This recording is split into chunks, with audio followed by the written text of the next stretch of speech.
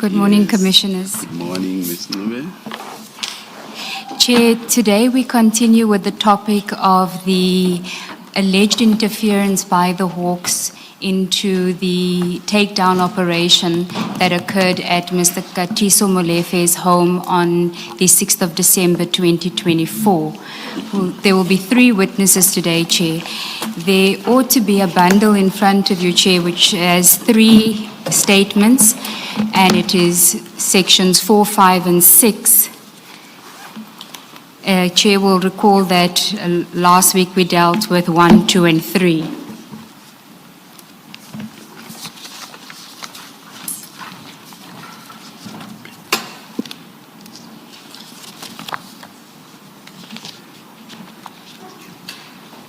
Thank you, Chair. Last week we dealt with sections 1, 2, and 3. Today it's 4, 5, and 6. Chair, we have 3 witnesses. The order that the statements appear in is that the witness that we're calling today is not section 4, it's the section 5 witness first, and that is Mr. George Raftopoulos, who we've come to know as Chief George. Chair, the witness is here. He's decided that he wants to be sworn in.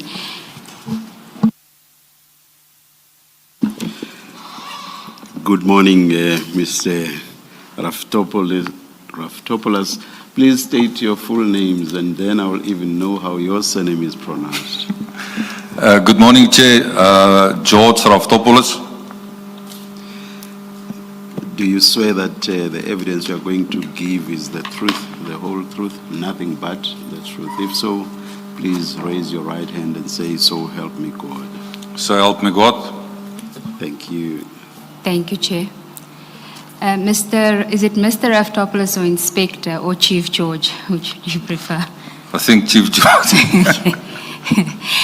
Chief George, if you could just confirm that you have a file in front of you with 6 sections, and if you can go to section 5, which should have your statement.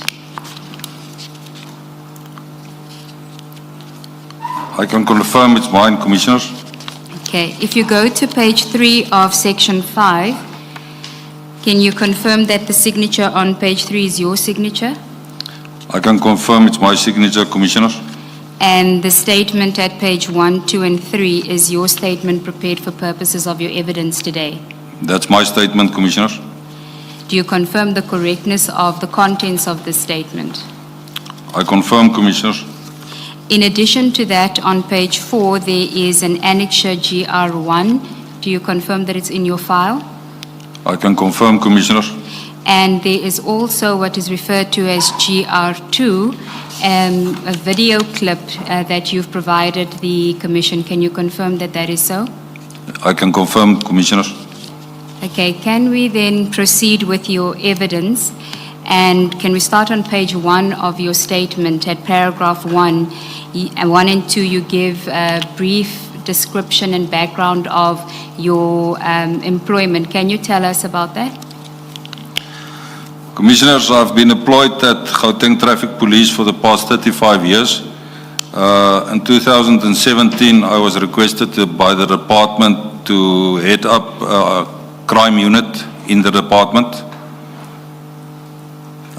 They were called Saturation Unit, where we started assisting SAPs in several crime events, like trio crimes, as well as kidnappings and cash and transit robberies. And what is your title? My title is a Chief Provincial Inspector. Okay. Now you said that you were appointed in 2017 to head up the crime unit. Can you just tell us, you talk about assistance with crimes such as kidnapping, what would that assistance entail? So the assistance will be, SAPs will need enforcement to take down suspects or to infiltrate houses. And this is where we came in to assist. So my unit assisted them with all those, as well as the trio crimes that I mentioned, Commissioners. And what would that assistance look like? So just give us a typical example of how you would assist. Force multiplier, like our members will assist going into the houses, they will assist doing arrests. So it's just a force multiplier to SAPS units or any other law enforcement units that require that. And your members, what are they? Are they police officers? They're all traffic police officers. Okay. And how many people report to you? Commissioners, I must indicate that in 2023, I was tasked to head up the air wing of Gauteng Traffic Police, and on that unit, I've only got 10 members. And what does that unit do? Also giving support to all law enforcement where needed, Commissioners. And that would be assistance in the air? That will be the assistance in the air as well as ground units as well, Commissioners. What would the ground units of the air wing division entail? So they will assist also in infiltrating, and then if there's takedowns, they will assist the police in the takedowns as well, and the rest. The air wing is, there will be usually 1 or 2 members in the helicopter, and the rest of the members will then be on the ground, Commissioners. And typically with this assistance, are you arriving at the scene before SAPS or after or at the same time? How does it work? It depends on the task at hand, Commissioners. Sometimes the helicopter will stay a few kilometers away till they gonna indicate that they're gonna do the takedown. Then the helicopter will obviously approach that they simultaneously enter the premises or be at the premises to see if somebody fled on foot or whatever the case may be, Commissioners.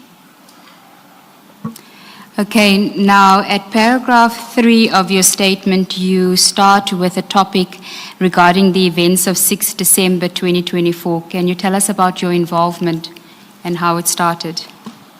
Thanks, Commissioners. I was called by Captain Kruger from TOMS, as we know it, requesting assistance of ground members for, as they received information of bogus cops that was at the house, a certain house in Sandton. He requested if I've got members available because they were too far away. I indicated that I don't have any ground members available, but I can send the helicopter to go and see what is going on there. Commissioners. Did he request the helicopter assistance after you told him you don't have any ground staff available, or did you offer it? No, I offered it because they indicated it was bogus cops. We previously had attempts of bogus cops that was hijacking vehicles that we also assisted. That's why I said that I will go out and have a look, Commissioner.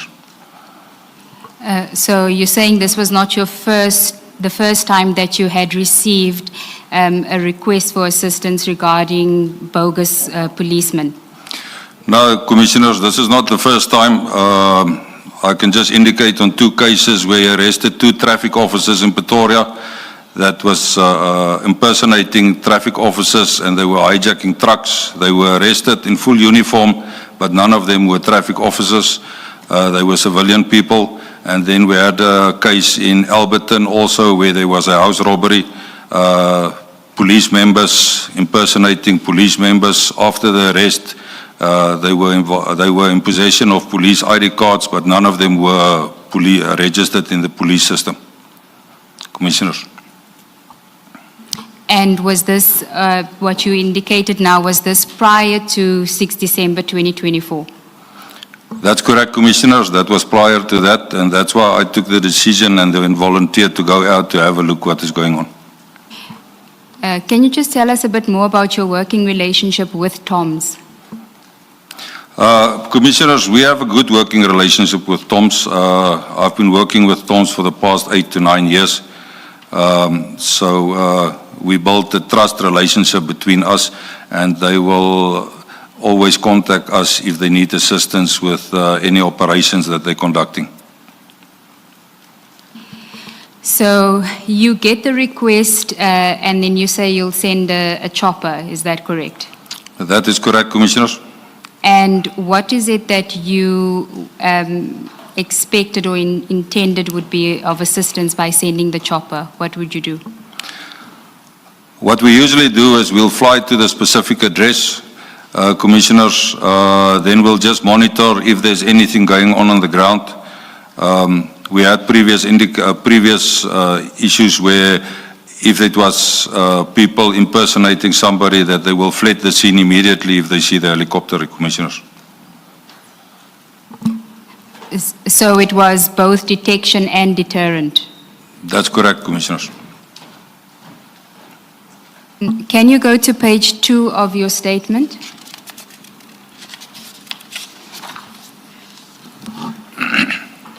At paragraph 4, you speak about your participation in a WhatsApp group. Can you tell us about that? Yes, Commissioners. Captain Kruger said he'll add me to a WhatsApp group and he will send the address when he telephonically phoned me requesting our assistance. So he was sent on the WhatsApp group and then I requested the pilot that we get airborne and fly to the specific address to see what is going on there, Commissioners. Can I just ask you, in that file, if you can go to section 3, there should be an annexure label BK3. And if you could go to page 8 of that.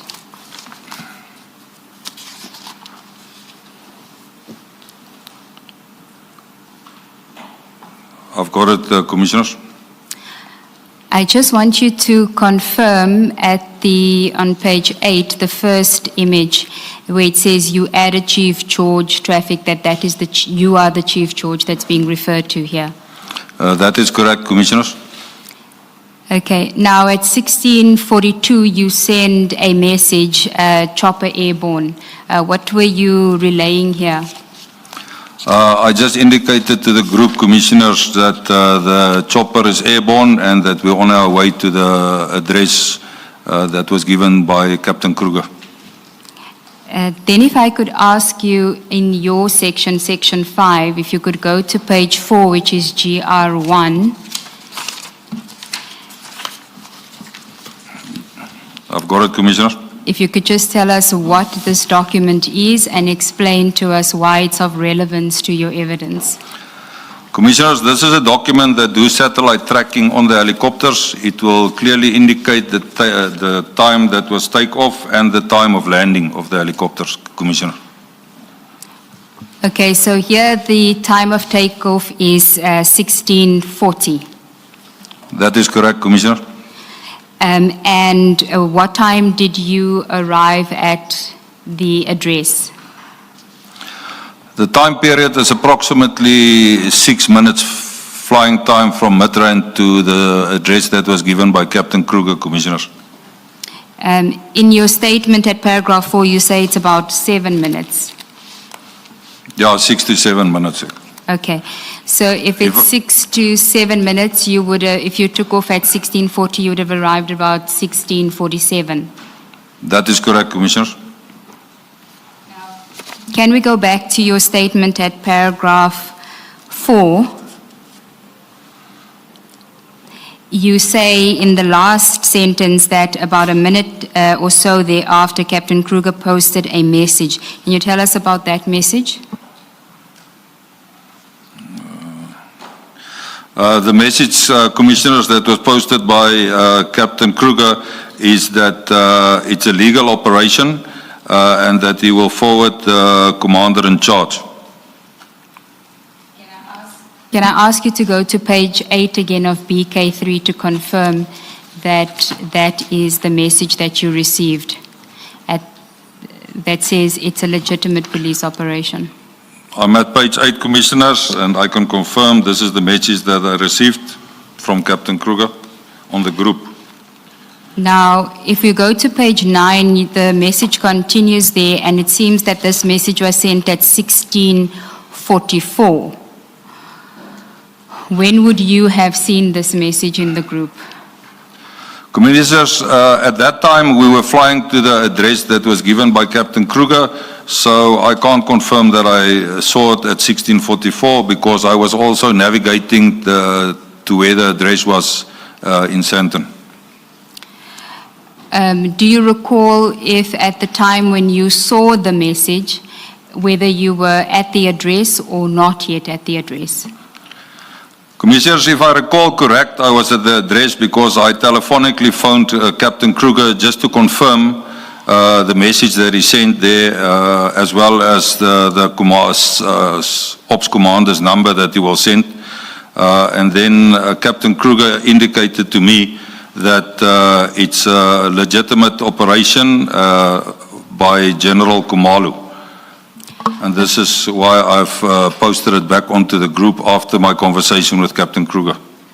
Okay, can we just take a step back? So you leave at 16:40, it would have taken you 7 minutes. You would have gotten to the venue, to the address at about 16:47. But this message comes in at 16:44, and you say you would have seen it when you were already at the address, and you then made a call to Captain Kruger to get more information about the WhatsApp that he had sent at 16:44. That's correct, Commissioners. Okay, now at 16:49, also on page 9, you then send a message saying legal SAPS ops. And can you tell us where you got that information from? And we're just taking it step by step. So only that message for now, please, the 16:49 message. The information was received from Captain Kruger after I've telephonically phoned him on his WhatsApp that he forwarded as a legitimate operation, and I will send the commander's number. So he told you this telephonically? That's correct, Commissioners. In your statement, you do refer to the evidence of Captain Kruger that you had an opportunity to listen to. You will know that he indicated that he doesn't know where you got this information from. Do you want to comment on that? I've heard the testimony of Captain Kruger, but I know for a fact that I spoke to him on the phone and he gave me the information. I only communicated with Captain Kruger on that specific day because he requested our assistance, Commissioners. Did Captain Kruger tell you where he got the information from? No, I can't recall that he told me. He just said to me, I've asked him, I've seen you you've forwarded a message that it's a legal operation and I'll send the commander's number, and that is when Captain Kruger indicated that it's General Kumalu's operation. And at this point, you're at the address already? That is correct, Commissioners. And the second message that you then send is at 16:52, which has the information of the counterintelligence task team. That information you also received from Captain Kruger. That is correct, Commissioners. Why did you post these two messages in the group? That is what we usually do if we work on the groups. If there's certain information, we will put openly on the groups, but if it's classified, we will only communicate with the member that opened the groups, Commissioners. Now, this message was sent at 16:52. Do you know whether you were still at the address at this stage? And if I recall, we were still at the address during that time because I also took a video of the premises and the surrounding areas to forward to Captain Kruger and for future inquiries, Commissioners. And if you now have the information that it is a legal operation and you're at the address at 16:52, why didn't you just leave the premises at 16:52? We shortly after I took the video left to our base back in Midrand, Commissioners. What was the purpose of taking the video? Commissioners, it's for future reference, and if Toms will need it, as well as we have to have reference from the CIA, if there was any queries from CIA, why the helicopter was at that premises for a period of time, because it's a build-up area, Commissioners. And by CIA, are you referring to the Civil Aviation Authority? That's correct, Commissioner, Civil Aviation Authority. And you say that during we're at paragraph 6 of your statement now.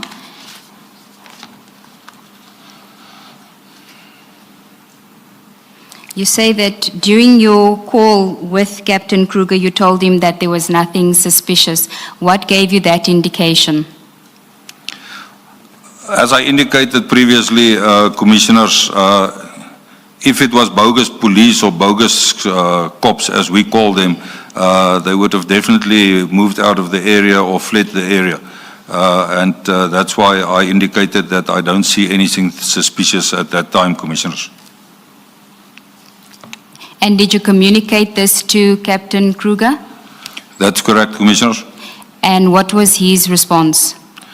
Now, he indicated that he's still on his way there, but I then said that we're going to leave because we don't find anything, and there was, obviously, there was a lot of vehicles outside, as can be seen on the video as well, Commissioners. Okay. If you can just bear with me, we're trying to get the video to play.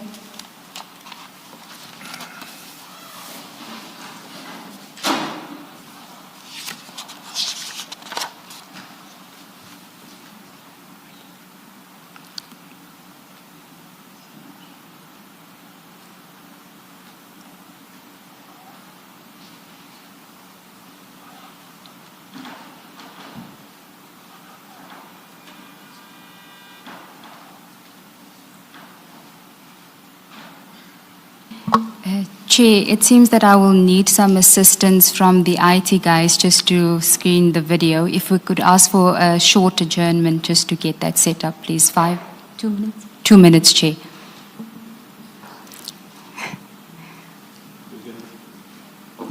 If it's only 2 minutes, we can sit here for 2 minutes. Thank you, Chair. Thank you.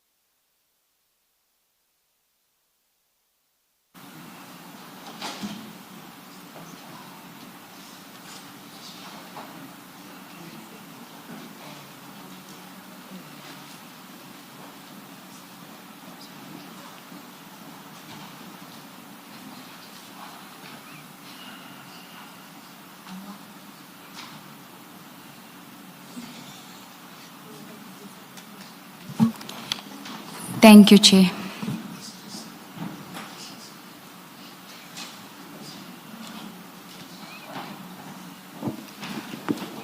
Yes, Ms. Mumba. We're ready to proceed. Thank you, Chair.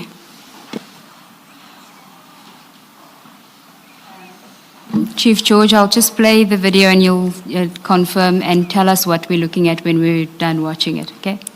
Thank you, Chair.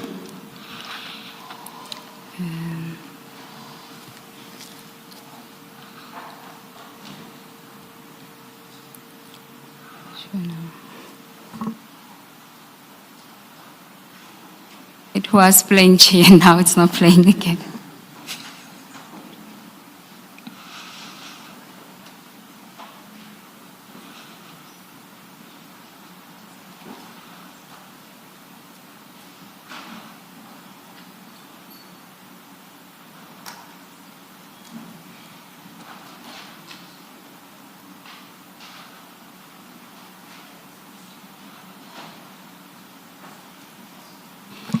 Chair, I'm advised that we might need a longer adjournment.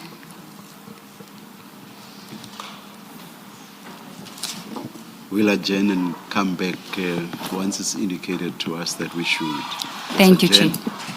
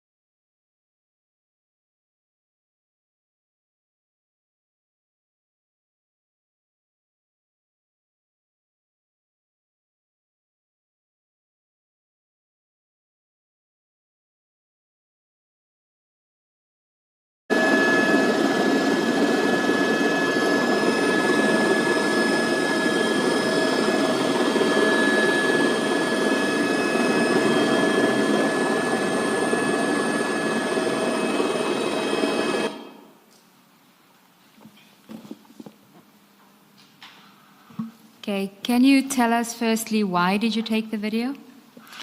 Commissioners, as indicated, I took the video for future reference for TOMS as well as CAA if there was any noise complaints laid by the community. I don't quite see what we are supposed to see. I can't even tell the house at which the takedown was taking place.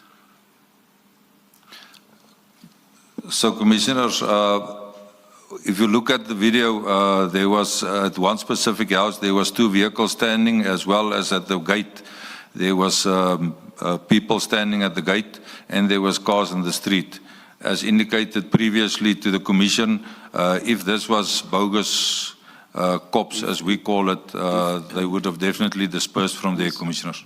Ms. Ngube, if you see what Mr. Raftopolis is referring to, can you pause Yes. at the relevant part? Chair, I thought perhaps he can look behind him and tell us when we should pause. So I'll play the video again and you're best able to tell us. Thank you. So, Commissioners, that was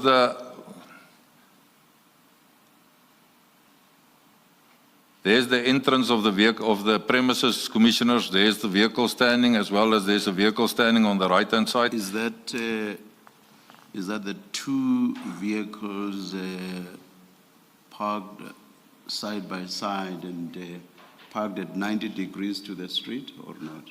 That is correct, Commissioner. That is the 2 vehicles that is at the entrance of the premises. All right. And is the tennis court to the left part of the property? Yeah, there's a tennis court on the left part. I can't confirm it's part of the property, Commissioners. Okay. Or is there anything else we should take note of or not really? Commissioners, then only the vehicle standing in front of the garage. If we can just forward the video a bit. That's the one there, Commissioners. There's the vehicle standing there. Or further up, again, it's 2 vehicles, one white, the one on the right is white, and there's a darker one on the left. Am I right? Yeah, it's a dark color, Commissioner. Yes, all right, thank you.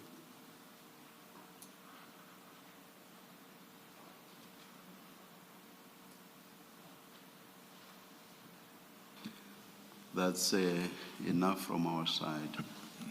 Thank you, Commissioner. Thank you, Chair. Now, you say that you didn't see anything suspicious, and my question to you was, why did you still fly over for another 3 to 5 minutes on your timeline? It's not that, Commissioners, it's not that we're over the house for the 3 or 5 minutes. We were there in the vicinity.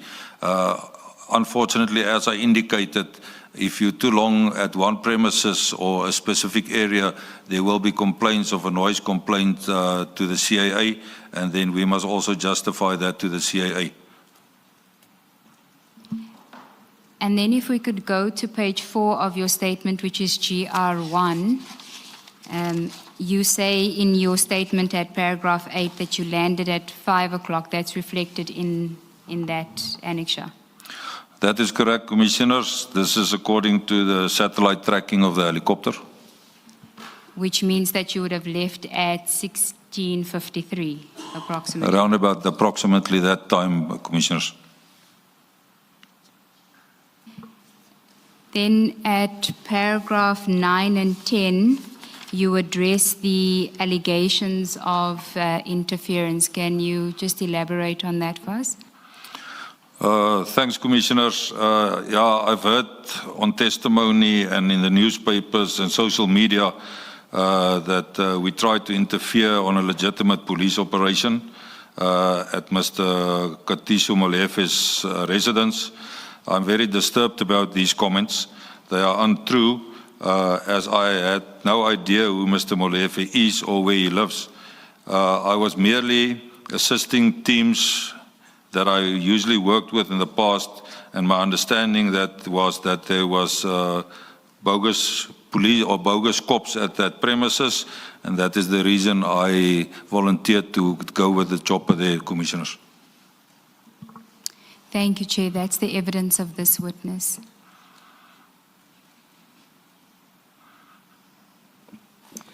Thank you very much, Mr. Raftopoulos. Thank you, Commissioners. Thank you. Thank you, Chair. May I ask for a short adjournment to get the next witness in and also to just excuse Mr. Raftopoulos? If we could ask for 10 minutes, please, Chair. The witness is here. He's just in the waiting area.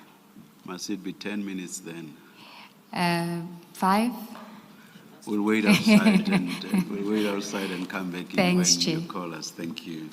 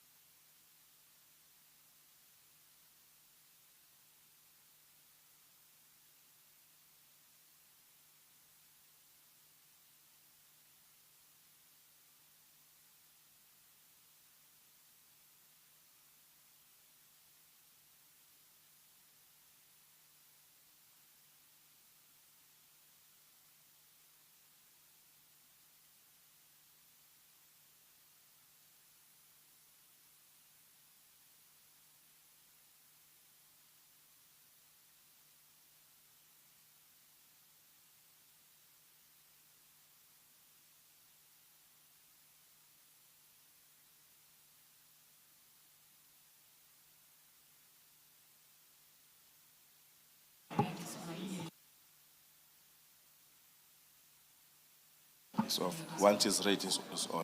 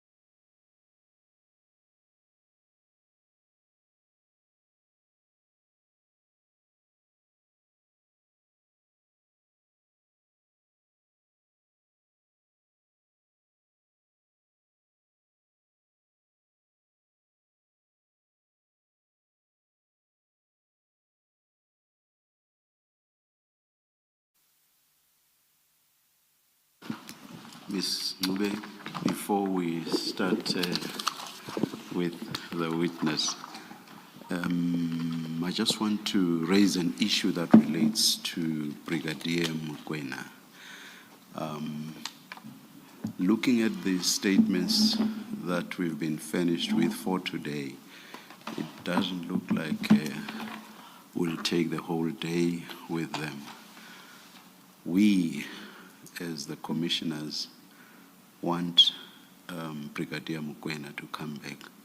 Is it possible for him to come back this afternoon? Chair, the indication from Brigadier Mokwena in our engagements with him over the weekend is that he would prefer not to return to the Commission at this stage until he has considered legal advice and considered all the evidence that will be led in this matter. He's not sure if at this stage he is considered an implicated person, having regard to the evidence that was led last week. So he's still considering his position, and my understanding from the DPCI's legal advisor is that they've advised him not to participate at this stage unless the Commission absolutely wants him to come, but even then he'll still consider his position. We absolutely want him to come back. It will just be a question of the timing, but we absolutely do want him to come back. Remember, he had said that if Captain Kruger comes and confirms confirmation that he could not explain, that is the meaning thereof, as he used the word, And Captain Kruger came, but all of this, as you remember, related to whether or not he participated in the group. And he said he did not, and Captain Kruger said he did. And on the statements that we have shown, there are other witnesses, or at least there is one, but probably more than just one, who again contradict him. So we just must hear him again. So it's not a maybe. We do want to hear him again. But as I say, it's perhaps a question of timing, especially if he says he wants legal advice. I doubt that we would want to force him before he gets that legal advice.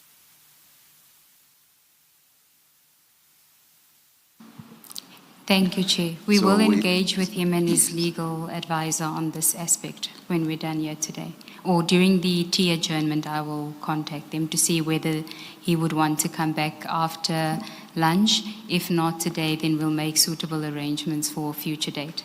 Thank you. Thank you. Thank you, Chair. Chair, the next witness is Warrant Officer Sabelo Nkosi. His statement appears in Section 4, and he has also elected to be sworn in. Warrant Officer, good morning. And please state your full names for the record. Good morning, Commissioner. I am Sabelo Nkosi. Do you swear that the evidence you are going to give is the truth, the whole truth, nothing but the truth? If so, please raise your right hand and say, "So help me God." So help me God. Thank you, Chair. Warrant Officer Nkosi, can I ask you in the file in front of you if you can go to Section 4, that should have your statement. And if I can ask you to confirm the signature on page 8.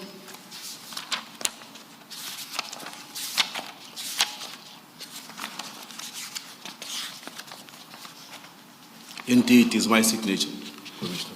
And do you confirm that the statement at page 1 to 8 of Section 4 is your statement prepared for purposes of your evidence today? That's correct. Do you confirm the correctness and truthfulness thereof? I do. Thank you. Warrant Officer Nkosi, can we start on page 1 of your statement, the introduction? You give a very terse introduction about your life as a police officer. Can you just expand on that for us, please? Okay, I joined the South African Police on the year 2000. Currently, I'm holding the rank of a warrant officer. I'm currently based at head office, Directorate for Private Crime Investigation, at the section called TOMS. TOMS meaning is an abbreviation, meaning that Tactical Operation Management Section of the DPCI. And how long have you been in TOMS? But that's from 2020. And who do you report to? Currently reported to Brigadier Mkweno as a section head. What does TOMS do? I think someone explained previously, but can you please just remind me, what does TOMS do again? Thank you, Commissioner. TOMS is a section within the DPCI which is in line with the mandate of the DPCI, but TOMS is only doing only the tactical part, the combat part. And would that entail doing stuff like takedown operations? That's correct. So you would sort of be rendering support to others who are actually doing the operation itself? Indeed. Or conducting the operation itself? Indeed, Commissioner. Oh, thank you, thank you. You say that you report to Brigadier Mokwena. Is that the same Brigadier Mokwena that is known in the department as Clanky? Correct, Commissioner. And at paragraph 2, you start with the events of 6 December 2024. Can you tell us how you got involved in those events? Okay, on this particular day in question, 6 December 2024, it was around about 4 o'clock, 1600, 4 o'clock afternoon. I was at my place of residence.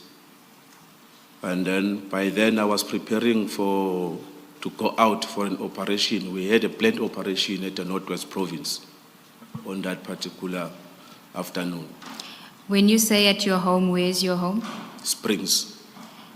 And when you refer to we were getting ready for an operation, can you tell us who that would have been? Yeah, on my side, before 4 o'clock, I communicated with Captain Kruger. And then because he had a problem with his vehicle that he was using, his vehicle was not fit that it can drive to such a distance. Because where we were going, it was about 300 and something kilometers. So we arranged that because I am alone, him and Constable Tikovea, they're gonna jump up on me. We're gonna park that car somewhere, they jump on me, and then we proceed with our duties, with our journey. And where were you going to park the car? Where they were, any police station around there, we can leave the car. Had he given you an indication at that stage in which area that would be, where the car would be parked? The location that he sent me, it was a Pretoria North. Okay. And he would have sent that location to you. Do you remember more or less what time on that day?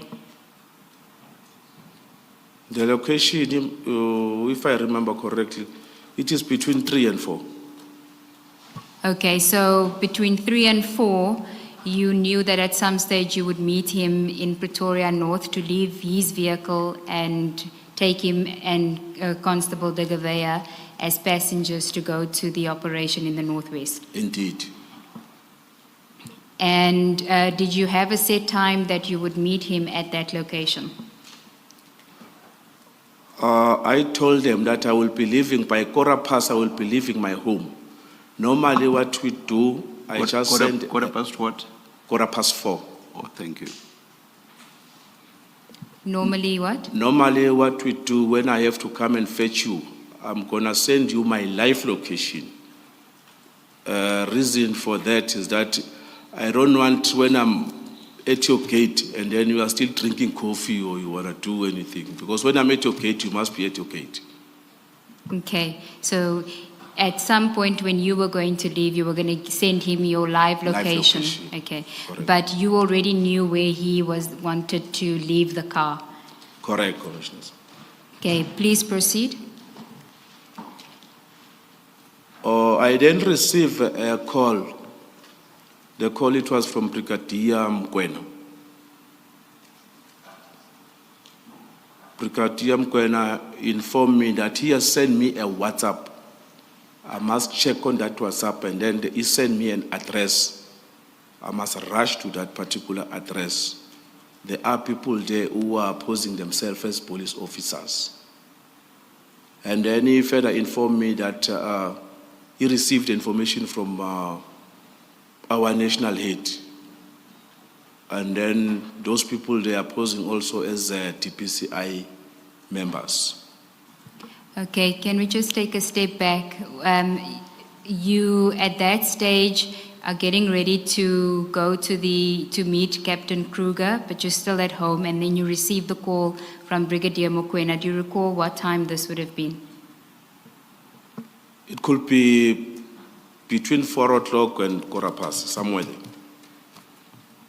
And he then tells you that you need to go there to the address in Sandton. He's going to send the address to you. Correct. And at that stage, did Brigadier Mokoena, was he aware that you were preparing to go to the Northwest for an operation? Correct, he was aware. How do you know that he was aware? We don't go out on the operation without the approval of our commander. To your knowledge, did he know what time you would be leaving for the operation? On that one, Commissioner, I will not have any idea. But because between us and the brigadier, there are other senior officers that we directly report to. Them, they are the ones that are reporting to the brigadier. To your knowledge, could he have had any reason to believe that around that time, that is the time you are referring to, you were already back from the operation?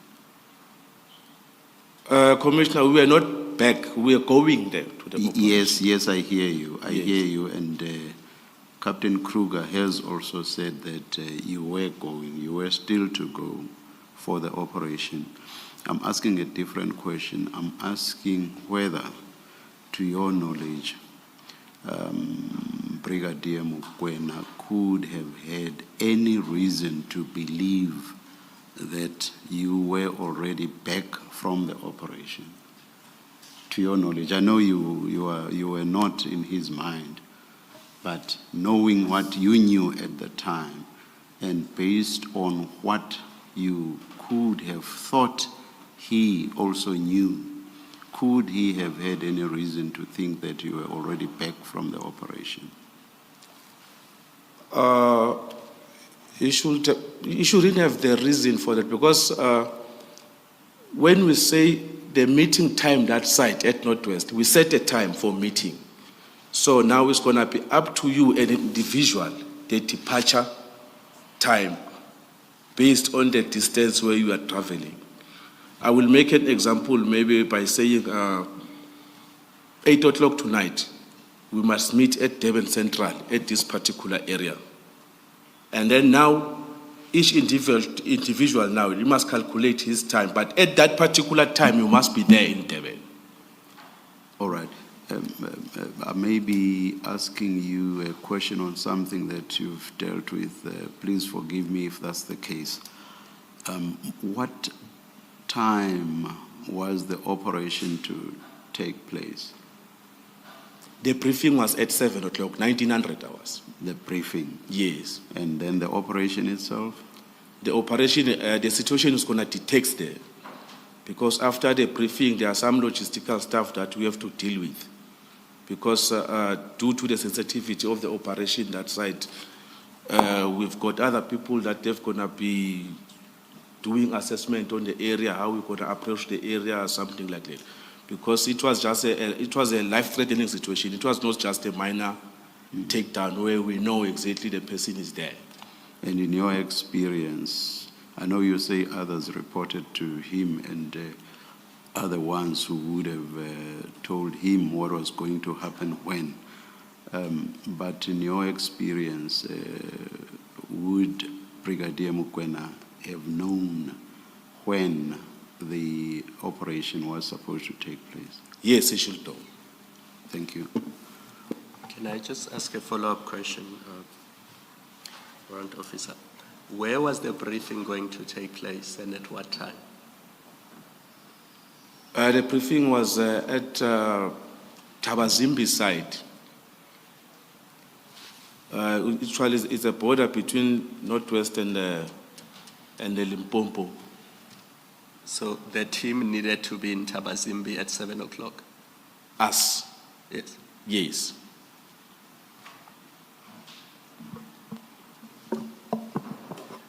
So, Warrant Officer Nkosi, when you say that Brigadier Mokoena should have known what time the briefing in Tabazimbi, where you were going, would happen, the time when it was scheduled for, where would he have gotten that kind of detail from? How does he become aware of that kind of detail? Firstly, we do have our immediate commanders where the person who's holding the inquiry is going to discuss whatever that is going to discuss with the immediate commander. And then the immediate commander is the one that, because in the office, let me start like this so that we can all be on the same page. In our office, we've got 2 WhatsApp groups. Is one WhatsApp group where everyone, even the administration personnel, they are there on that group. And then the officers from captain upwards, they've got their own group where they are doing all the reportings. So, and then when we do the operation, we open a group, a separate group, where we're gonna involve even the external stakeholders on that particular group, including the management. Even if the brigadier is not there, but you will find that he's gonna be there on that particular group. When you say external stakeholders, that would be who? Who would be the external stakeholders? Like the people who are not from DPCI. For instance, if we were here in Gauteng, we were gonna involve Gauteng Traffic Air Wing. Normally we got a relationship with Chief George. We're gonna just add him. Him is gonna see who's available that's gonna assist on that particular days. And then we've got also a working relationship with the private security companies. Thank you. Thank you, Commissioners. Can I just take you back to paragraph 2 of your statement and deal with the instruction that you received from Captain Mokoena during the telephone call? In your statement, you say that he wanted you to go to the address to confirm if a legitimate police operation was underway at the address. Do you recall what his exact words were to you? Well, he just said, I sent you a WhatsApp, check on the WhatsApp, you rush there to that address. There are people there who are imposing as police officers, and then I have already informed other officers from our office, because he even said that I phoned you guys that side, because when we are that side, that side means that based on our place of residence, because this thing was at Santin. So meaning that when he's saying that you guys that side, those people who are staying at the surroundings of Santin. I don't know if does it make sense, Commissioners? Yes, and what do you mean by the surroundings?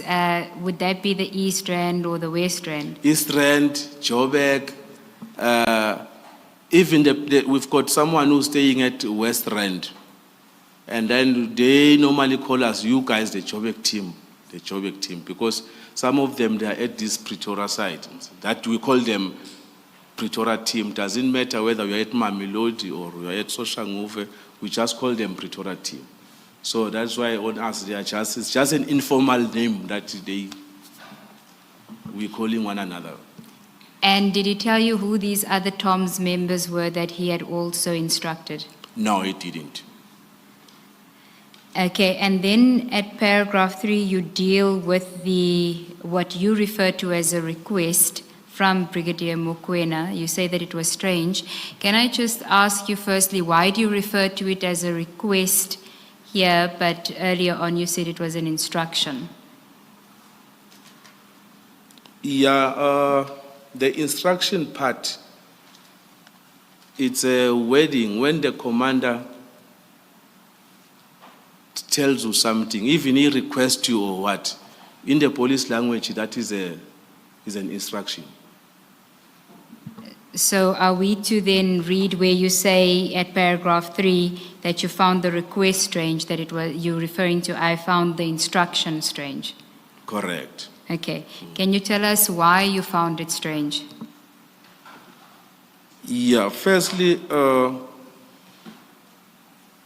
for the reason why I have to go, what I have to do there, where he sent me the address, compared to this life-threatening operation that we are going to.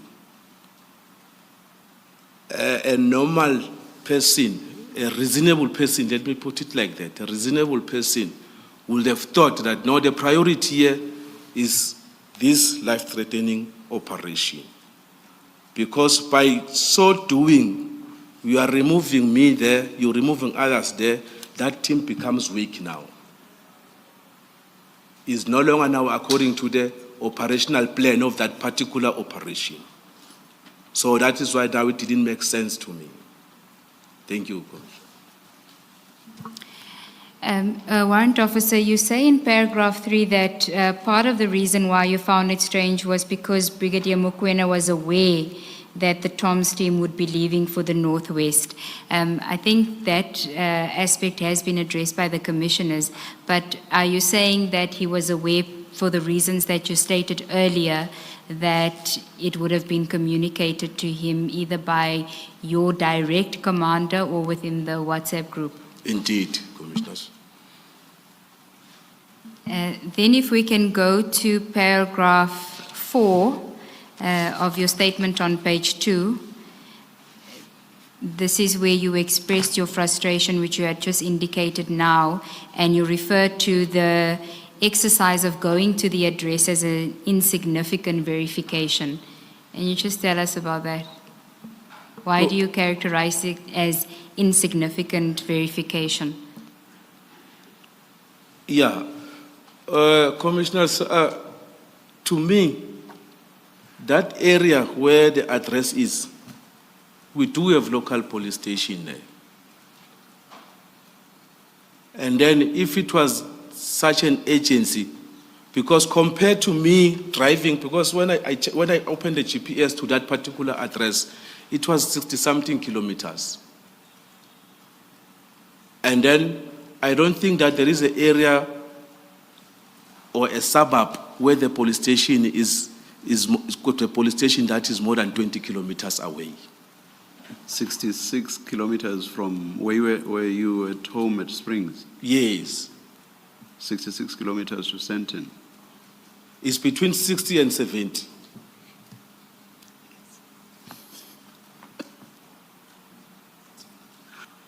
Oh, Commissioner. I stand to be corrected, Commissioner. No. Yeah. My co-commissioner who will put to the witness stand says it's far, it's quite far. I'm kidding about putting him in the witness stand. Okay. And you also said something about it was traffic, that there was heavy traffic. Yeah, on that particular time, the traffic was congested on the freeways. Okay, you can continue with the insignificant verification.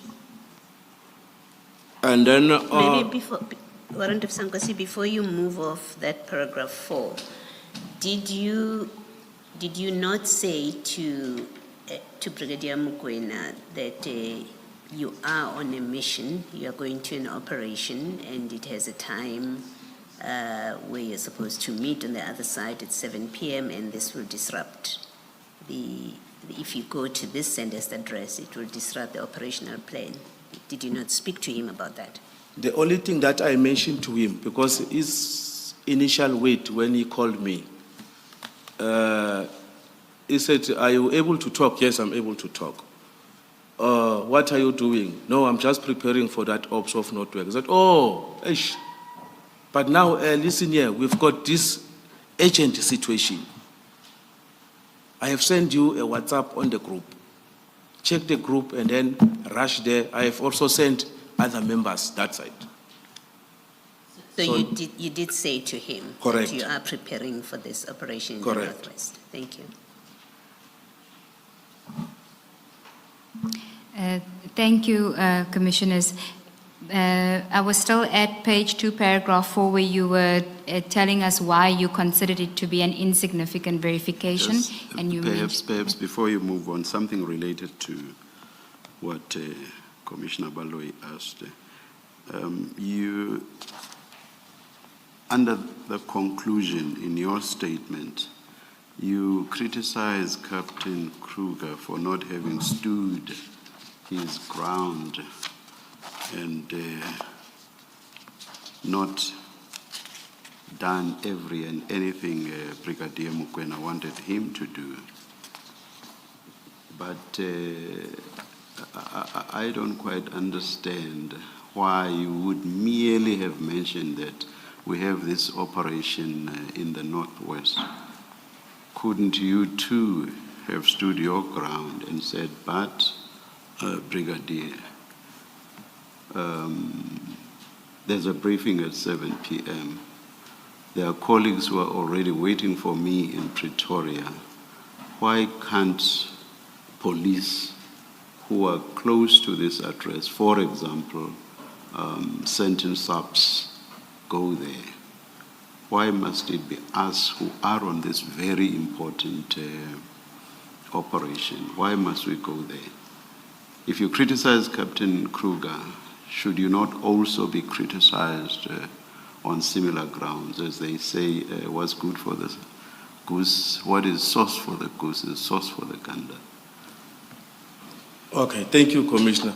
No, the criticism from me to Captain Kruger is the delay, this time that we spent there at the address. It's not about going there. It's about the delay, the time that he spent there. To me, I deem it was unnecessary. But should you have gone in the first place? Should you not have stood your ground right at the beginning and said, why can't people who are closer there be the ones who go to this address? You have just told us now. Correct. That is exactly what ought to have been done. Why did you not raise that with Brigadier Mokoena? On this one, when he mentioned that he has already sent other people that side, to me, I didn't have that much power now to challenge him on that particular time. Because once we go there, there's going to be someone that is going to be in charge from us. Because you might find that maybe it's just this mere impersonating police, only to find that there is someone that has been briefed more than what I have been briefed. Thank you, Chair. Warrant Officer, then I think you've addressed the issue about the insignificance of the verification. At paragraph 5, you then speak about what happens after your call with Brigadier Mokoena. Can you tell us about that? I then proceeded to that particular, because I was being directed by the navigation from my phone. No, just prior to that, if you look at paragraph 5 of your statement on page 2, after you spoke to Brigadier Mokoena, you say that you received another call. Oh. And then I received a call from Captain Kruger. Because remember there, Commissioners, I was supposed to go and pick up them, Captain Kruger and Constable Tukoveya from Pretoria North, to go to Northwest. So he called me after I have communicated with Brigadier Mokoena. And then he told me that, hey, Brul, you need not to go to that location that I have given you. I have been diverted to go to Santee. I also confirmed with him there that, no, I have also been called to that particular address. Is that 137? He said, yes, it's 137. I said, no, it's the same address. He said, okay, we're going to meet there. He said he's going to open the group and then he's going to put the members that are involved.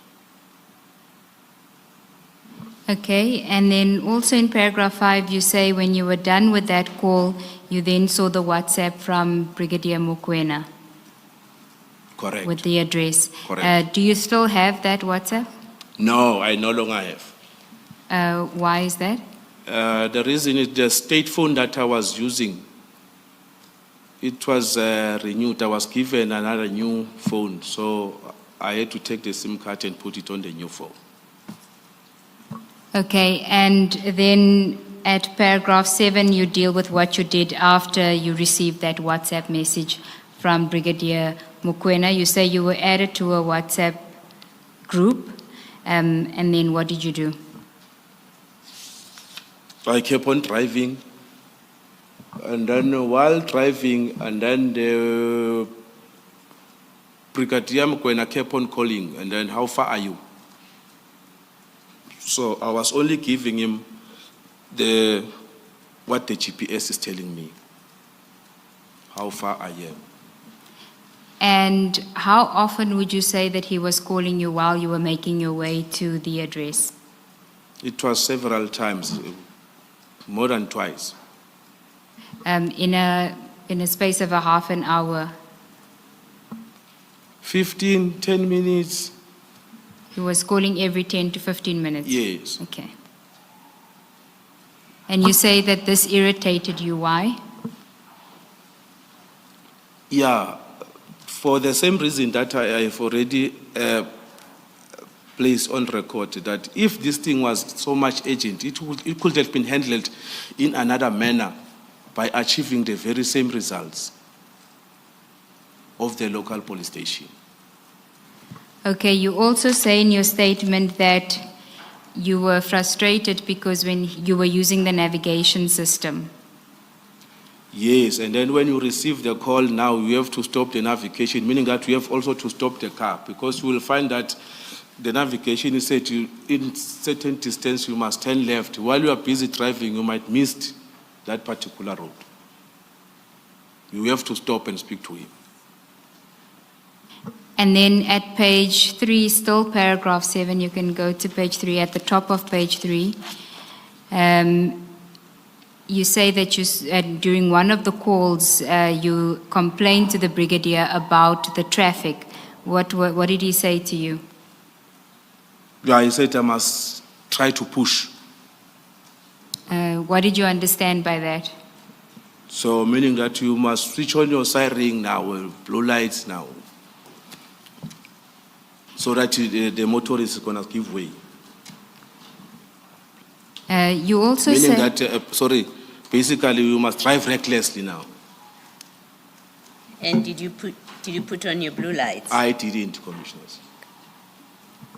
How did you drive recklessly? What did you do? No, I didn't. I just drive as the cars are following the cars. Okay. I didn't deem to be necessary for me. You didn't drive on the yellow line? No, I didn't. Thank you. So you did have a blue light? I do have. Okay. And you decided not to use it? Not to use it. You also say that at some point you shared your location in the group. Why did you do that? To avoid these constant calls. Okay, if I can ask you to go to section 3 of the file, there should be a label that says BK3. Section 3, is it front, back? Yours is section 4, so 3 would be forward. And if you look at the labels, there should be a label that says BK3. BK4, BK5.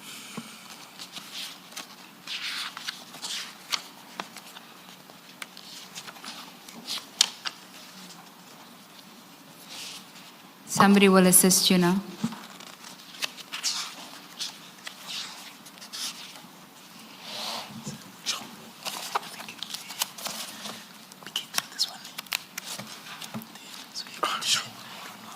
Mr. Mube, you said BK?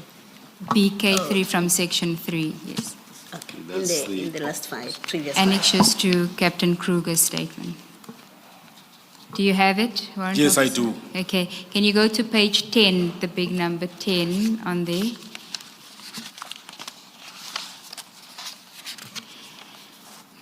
Do you have it?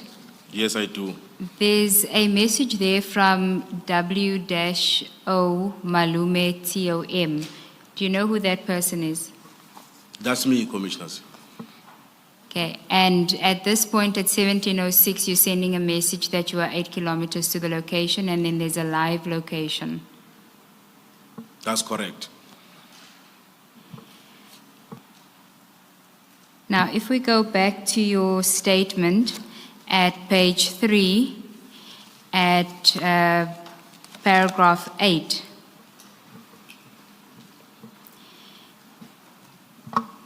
do you recall who were the participants in that WhatsApp chat group that we just saw now? It was myself, Captain Kruger, Constable Tikoveya, Brigadier Mkwena, Captain Sijane, and Chief George from Gauteng Traffic. And You say in paragraph 9 of your statement that there were various exchanges of messages, and at some point you saw a message from Chief George. What did that message say? May I read it? Yes, you may. Okay.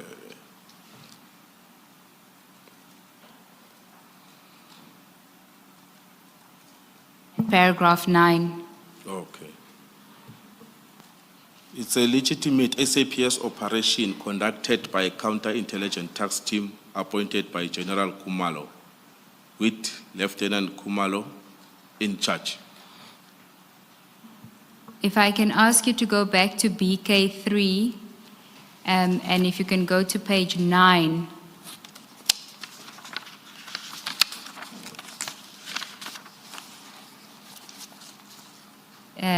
There's a message there by Chief George Traffic. Do you see it? Yes, I do. That's the message you're referring to. Correct, Commissioner. Okay. Now, earlier, there's also a message, a forwarded message on page 8, if you go to page 8, from Captain Kruger, which also refers to it being a legitimate police operation, but you don't mention that in your statement. Is there a reason for that? You only mention the message that comes later from Chief George.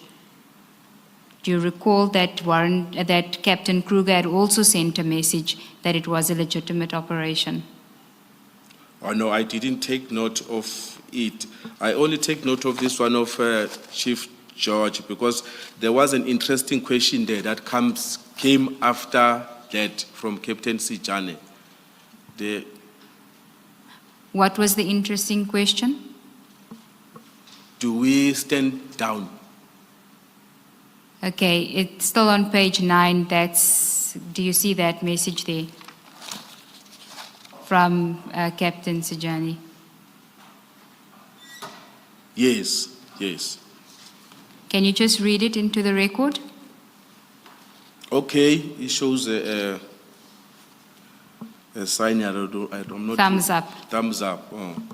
And should we stand down? That's why I got interested now. I even park on the side of the road. Why did you park on the side of the road? I was waiting for an answer now. This answer, I was going to be the beneficiary of it.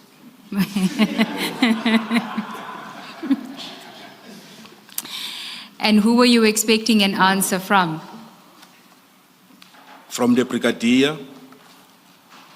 Why from the brigadier? Because here is a message is on, because brigadier is on the group. So when the brigadier is on the group, meaning that he's in charge of this group. So we are on this group because on his instructions. So you were waiting for a response from Brigadier Mokoena to Captain Sijani's message to say whether you must stand down or not? Yes, it's going to depend. It's either brigadier communicate with Captain Kruger, because I don't know what they were talking about behind the scene. And then one of them could have given us an answer there. Okay, so then Captain Kruger responds a minute later, still on way to confirm, Capt. So he's responding to Captain Sijani. What did you understand by that message from Captain Kruger? Meaning that we're still going there. Did you understand that to be an instruction from him that you must still go there? Yes, because why I will say that, besides this WhatsApp group, there were communications on the radio that we were communicating amongst ourselves. The two-way radio. Is that the Halo radio? The Halo radio, that's correct. Okay. There's a reference to that in the group where Captain Kruger says Halo radio's on. Is that what you're referring to? That's correct, Commissioner. Okay. And I think that is on page 7. Can you go to page 7?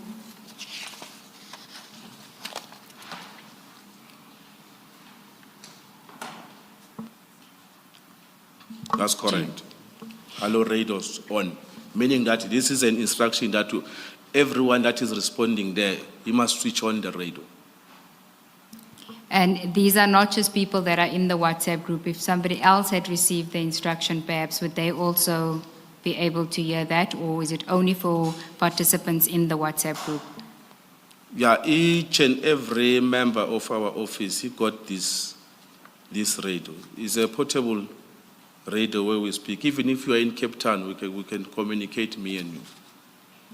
Okay, so there was communication going on outside of the WhatsApp group and the phone calls. Correct. And did Brigadier Mokoena also have a halo radio? But on that one, I'm not sure. Okay. Because previously we used to be with him on the field. He used to have one, but now he's no longer on the field. I don't know if he's still on that one now. Okay, so if we can then go back to page 9 where you, with Captain Kruger's message that says, still on way to confirm, Cap, you understood that to then be that you must still continue to go there? Yes, because on the radio, prior to this or after this message, we were saying that, and then whoever comes first now, meaning that we have to stop somewhere so that we can get a briefing, exactly briefing, what there has to be exactly done there. That is what we were communicating there over the radio. Can you just explain that, clarify that a bit more? Like when we approach the scene, we don't approach the scene blindly. You don't just drive there and then now you say I have arrived, because that's how you're going to pick up problems. Because you might arrive there and then hear the bullet, now they are mooring you. Excuse the language, I'm just trying to... I thought we had this conversation, Warrant Officer. Yeah, sure. You're betraying me now. So basically, you don't approach it blindly. You must be strategic to approach that particular... So there was an expectation from your side that at some point there would be a briefing before everyone arrives at that address. Yes, correct. Because I even remember mentioning on this radio that the time that we have spent on the road, and then there is still saying that there are people in the house. There is no criminal who can spend that particular time at the address. The criminal just come and do, and then he goes. Okay, so your point is you get the instruction at around 4 o'clock. By 5 o'clock, when you're sending your location, there's still an instruction to go to that address. And if it's criminals, you can't see why they would still be there for that long. Correct, Commissioners. And are these discussions that you're having on the Halo radio, is this just what you're thinking at the time? Well, everyone who's thinking something, he was coughing out from Halo radio. Why can't we do this? Why can't we do this? We're sharing ideas. Warrant Officer, is there a record of these Halo radio discussions? Is there somewhere where your discussions on the Halo radio ordinarily are preserved? No, I don't think so. Let me not just commit myself there, Commissioners, because that Halo radio is not the police radio, actually. It's not a police-issued radio. Those Halo radio are it's the private companies that they are assisting us with them. How and where on that one, You don't know. I will never know. All right. Oh. Thank you, Chair. I see that it's time for tea, or am I a minute early? Should I?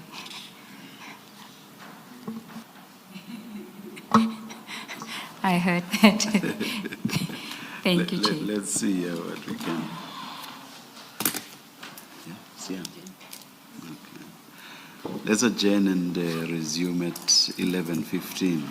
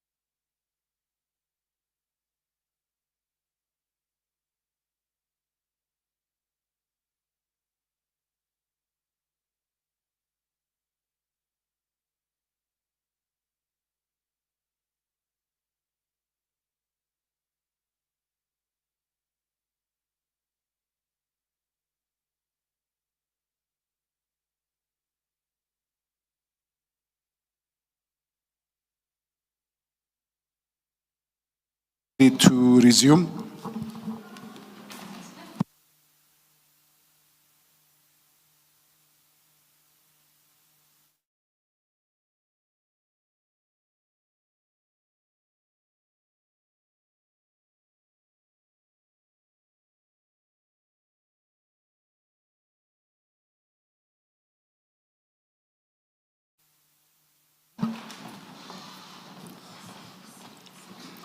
Thank you, Commissioners. Warrant Officer, if you can just switch on your mic. We were at page 3, paragraph 10 of your statement, where you were dealing with the information that had been posted that it was a legal police operation, and Captain Sijani's request asking whether, or question asking whether you should stand down. Now, we dealt with with Captain Kruger's statement that he said that he's still on his way to confirm, and you understood that to mean that you also still had to go to the address. Is that correct? Yes, that's correct. You then say that you expected at some point that there would be a briefing, and that didn't take place at that time. Did it take place at any time before you arrived at the address? It didn't, Commissioners. Okay. Now, you also then post in the group, and we went to this on page 10, you post your location. Why did you do it at that point? I know you said earlier on that Brigadier Mokoena kept calling you, and so you just posted your location. You say that you're 8 kilometers to the location.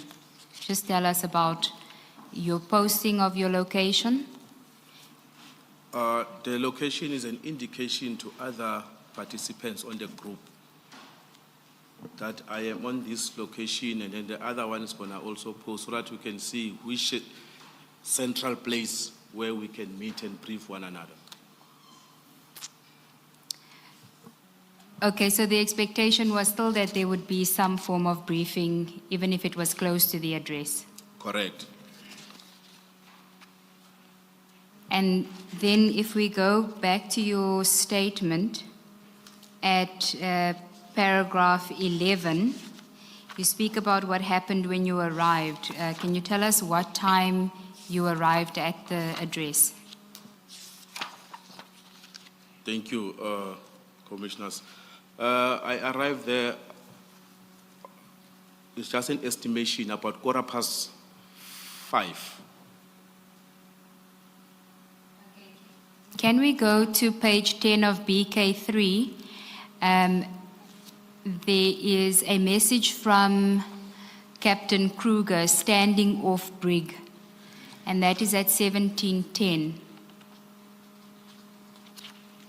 BK3, page 10.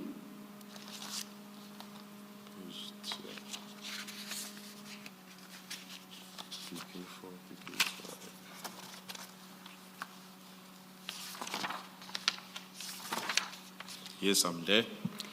Do you see the message that says standing off brig in green? That is 17:10. Yes, that is from Captain Kruger. What did that mean? He has arrived. Okay, he has arrived at the address. So when you received that message, do you know more or less how much longer it took you to get there? 4 to 6 minutes. Okay, so your estimate of 17:15 is pretty accurate. Okay. Correct. So tell us what happens when you arrive. What do you observe? While I was on that particular street, because my live location and live location of Captain Kruger, it was showing that we are at the same place. But I couldn't see their car because there were a lot of cars that were parked. Captain Kruger, the car that was driving, it is a sedan. And then the cars that were lining up on the street, there were some other cars that the SUV shaped like cars. So I scanned around, I couldn't see their car. And then what I did, I parked at the rear side of that lineup of those cars. while parked there, trying to see where exactly they are. And then I decided to leave my car there to take a walk. And then before that, I realized that I had my tactical belt with all the equipment, like a firearm, magazine, pepper spray, handcuff, everything. They were exposed. So I had to take off that belt and only take my pistol and hide it in my body so that anyone cannot see me with any weapon. And then I walk towards the gate. Now, at paragraph 12 of your statement, if you can just go there, and you addressed this earlier, you speak about the number of vehicles at the scene an hour after the initial call. Why was that peculiar to you? If you look at your statement, paragraph 12, starting on page 3, at the bottom of page 3, and going to page 4.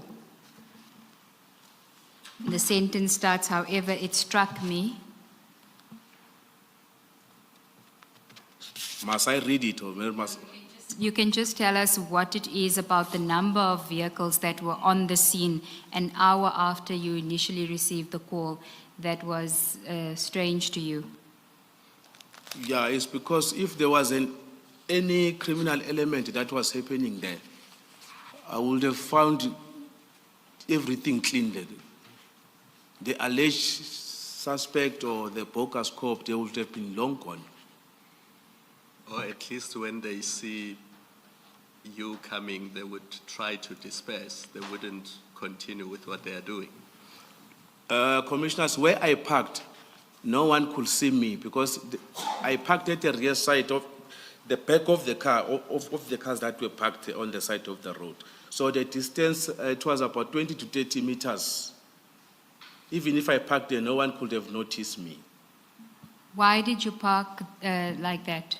What was the purpose for that?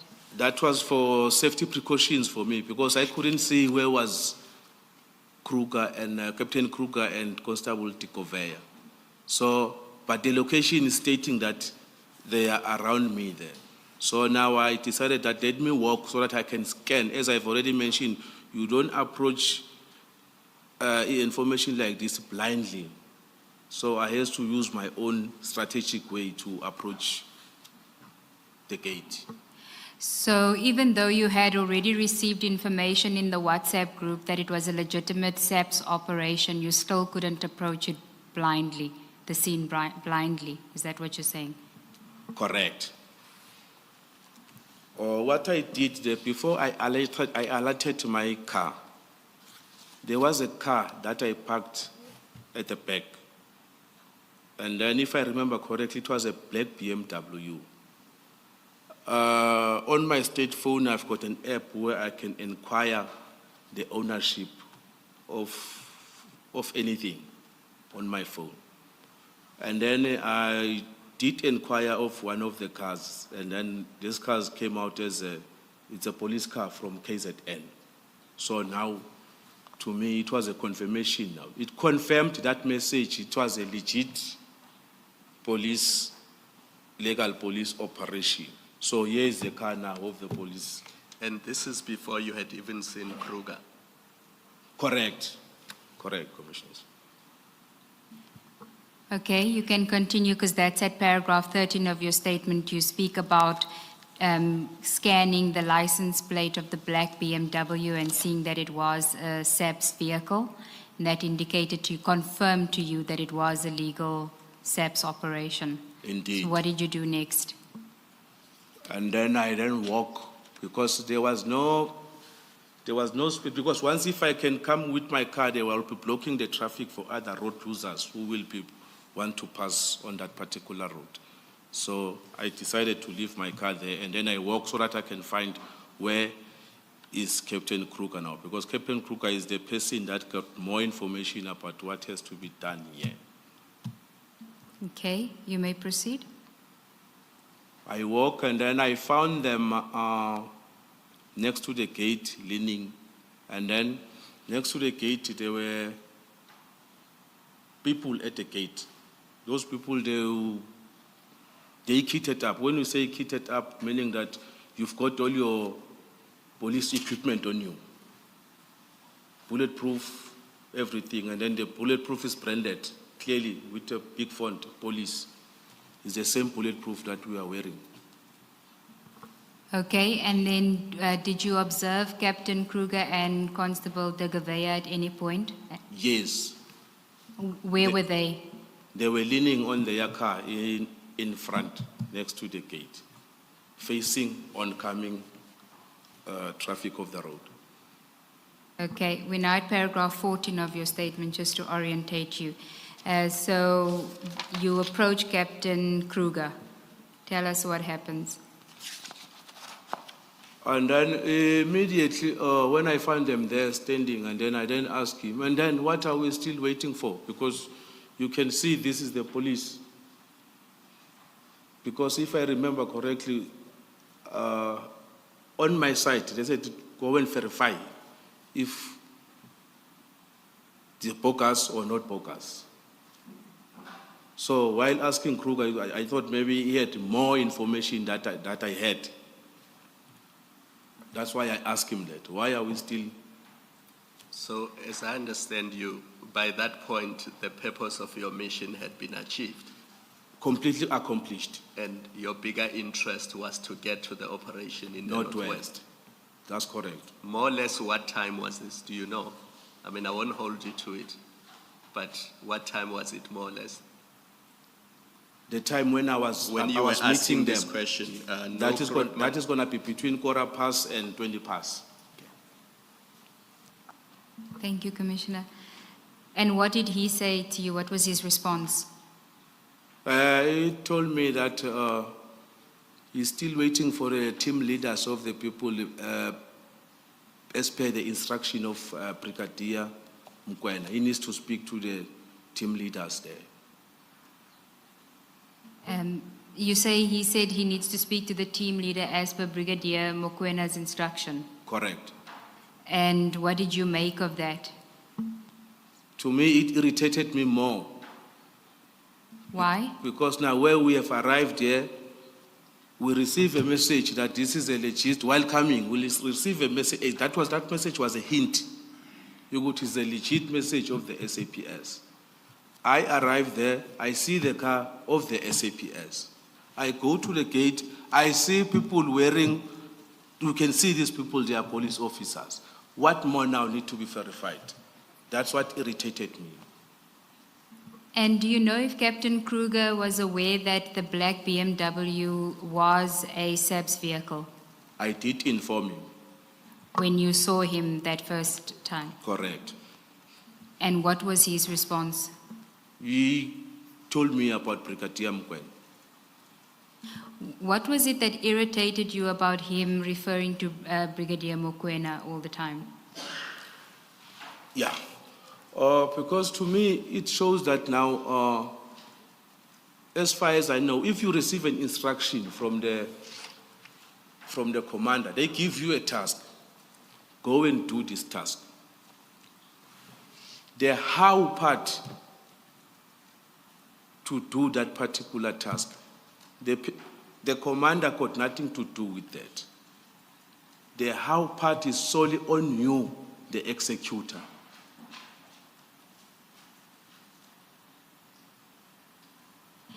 And so, okay, so can I just take a step back? You say that you were irritated by Captain Kruger referring to Brigadier Mokoena all the time. Just tell us, what was your relationship, your working relationship like with Captain Kruger at that stage? Before or Yes, during that before time? 6 December. No, we were working as colleagues. We were sharp. And how long had he been in the unit? I think it was 5 months, 4 months, somewhere there, if I remember correctly. But And- he arrived at our office on that particular year. So he was relatively new. Correct. And you say in your statement that he used to seek advice from you. That's correct. And in this instance, did he seek advice from you? He didn't, he just told me about Brigadier Mkwena. Because normally, on a situation like this, and then here is the police, we confirm it's the police, and then we combine our heads together, and then what to do now? We share a suggestion amongst ourselves, not someone that is not here. But instead, he decided that no, the only weight that is going to take is the weight of Brigadier Mkwena. So that is why I said, no, if it's like that, let me leave him to do whatever, what he thinks that is all right on that particular time. If that was your position, why were you still on the scene? Why didn't you just leave? Because I have to wait for them, I have to go with them to Northwest. Okay, so your sole purpose for still remaining there was that you were waiting for them to finish. Yes, because I remember telling him that he must phone Captain Sijane to tell him to stand off for coming here, because it's no longer necessary. And at that point, Captain Sijani was still stuck in traffic. That's correct, Commissioner. And do you know if he did instruct him to stand down? I will presume, because he didn't arrive. Okay. Then just returning to your statement on page 4 at paragraph 15.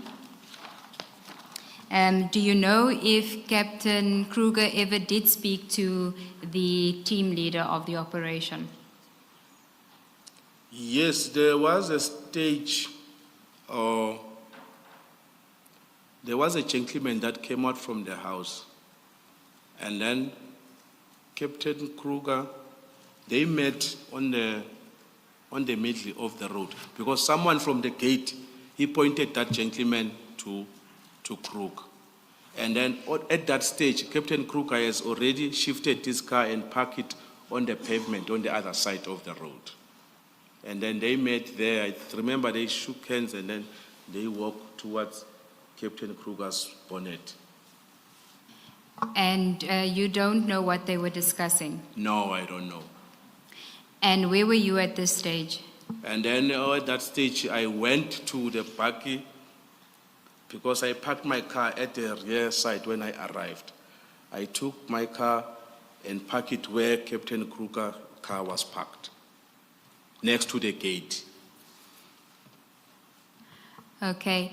And you also mentioned in paragraph 15, Captain de Gavea greeting someone. Can you just elaborate on that? Oh, yes. There was someone, Constable Tikovea, that was communicating from that team that was busy in that particular house, but that guy was on the gate. The gate was widely open. So they were greeting one another. Hey, who's it? What? As if the people, they know one another. And then I asked Constable Tikovea, hey, do you know this person? Yeah, this guy, I know him. I attended a course. It was a special task force selection course, something like that. They were together there. So Captain Constable de Gavea recognized and spoke to somebody that was part of the takedown team. Correct. Okay. Then at page 5, paragraph 16, you speak about, now you've already told us that you moved. Advocate Siggles, do you mind if he reads into the record the last sentence of paragraph 15? Can you read into the record the last sentence of paragraph, should it be the last two, maybe, from I asked, I also heard Constable. Do you see on page 4, paragraph 15? Yes. The sentence that starts with, I also heard Constable de Gavea. If you can read that into the record. I also heard Constable Tikovea greeting one of the members executing the operation. I asked him if he knew the person. He told me that he had done STF, Special Task Force training with this person. Again, this was a further confirmation for me as warrant officer Nkosi that we did not have to be at the scene. Thank you. Then paragraph 16. This is after you've now moved your vehicle and smoked a cigarette. You noticed another vehicle at the scene. Can you tell us about that? Paragraph 16. Yes, an unmarked vehicle. There was a Golf 7 that arrived there. When I checked this Golf 7, it's a Golf 7 from our office. How did you know it was from your office? And when you say your office, what do you mean? Tom's office.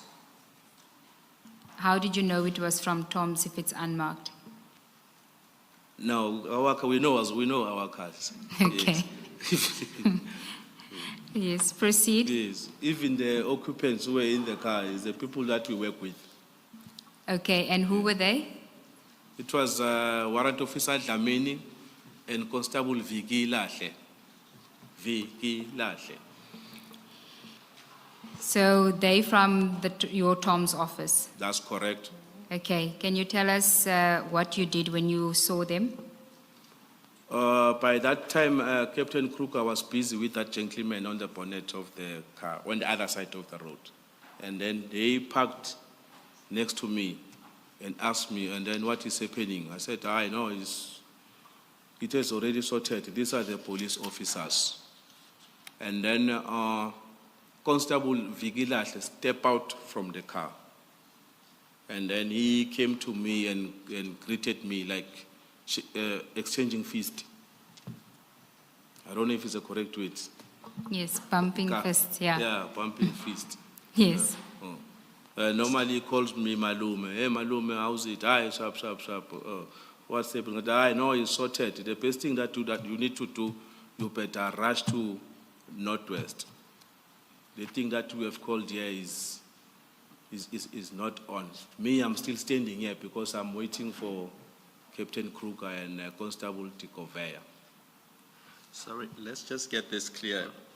Constable Vigilahle and Warrant Officer Dlamini, they are part of the Tom's team that was going to the Northwest.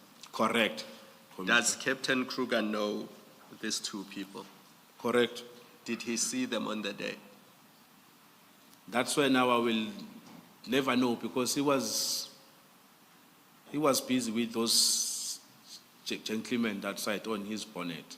But I did inform him that no, I have excused. Because like him, he was a senior now at that particular, so whatever I do, I have to inform him. Who could have called them to come to the scene, do you know? Yeah, that's what surprised me because I checked on the group, on that particular group, to see if they were there on the group. And then they were not there on the group. And then while Constable Vigilahle greeting me, and then I asked him, and then what led you to be here? What are you doing here? He said, Brigadier Mkwena called me, referring to him. He said, Brigadier Mkwena, like I'm quoting him what he said. Brigadier Mkwena called him. And then I realized because Brigadier Mkwena, when he calls me, he said he has already called other people. So that's why I didn't question much on that. Thank you, Ms. Lube. Thank you, Commissioner. And do you know whether Brigadier Mokoena had called Warrant Officer Dlamini?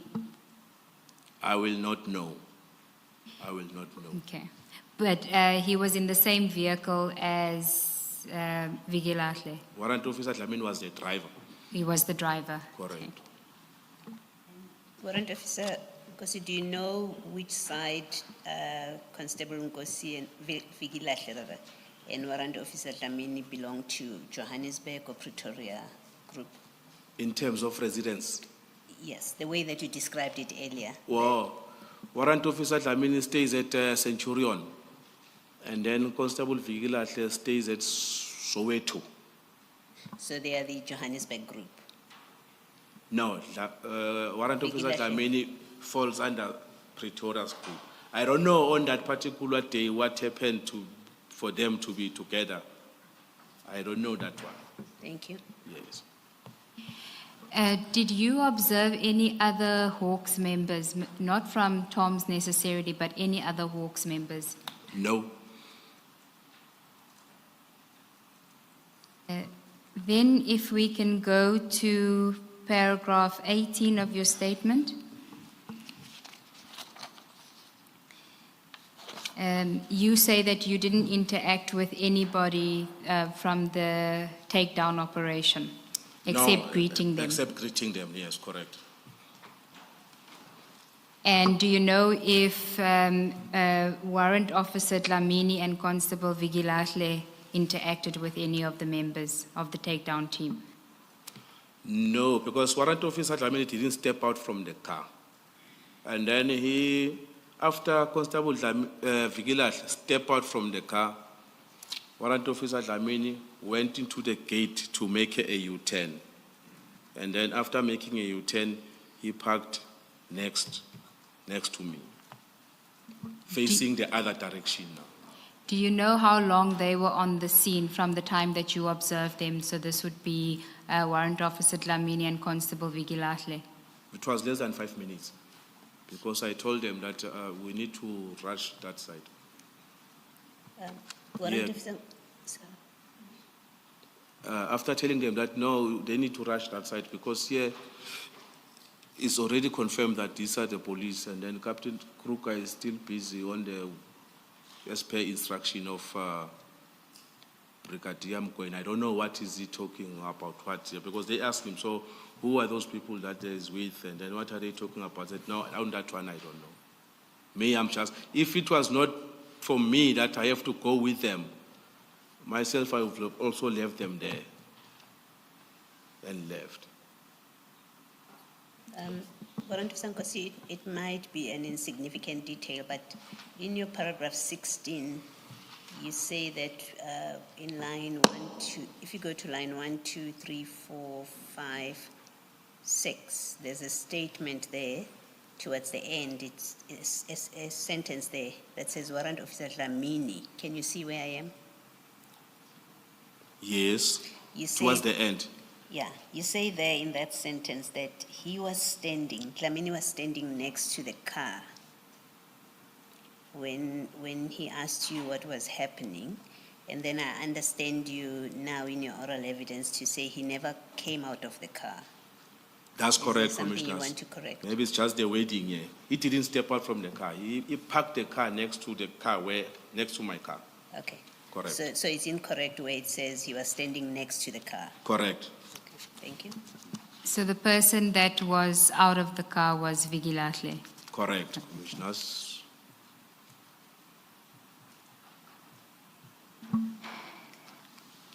You also, while we going back, you also describe the attire that was being worn by Constable Vigilahle. Can you just tell us about that? Yeah, the only attire that I could remember is a top that he was wearing. He was wearing a golf T-shirt with the branding of the DPCI. With the branding of the DPCI, the golf T-shirt. Correct. Okay. Can I ask you a question? We had evidence on Friday that the Tom's team, Thursday, sorry, Friday was an off day, that the Tom's team does not have vehicles that are marked. But that was one of the people who gave the evidence. The other one said something different, of course. So can you maybe just assist us with that? So you're saying the very Tom's team that you are part of has cars that are marked Hawks, and they have T-shirts that they wear that are also marked Hawks? No, Commissioners, we don't have a car that is branded Hawks. Our cars are plain, yes. But we do have the T-shirt caps of the Hawks. And you say the 17s, you just know them? You know them because you know the Hawks cars? I know our office cars. Yes. Yes. I'm with you. Oh. Thank you, Commissioner. Okay, now we back at paragraph 18 of your statement. You speak about something that occurred while you were standing outside. You were outside and leaning on the bonnet of your vehicle waiting for Captain Kruger and Constable de Gavea. Correct. Please proceed. At paragraph 18. 18. After they have just left, Constable Vigilahle and Warrant Officer Dlamini. And then I was approached by a gentleman unknown to me. He was coming on the other side of the road. Because when I arrived there were other people who were standing on the pavement on the other side of the road. I presume that it was just the inquisitive people. When there is something like in a township, when they call it normal abondaba, when something is happening there, then they want to see what is happening. So I presume that it was those type of people. And then that person crossed the road and walked towards me. And then he greeted me, I greeted back, and then he asked me, are you guys from the Hawks? I said, yes, why? And then he further told me, he's the one that, like I'm gonna quote, I'm the one that called Patrick, unquote. And then I asked him now it was getting interesting to me now. And then who's Patrick? And then he said, Patrick is General Mboto. Can you just go back? In your statement, you say that he approached you, you introduced yourself. Who did he introduce himself as? He said he's Mr. Mtetwa. Okay. And you, as you said now, he said to you he's the one that called Patrick. You asked him who's Patrick. But before he gave you the answer, you say that he made a request to you to move. Correct. Can you tell us about that? He told me that if you can step out from, because I was standing next to the team that was, the team that was doing operation in that particular house. Because we were about 3 meters away, they were about 3 meters away from me. That I presume that whatever the guy is saying, they could hear. And then he asked me that if he can speak to me privately, and then of which I refused. Why did you refuse? Yeah, I think now it was on my side. I just made my mind that it's going to be unfair to these people that were encroaching on their operation. Now, yes, someone is coming, he wants to speak to me privately. The better way here is to be transparent to them. Okay, proceed. That is a thought that came to me. It's better to be transparent. Whatever the guy want to speak, he must speak in their presence. Continue. And then I refused the request. But I didn't tell him the reason. I said he can speak, and then just never mind these people. He can just speak to me. And then he said, no, the reason for me to call the general is because I wanted to know this police, they've got a right to be in this house, and then they've got a warrant of arrest to arrest this person who's inside the house. Sorry, Warrant Officer, can I just ask you, who is General Mboto? General Mboto is a divisional commissioner at the DPCI head office. Sorry for interrupting you. You may proceed. And then I further asked him, do you stay in this house? He said, no, he doesn't stay in this house. And then this house belongs to his family member.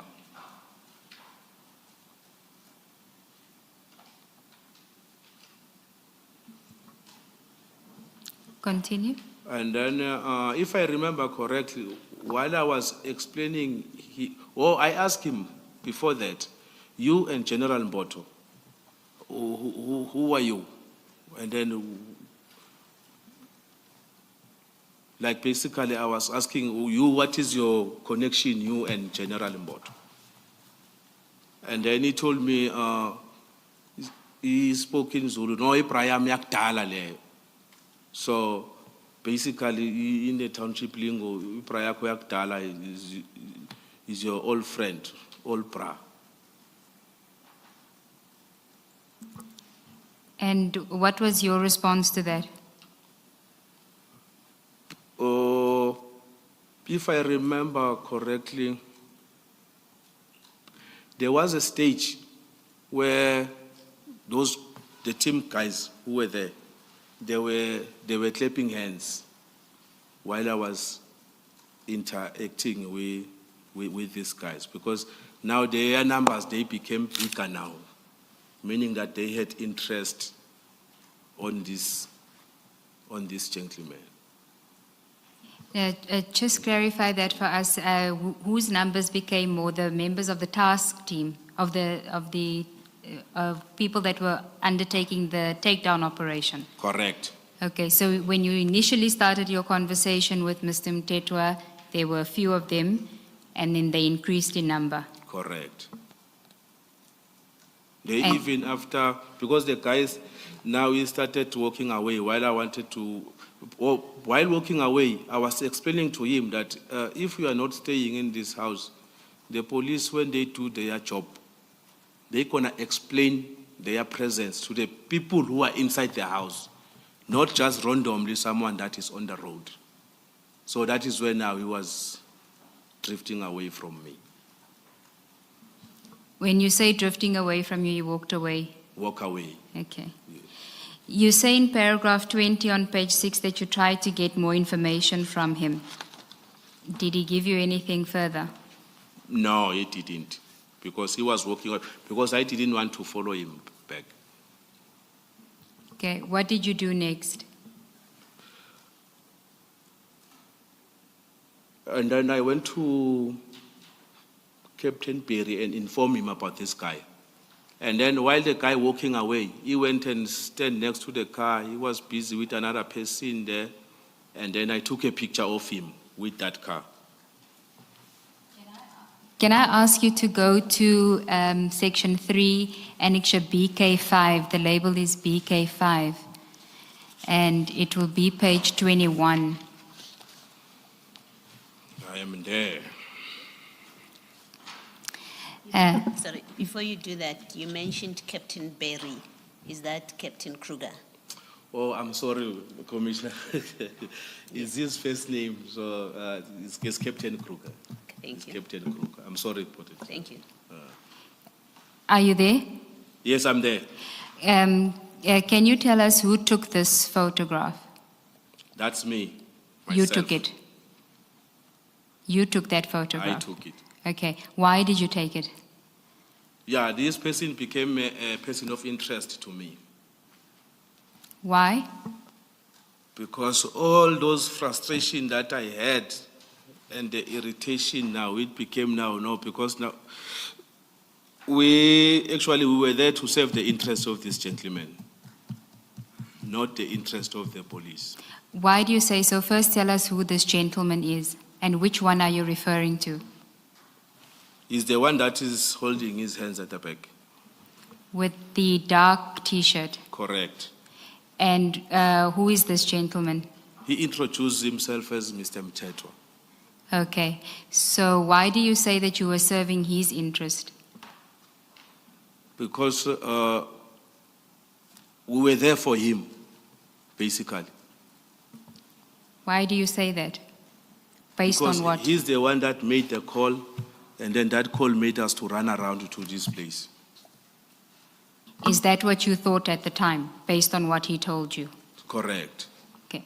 But you don't know whether Brigadier Mokoena as a fact instructed you because of this gentleman's call. You're just assuming. Now, Brigadier Mkwena, I said he was also instructed. Yes. Yes. But you don't know what the basis for whoever instructed Brigadier Mokoena was. You don't know that it was the call from this gentleman. No, I didn't know. But he did say to you that he's the one that called General Mboto. Yes, he just said this out of volition. I didn't request him any information. He just told me. Did Brigadier Mokoena tell you that he got his instruction from General Mboto when he called you? Oh, I can't remember correctly, but he mentioned something about General Libya. Okay. Yes, he mentioned something about General Libya. He said he's with General Libya at function something. They were together there. At a function. Yes, and then General Libya doesn't know that there are people that are at that particular address. Okay, and so you say that after your interaction with this gentleman, Mr. Mtetwa, you went to Captain Kruger and informed him. What did you tell Captain Kruger?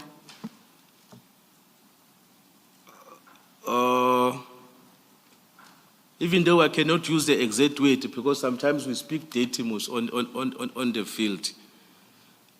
Basically, I'm trying the words that I will filter them so that it's going to suit the purpose. Because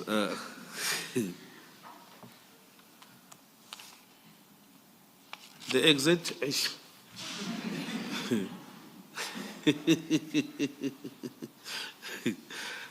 No, I was saying that this is the person that made us run around like fools. I show him and then I send these pictures to him. Because now remember when he's there, he's the one that he must give feedback further upwards. You shared the picture in the group, not so? No, I sent it You to gave it to, or you Captain sent it to Kruger. him, all right. Yes. Thank you, Yes, thank you sent the picture to Captain Kruger. Correct. And then you say that you also did a motor vehicle search. On that car, yes. Oh, is that the one in the photograph? Yes, it had a personalized registration number. Please don't read it into the record. Yes. And what did it indicate? What was the result? And then the surname the gentleman he gave me when he introduced himself, it came out with the very same surname. Mtetwa. Yes. So the owner of the vehicle in the photograph is also Mtetwa. Correct. Okay. And you then put two and two together that he must be the owner. Indeed. Can I just ask you, what did you tell Captain Kruger? I know you said this is the person that made us run around. Did you tell him the details why you were saying that? Yes, I told him that I just spoken to him now. And then before that, I asked him about Dlamini and Vigilash story. I asked them that. Dlamini and Vigilash, they were here. You have any knowledge about why they were here? He said, no, he didn't have any knowledge. He said, oh, they were here. I said, yes, they were here. Okay. And then insofar as what you told him about your interaction with this gentleman, Yes, with and Mr. then I Mtetwa. then told him about this gentleman. And then this guy was still also standing there speaking with this gentleman. And then I said, don't look at him. I'm going to send you on the phone. Because I didn't want this guy to see that we were speaking about him. We were gossiping, actually, about him. What I'm trying to get to is whether you gave him details about your conversation with Mr. Mtetwa, if you told Captain Kruger what Mr. Mtetwa told you. Yes, I did. What did you say to Captain Kruger? I said he is the one that called, the guy told me that he's the one that called General Imboto. By the looks of things, looks like these people, they are friends because he is even calling him with the first name. That's what you said to Captain Kruger. Yes. And what did Captain Kruger say? No, he got surprised, but obviously that was confirming to me, that was confirming to him that we are here for something that is baseless. And then we have to keep on spending some time here. Did you also share the motor vehicle screenshot with him that showed that it was Mr. Mtetwa's vehicle? Correct, You sent that to Captain Kruger as well? correct. Okay. Do you know what Captain Kruger did with those photographs? While we were driving away, we were on our way to Northwest. That is where he sent those information on the group. When you were leaving the scene? I think we had already left. Okay. Yes. Can I ask you to go to BK3 in section 3, which is the WhatsApp messages that we've been dealing with, and can you go to page 11?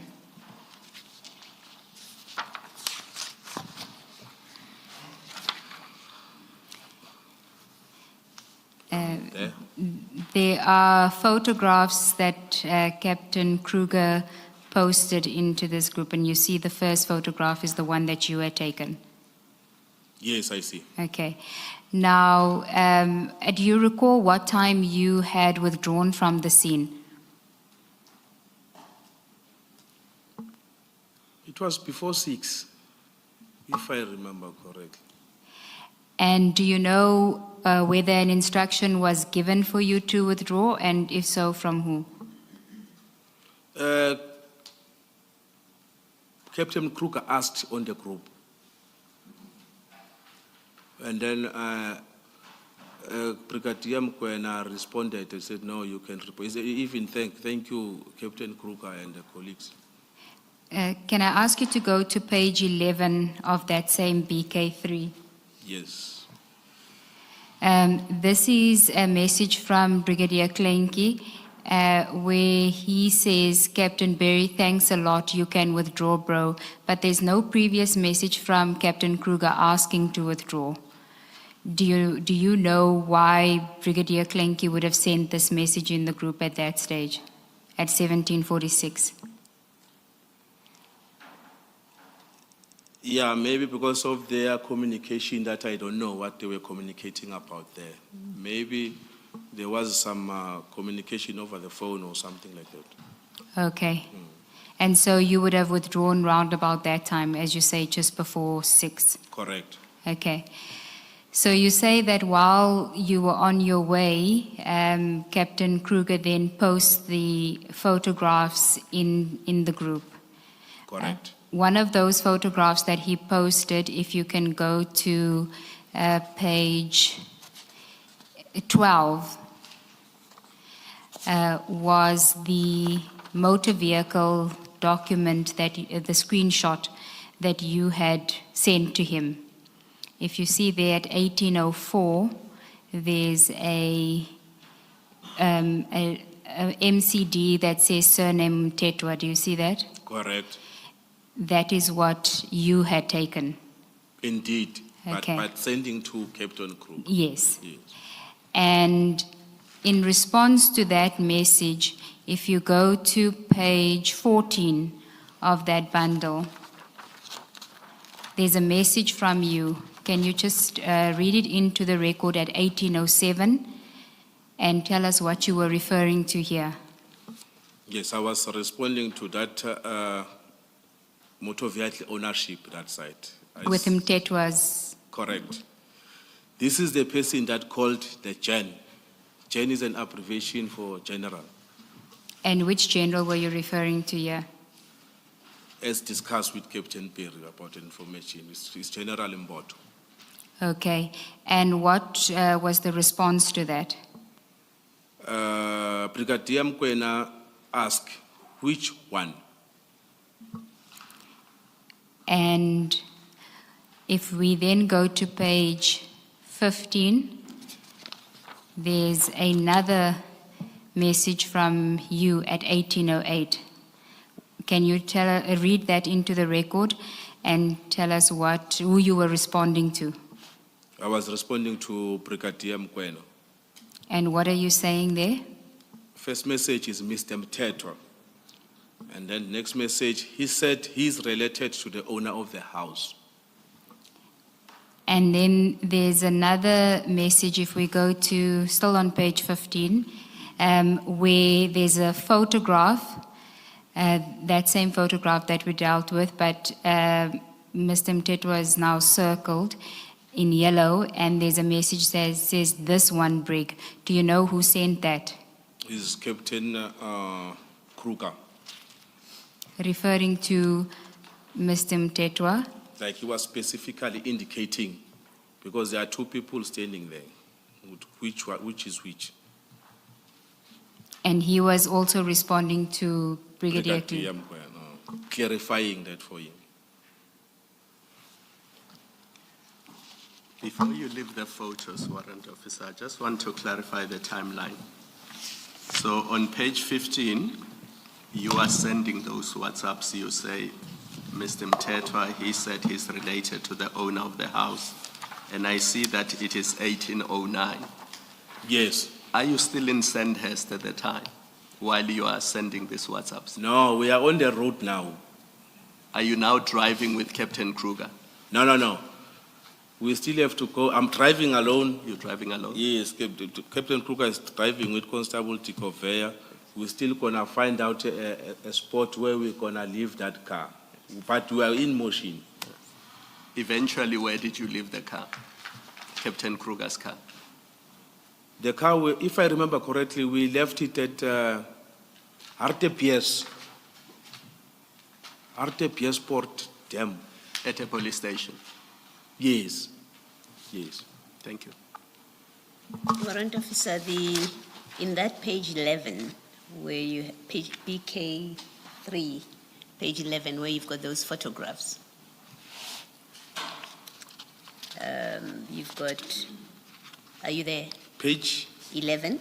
You've just been looking at that just now, BK3, and then page 11.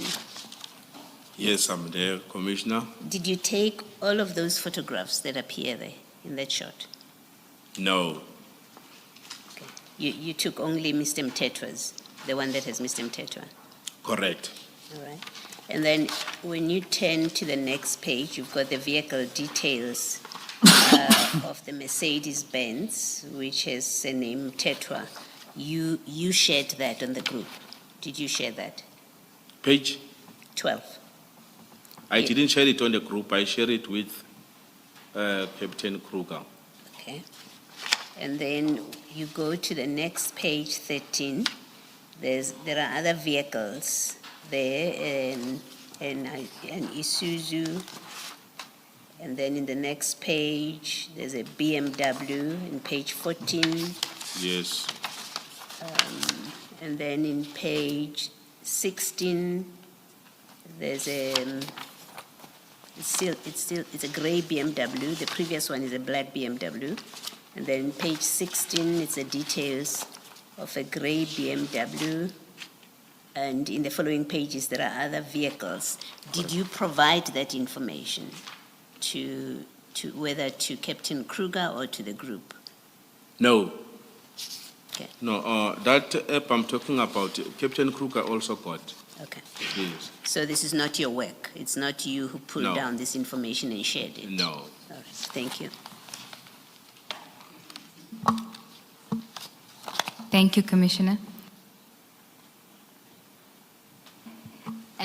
We've now dealt with paragraph 22 of your statement on page 7. At paragraph 23, Captain Kruger asks if the group may be deleted, and then he does delete it. Paragraph 23 of your statement on page 7. Yes, I think that was another day. Not on Yes, on the 13th. Yes, yeah. Okay. Now, one of the issues that arose from Captain Kruger's evidence is the issue of an inquiry number for this incident. Can you tell us what is an inquiry number and whether or not an inquiry number was created for this incident?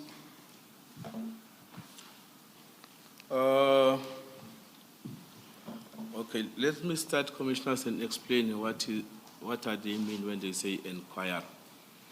We've got 3 types of docket in the police. We've got an inquest docket.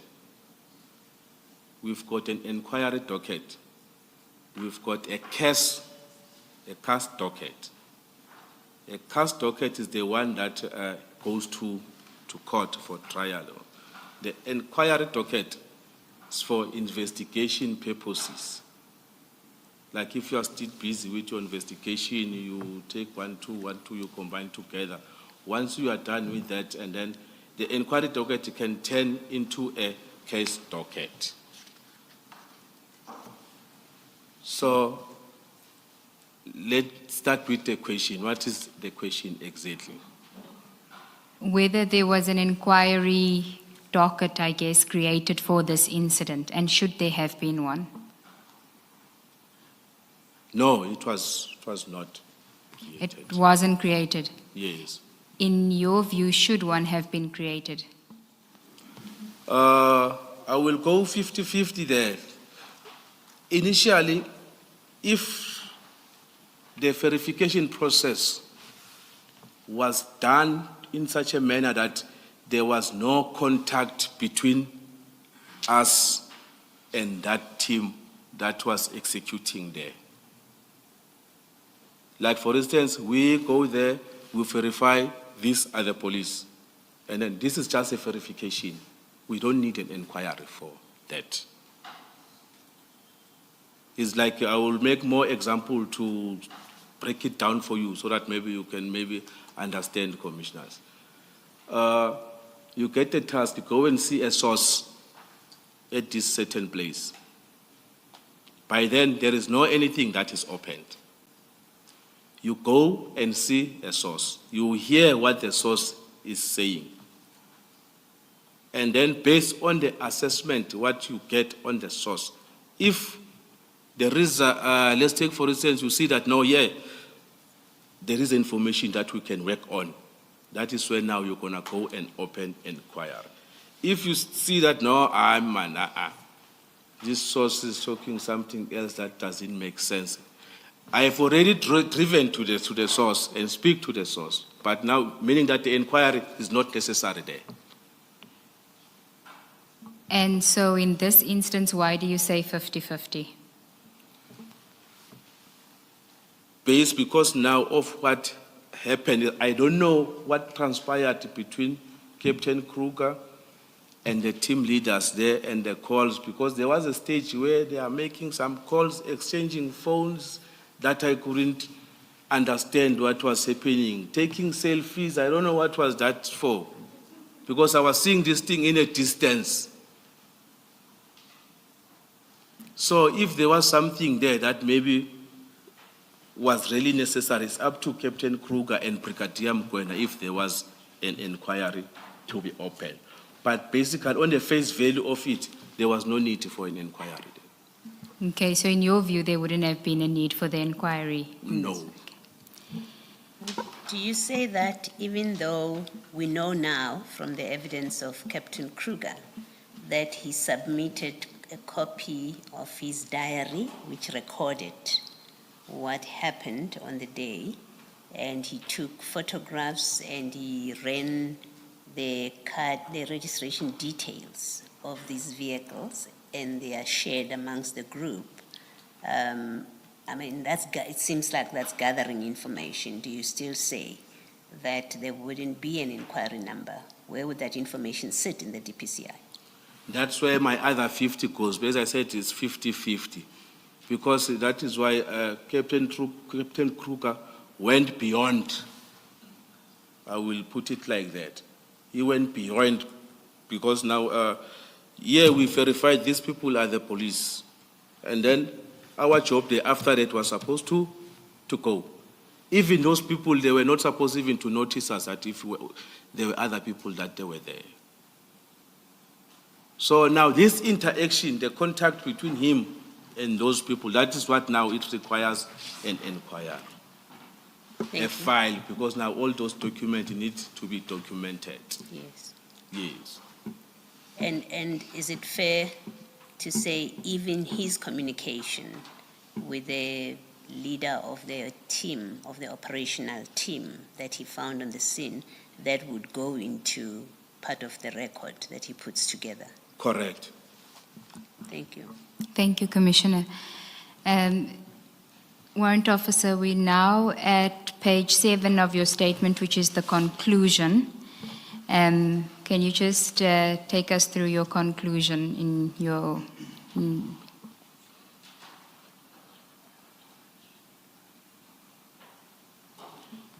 Firstly, you speak about the evidence of Captain Kruger that you had an opportunity to listen to. Do you want to provide us with your comment on that? Yeah, because there was a stage where he said he didn't know the people from TPCI that arrived there. Because if he saw them that they did arrive, the people who arrived there is the people that he know. On my side, I presume that he didn't see Warrant Officer Dlamini and Vigilahle when arriving, because he was still busy with that gentleman that side. But now when he says that he saw the TPCI car comes and then from Joburg, what, these people they are from the office, they know one another very well.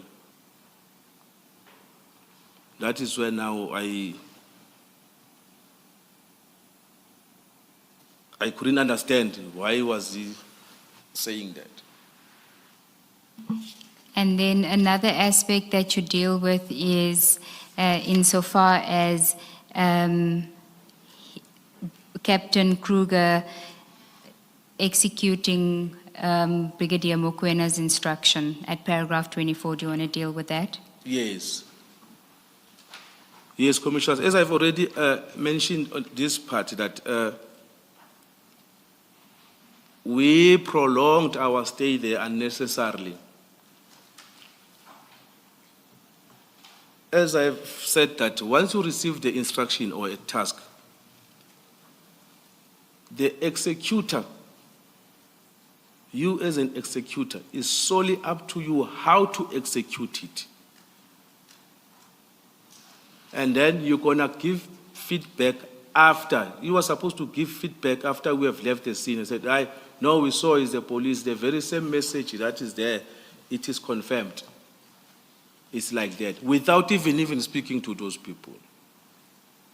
Because if Brigadier Mokwena wanted to speak these people on the phone, what. So now, that's why now I find it strange. Because now if you want to speak to them, you better drive here most to come and speak to them directly.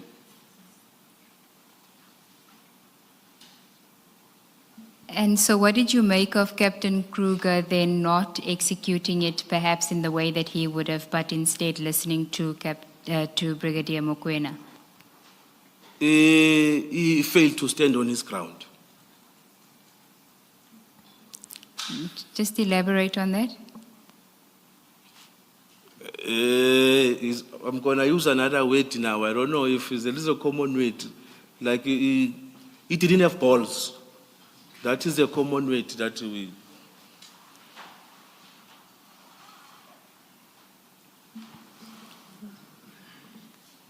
Okay, I don't know. I mean, he lacked courage. We all know what it means. We all know what it means. You, Commissioner, says that let's the legal mind continue. people, maybe you're going to filter it. Yes, Let's please continue. proceed, Warrant Officer, Yeah. yes. And by that, you're saying that he didn't stand up for himself as he should have. Yes. How would you have done it differently? The way I parked there when I arrived, or before we arrived at the address, we only sent one car. I parked the way I parked. And then you walk, you go and observe what is happening there. If you need to take pictures to prove that you were there, you can take pictures. You see that is the police. And then you come back. By that time, while you are busy walking there, you are doing your own observation and what. You come and tell us, this is what. And then we discuss, we make decision amongst ourselves. No, let's leave. Tell the brigadier and then we leave. That's it. Those people... Warrant officer, sorry to interrupt you. And you said that took you only 5 minutes to do. Correct. So you don't understand what the other 40, 50 minutes was for? What is that for? Indeed. Thank you, Commissioners. Is there anything else that you want to say, Warrant Officer, in your conclusion? Yeah, but that is not on my statement. It's just that the thought of all this incident and then some other things that are happening in that office. Because I remember sometime, I think it was August this year, that's what the incident that reminded me of this particular incident. There was an inquiry, there was a request from Interpol to our office to trace a wanted fugitives. I think, if I remember correctly, it was people who were involved in the CIT at Zimbabwe. Those people, they were believed to be here in this country. The request was made to our office. And then the handler of the inquiry from our office traced those guys, because two of them, we successfully arrested them. There were quite a lot, a group of people, syndicate. Two of them were arrested. We assisted Interpol, we assisted them. And then there were other two that were successfully traced to be around Western Cape and Eastern Cape, two of the guys. And then there was a request to deploy to that area. The person who approved the deployment is this General Mbot, who is the one that approved it. A request was made, normally as is being done. And then the finance people approve it, funds are available. And then General Mboto, he declined it. While declining, he signed and declined it, and then make a comment. On that comment is saying that, no, let the Interpol be assisted by the police, SAPS at Western Cape. So now, that's why it brought my mind that where is the consistency now? Here is a job, it needs deployment, but now, if it's true, if this gentleman phoned him, so the very same advice that is advising our office, why didn't advise this gentleman to do the same? Where are you? I'm at Sandhurst. Here is the situation here. Go to the police station.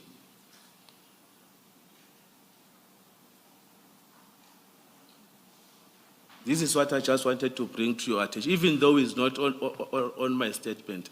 But consistency looks like it's not the language that, which means somehow it works. They used to preach to us about this cost containment, what.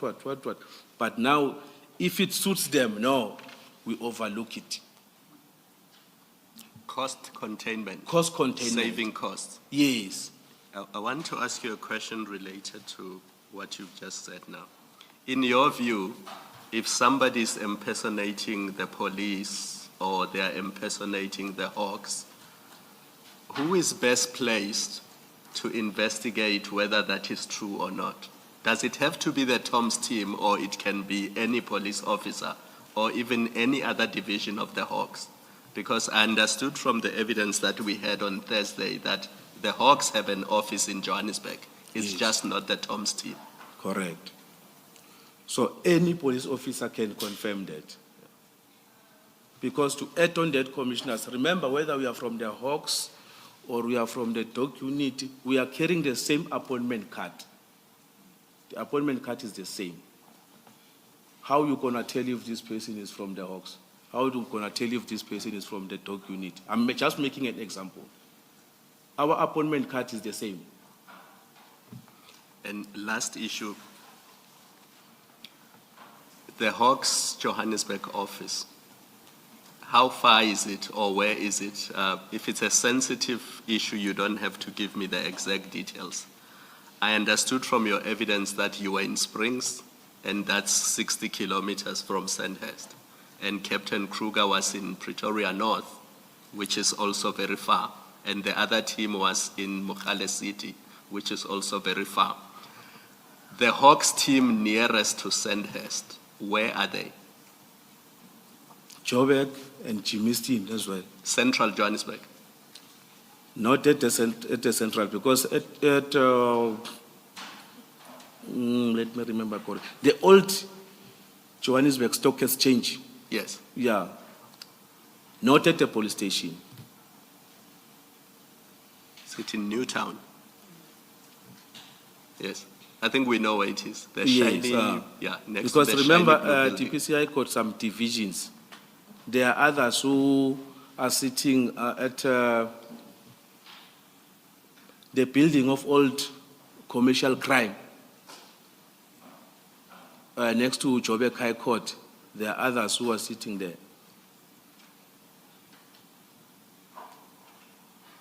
Thank you, Commissioner. Warrant Officer, in paragraph 22 of your statement, you say you left the scene at approximately 1750 after Brigadier Mkwena finally instructed us to withdraw. Did you hear Brigadier Mkwena give the instruction that you can now withdraw? Did he speak to all of you, or were you told this by Captain Kruger? No, Brigadier, I'm going to send it on the group. He said it on the group. Yes. Okay. All right, thank Is it you. on page 11 of the annexures? PK3. PK3, page 11.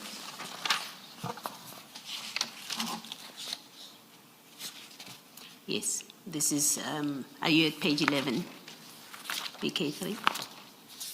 I think you've already spoken to this. All right, you don't need to go there, Warrant of Sankosi, thank you. Okay. Thank you, Commissioners. Thank you, Warrant Officer. That's the evidence of this witness, Chair.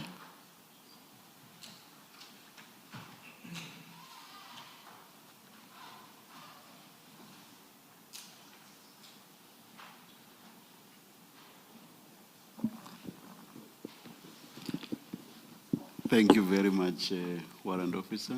Thank you. Thank you. Ms. Nube? Yes, Chair. We have another witness, which is General Mboto. He has arrived. If I may take a short adjournment to get him ready to give evidence. All right. And how long do you think that will be? 5 minutes. 5 minutes. All right. That's adjourned. Thank you.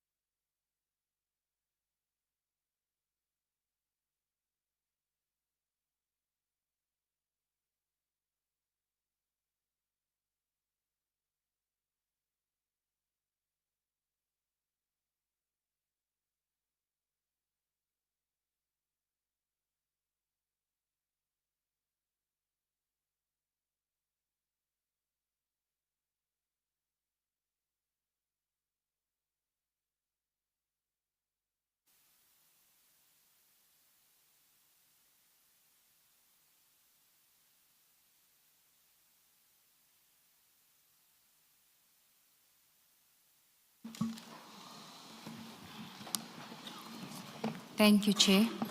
Yes, Mr. Moving. The next witness is Lieutenant General Mboto. His witness statement can be found in section 6 of the bundle. And I omitted to ask the General whether he wants to be sworn in, so my apologies, Chair. Good afternoon, General. Will you swear or affirm? Do you swear that the evidence... Sorry, Chair. For the record, please give us your full names. If the witness can just switch on his mic. Thank you. Your full names for the record, please, General. I'm Tumsani Patrick Mbot. Thank you. Do you swear that the evidence you are going to give is the truth, the whole truth, nothing else but the truth? If so, please raise your right hand and say, "So help me God." So help me God. Thank you. Thank you, Chair. General, in front of you, you should have a file. There's section 6, which should have your witness statement. Can you go to page 8 of that section and confirm that that is your signature that appears on page 8? I confirm that it's my signature. And do you confirm that the statement that appears at page 1 to 8 is your statement that has been prepared for purposes of your evidence today? I confirm that. And do you confirm the correctness and truthfulness of the contents of your statement? I confirm that. Thank you, General. General, can we start on page 1 of your statement, paragraph 1? 1, 2, and 3, which is your introduction, where you outline your career in SAPS, and can you just give us a brief background of that? Thank you. I've mentioned in the statement, Commissioner, that I started in Soweto in 1986, and that I'm currently the Divisional Commissioner. I started in October last year. And prior to that, I was the provincial head of the DPCI in the Northwest Province. I was there for 6 years, from 2018 until I started in Pretoria, 2024. At paragraph 3 of your statement, you say that you are as the Divisional Commissioner, you're responsible for various components. Can you tell us what components are and then deal with the components? All right. I'm in charge of serious organized crime component. The second one would be the serious commercial crime component. The third one will be serious corruption component. In addition, we've got 2 support components. Those components do not investigate cases, but they support the operational environments that I've mentioned. And the first one will be the financial accounting investigations. They do financial flows and things like those. And the other operational support would be the priority crime specialized investigation. These will include the cyber, the asset investigation sections, and the likes that relates to the assets, and the cyber and digital forensics, and those will fall under the specific one. Then the 6th one is not a component; it's a section. It's the TOMS, the technical operations. And that would be the 6th one, but the real components are 5. And that one is a section. That will make the 6. Thanks. And can you tell us what does TOMS do? They are also similar to the other support. They also don't investigate. These are the teams that we use to escort prisoners from court to the prison. We use them if we get inquiries from Interpol of wanted fugitives, we task them to do that. We also task them in the general searching of suspects, wanted suspects that we are looking for. And we also use them to transport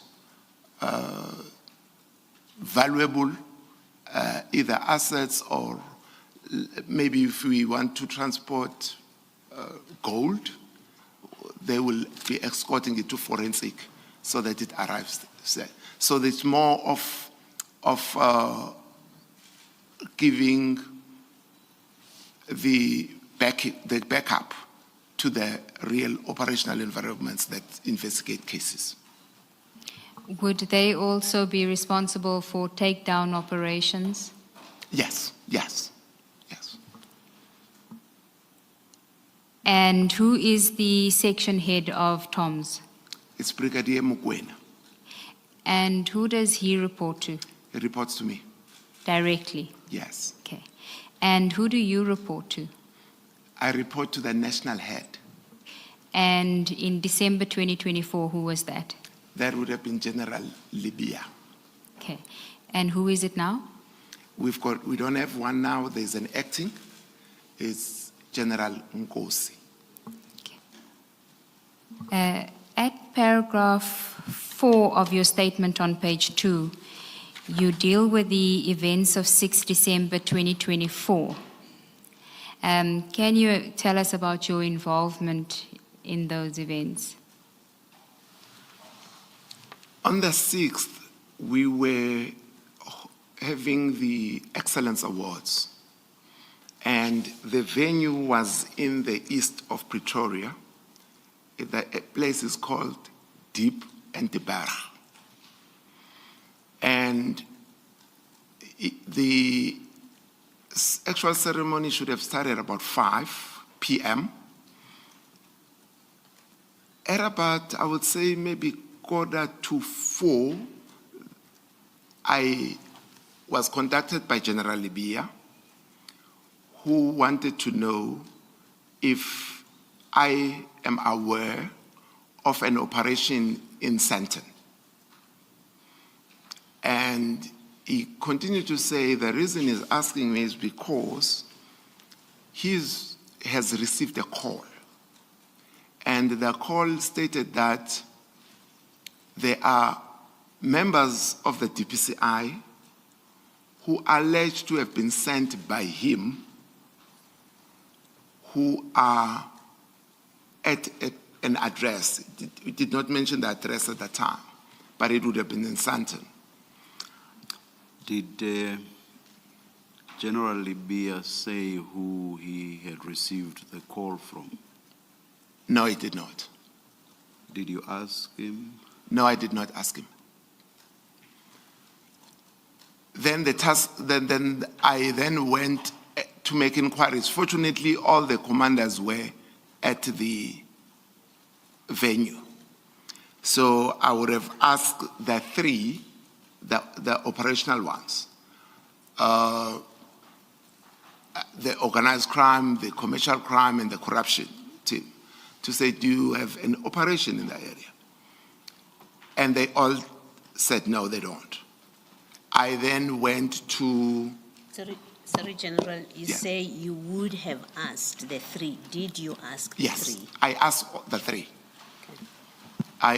After that, when they all said they don't have an operation that is ongoing in Sandton, I then proceeded to Mokwena to ask him, does he have an operation in that vicinity? At that time, I was aware of an operation because he had reported to me. But the operation he had reported to me, he said he would have had an operation in the Northwest Province. But this one was now in the opposite direction, was in Sandton. He also said, no, he doesn't have an operation. The one that he knows of is the one that he has reported to me about. I then told him that there are people that alleged to have been sent by General Libya, and they alleged to be from the Hawks. Can we send a vehicle to verify that? Just a second, General. You say that he informed you of an operation that his team open quote, was preparing for, close quote, in the Northwest Province that would be conducted, open quote, later that evening or the following day, close quote. Brigadier Mokoena, in his testimony, said that the Northwest operation had been completed and that the officers who had gone there were on their way back. So the two are contradictory. So are you saying what you say in your statement? I just read from paragraph 6. What you say in your statement is what Brigadier Mokoena told you, not what he told us when he gave his evidence here. Commissioner, to be certain, I think, because he didn't tell me verbally, I have a WhatsApp message that he would have sent. Maybe it's safer for me to read the WhatsApp message that I had about Northwest, because maybe one of us could be wrong there. Is it readily accessible? Yes, yes. Don't look for it now. If you can do what some call multitasking, you may maybe, or perhaps we'll reach lunchtime, won't we? We will, Chair. The General did provide us with the we WhatsApp, have. so we will screen it after lunch. It was just not one of his annexures, one but of the annexures. now that his All right. Chair has raised it, we will flight it. Thank you for mentioning it, General. Thank you, Ms. Nube. General, just to clarify, you say that Brigadier Mokoena told you he doesn't have an operation in Sandton. In Sandton, yes. Thank you. I confirm that. Thank you, General. We still at, I think it's paragraph 5 of your statement. You say you inquired with the Major Generals. That would have been the component heads. Correct. Okay. You then inquired at paragraph 6. We're now on page 3 of your statement, just to orientate you. You inquired with Brigadier Mokoena, who told you he doesn't have. Brigadier Mokoena said that he thought that that inquiry was telephonic, and you say you think that it was at the event. Do you want to offer some clarity on that? Although we were at the same venue, we were not necessarily sitting on that same table. It is possible that it could have been a call and not that I physically went to him. And you don't have a record of that call? No, I don't. No, I don't have a record of it. And that's why I think I went to him. But if he says that isn't the wrong recollection, it's possible that I called, but I don't have a recollection. Okay, then you were dealing with paragraph 7 about the instruction that you gave Brigadier Mokoena. Please just elaborate on that instruction. Yes, I asked the brigadier to find a vehicle that was closer to the area that we could send there, one vehicle that could go and verify for us who those individuals were. And my thinking was that we were going to use colleagues that reside, I don't have colleagues that reside in Sandton, but in the vicinity of Johannesburg. And what was the rationale behind just instructing that it be one vehicle? You're very specific about that. All right. The purpose of this vehicle that was supposed to go was just to go and observe. It was not to interact because I did not have sufficient information. So what I would have wanted to see, I would have wanted a vehicle that will just scan the area for us so that we can have better information than the one we have. Because when I was tasking them, we did not have the number of people that are possible at that address, And at the time when I was even sending him, I did not even have the address at that time. And, but I wanted a vehicle that will start moving in that direction so that when I go back to General Libya, I then request the address and see if he can have, is he able to answer a few further information. But the vehicle that I wanted to send there would have been just to check around the vicinity. What do they see? My expectation would have been they would have done surveillance on it to see if indeed we've got such activity taking place.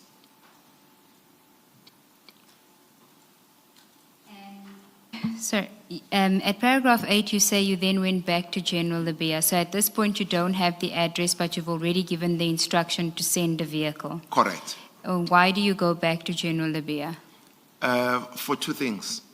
The first one is to tell him that, give him feedback that I've made inquiries on the operational environments plus Brigadier Mokwena, and we do not have, at least at head office, the operation that is taking place in Sandton. So that's to respond back. But in addition, I now need the address where the vehicle that should be on the way should be going to.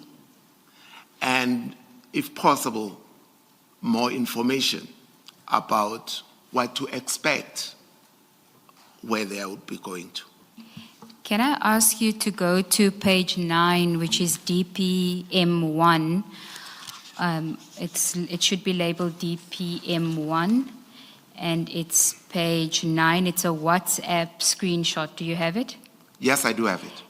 This is a screenshot of a WhatsApp conversation on the day that you provided to the Commission.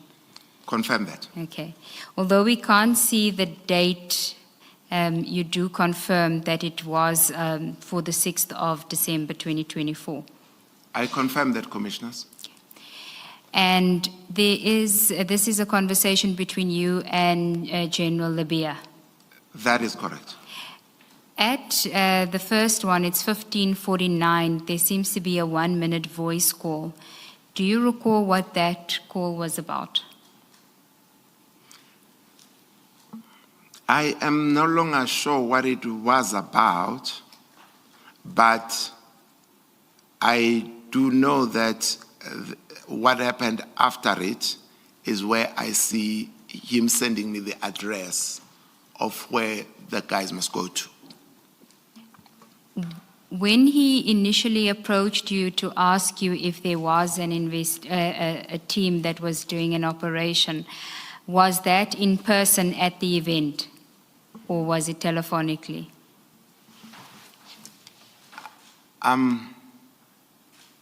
I think it was in person, but if someone were to say he called me, I wouldn't dispute it either. But we were at the same venue, but not necessarily on the same table. So I wouldn't remember now whether it was physical or equal, but I feel that it was physical because after our discussion, I started to walk to the different tables where the component heads were seated. Okay, so you can't really tell us why he would have called you at 15:49. I wouldn't be sure. I wouldn't be sure on that one. When you went back to him, to General Libya, after you made your inquiries, did you know where to find him? Yes. Yes. He was still in the same venue? Yes. Okay. Yes. Just different tables. So there would have been no need for him to call you? There could be. It was quite noisy. You could call me if I was in a different corner to come to him. It's possible. Okay. Then at 15:52, this is the WhatsApp that you're referring to where he sent you the address after you made the inquiry. That is correct. Okay. What did you do after you received the address? I send the same message to Brigadier Mokwena. And this was after you already gave him the instruction to get the vehicle going. Yes, now I'm sending him where they must go.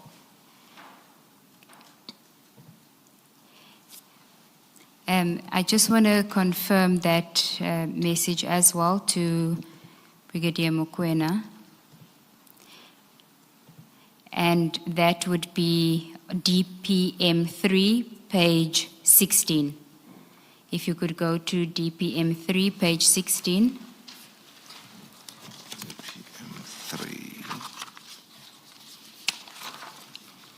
PM3. I am there. Can you confirm what we're looking at here? What are these screenshots of? It is the same message that I received from General Libya. I'm now forwarding it to Brigadier Mokwena. Okay. And this would have been approximately 2 minutes after you received it from General Libya. That is correct, yes. Okay. Then if we can go back to DPM 1, there is a further message that you are sending to General Libya, which is on page 9. Page Yes, Pa- at page 9. 15:55. At DPM 1. Yes, It I'm would be there. page 9. I'm After General Libya sends you the address, you send a message to him. Yes. Can you read that message for us and tell us why you sent it to him? I asked the question, any contact number when we get there, General? There I was asking if he's got any contact person or a number that we can use so that the team, when they arrive there, because my problem was I did not know whether when they will get there, the gates would be closed. And if we don't have someone to call that we are now here. So that's when I was requesting that number. Chair, I see that it's 1 o'clock. Might we take the... Let us adjourn and resume at 2 o'clock. Thank you, Chair.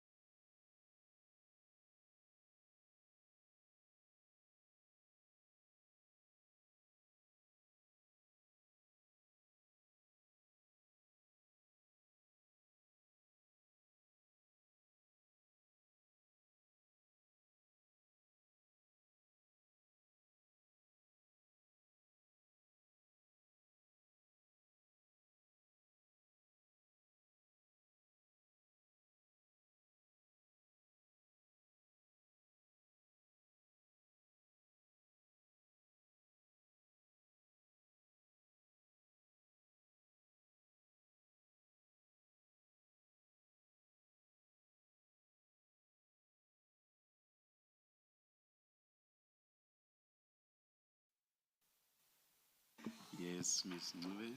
Thank you, Chair. Chair, if we could start with the WhatsApp message that Chair had requested from General Mboto before the adjournment. We have made arrangements for copies of it to be made, and I would propose that it be included in DM3 because it forms part of the WhatsApp conversation between the General and Brigadier Mokoena, which is at DM3 from page 16. So if it could be included perhaps as 16.1, and I will have to flight it for now, project it for Chair and everyone to see. Yes. General, can you just switch on your microphone? And can you confirm that this is the WhatsApp conversation between you and Brigadier Mokoena on the 6th of December 2024? I confirm that, Commissioners. Can you read into the record the message that you received from Brigadier Mokoena at 15:07 on the 6th? Good afternoon, General. Jen, the team will deploy again for ATM bombing in Northam this afternoon. Jen, the team went out for the same information but was postponed for today. Tom's inquiry 03/12/2024. Also, you say this is Brigadier Mokoena. Yes. Thank you. Thank you, Chair.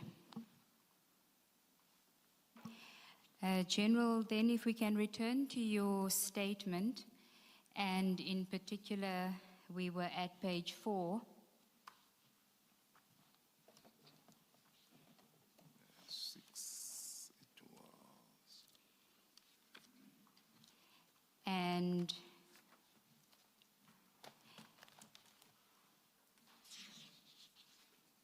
I think you had, if we can go to page 3, because it started on page 3, paragraph 8. Yes, I'm there. This was when you went back to General Labia, and he then gave you the address, which you forwarded to Brigadier Mokoena. Now, when did you become aware where this address is, who the address belongs to? Where the address was at the time when I got the message from General Libya, when I forwarded to Mokoena at that time. And did you know who lived at that house? No, I did not know. When did you become aware of the person that lives there? During the media briefing of General Mkwanas. And that would have been on the 6th of July, 2025. That is correct. So at the time, you didn't know. Not at that time, yes. And did you know Mr. Katiso Molefe at that time? I still don't know him now. Okay. Then if we can continue, you say at the end of paragraph 8, you don't know where General Labia got the address, and that was the question that the Chair had asked you earlier. That is correct. And you say you didn't ask him. I confirm that, Commissioners. You also mentioned asking about the contact details, which we've looked at. What was the General Labia's response to the request for contact details? He did not respond to that request. Did you make any follow-ups with him? No, I did not, because immediately, maybe shortly thereafter, I started receiving messages from Mokoena that seemed to indicate that it was a legitimate police operation. Okay, we'll get to that point. Now, if we can go to the WhatsApp messages between you and Brigadier Mokoena. Where would I find that? That is DPM3. DPM3. Page 16. All right, I'm there.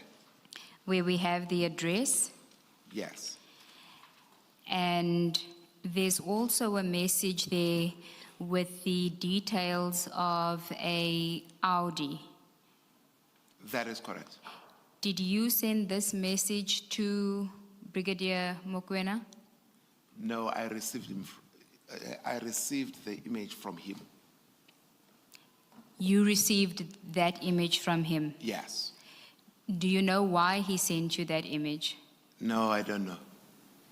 Have you inquired with him for purposes of your evidence today as to why he sent you that? No, I did not, but I just assumed that maybe he was indicating to me that the vehicles at the address are not state vehicle, are privately owned, because the vehicle that he had sent to me did not belong to the police. That's what I assumed he was saying. Are you saying the vehicle that was at the address? Yes, it had a Garankuwa address. And what made you think that this vehicle's details had anything to do with the address in Sandton? Because that is what we were communicating about at that time. Okay. And he sends this at 16:25. That's correct. At this stage, did you think that the team that he had sent out had arrived there? I thought so. I thought so.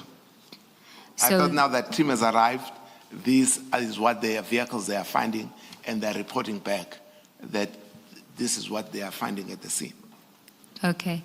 The next message that he Sorry, sent. before you do that, General, why would he send you the details of a privately owned vehicle at a scene where where they've been sent to go and check if this is a legitimate or a bogus operation? I'm sorry, I don't understand why he would send you that, and you don't ask, why are you sending me this? All right. When we sent him there, at the back of our mind, my mind at least, was that the people are not police. And when he sends me this now, and the vehicles that are in my head at the address do not belong to the police, it is now confirming at least that I'm waiting for them to call now so that we can hear if this vehicle is the vehicle that is used by the people who were pretending to be hawks. That was my understanding. But General, where does he say that the vehicle is at the address? I don't see that in the WhatsApp. No. There is no, he did not send us with a covering message. Just send the picture. Now I'm looking at the picture. I'm thinking maybe this is the vehicle that is at the address. This is an assumption because I'm thinking that vehicle that he would have found around Joburg has arrived at the scene, hence he's sending this. Otherwise, I wouldn't understand why he would be sending it. So was your instruction to him that he must find a vehicle in Johannesburg to go to the address? Yes, that was my instruction when I said I want the vehicle in the vicinity of Sandton, not necessarily in Sandton, but in the greater Joburg. And maybe you'll get to it later. When did you subsequently become aware that the people he sent to the address were not in Joburg but came from Pretoria North and Mogale City? During my interaction with the commission. With the commission, this Yes. commission? Yes.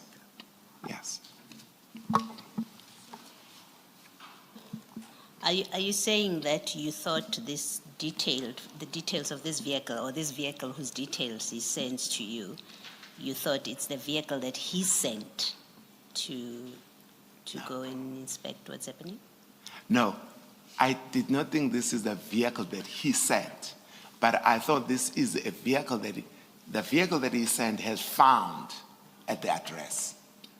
Yes. Not that it's the vehicle that the police, this would have been my car, so it wouldn't have been a Garankuwa address. But you didn't ask what is this vehicle? Who does it belong to? Remember, they've been sent to go and check whether these are bogus Hawks members. That's correct. You get the details of a vehicle. Yes. Nothing, it's not accompanied by a message Right. at all. You don't ask, why are you, who is this? Whose car is this? You don't ask that question, which to me appears to be the next reasonable question to ask. Why are you sending me this? What I was expecting to happen was that they are now at the address so that we could speak to them, so that they can brief us. Maybe then that would have come to make sense, would have started to make sense.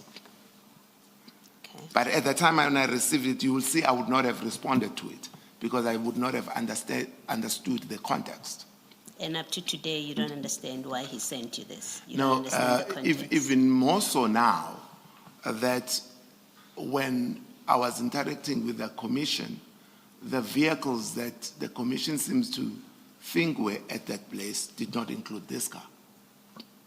Yes. So it's more confusing now than it would have been at the time. So, Brigadier Mkwena would really be the person to explain why he became interested in this vehicle and why he thought you would be interested in it. He's Indeed. the person that must provide that explanation. Indeed, Commissioner. Thank you. General, I just want to clarify your answer regarding what you understood this screenshot to mean when you received it. In your statement in addressing the next message, which says 17 kilos towards, you say that you understood this to mean that the vehicle that he had sent was 17 kilometers from the address. Yes. Now, that is not consistent with saying, I thought that the vehicle that had been sent was at the address and the team was now sending this. Because the message at 1640 is that the vehicle is still 17 kilos away, and that's how you understood it. So do you just want to clarify that for us? Right. That would have been my thinking at 1625. Because there is a gap between 1625 and the 17 kilos. Now, when he sends the 17 kilos, which is 15 minutes later, then it's more confusing. And you then don't seek to clarify that confusion with him? No, but remember we were at the ceremony. So when we get a break, or there is a halt of some kind, or then I was going to speak to Mokwena to say, Mokwena, what is happening here? But before that happens, before we get a break from the function, I then get a confirmation that everything is in order there. The police are involved. But that was before the break where I could have spoken to Mokwena for him to clarify this. Okay, and then if you go to the next page, which is page 17, he then appears to send that screenshot again to you with the Audi. Yes. Do you know why he would have repeated it? No, I don't know why he's repeating it. Okay. So you say the next message you get from him is that it is a legal operation. Can you go to page 18? Yes, I'm there. And this is at 1658. Yes.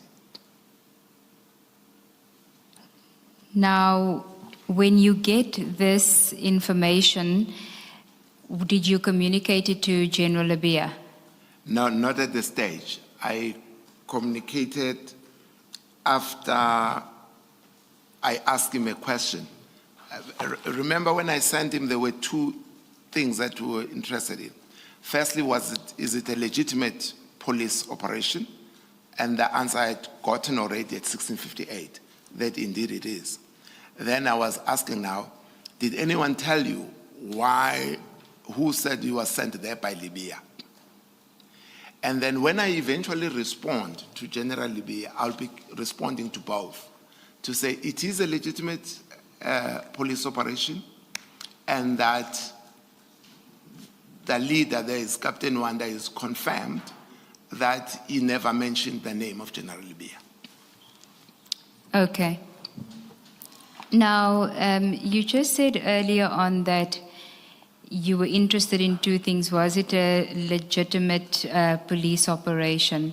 I think later on in your statement when we get to it, but maybe now is the time to deal with it, you draw a distinction between the instruction that you had given Brigadier Mokoena and what you heard during the commission's process was the instruction that Brigadier Mokoena gave to his team. Can you explain that distinction, but also then reference why you've now referred to it as your inquiry was whether there was a legitimate police operation? Yes, Commissioners, my instruction to him was in relation to whether the human beings that were on the door, were they real police or not real police, right? Because someone has gone there, said it's from the Hawks, and the Hawks has confirmed they do not have an operation. Two was, if they were police, they further stated that they were sent by General Libya. So I wanted to find out, did those members who were there state that they were sent by Libya? But the snippets that I had of the commission, it appeared as if at some point Mokoena would have understood me to be saying, verify whether the operation is legitimate. And that was not the interest that I have. But when I hear other witnesses as well, they seem to be wanting to confirm whether they are police or not. So I don't know whether it's only Mokoena that was thinking of the verification of the legitimacy of the operation, because when I hear other witnesses, those that he tasked, they seem to have understood it correctly, that they wanted to verify whether these officers involved were real legitimate police officers. So that is what I was just trying to indicate. And why is that distinction important? Because to verify if the person is a police officer or not, all you need is for him to produce his appointment certificate.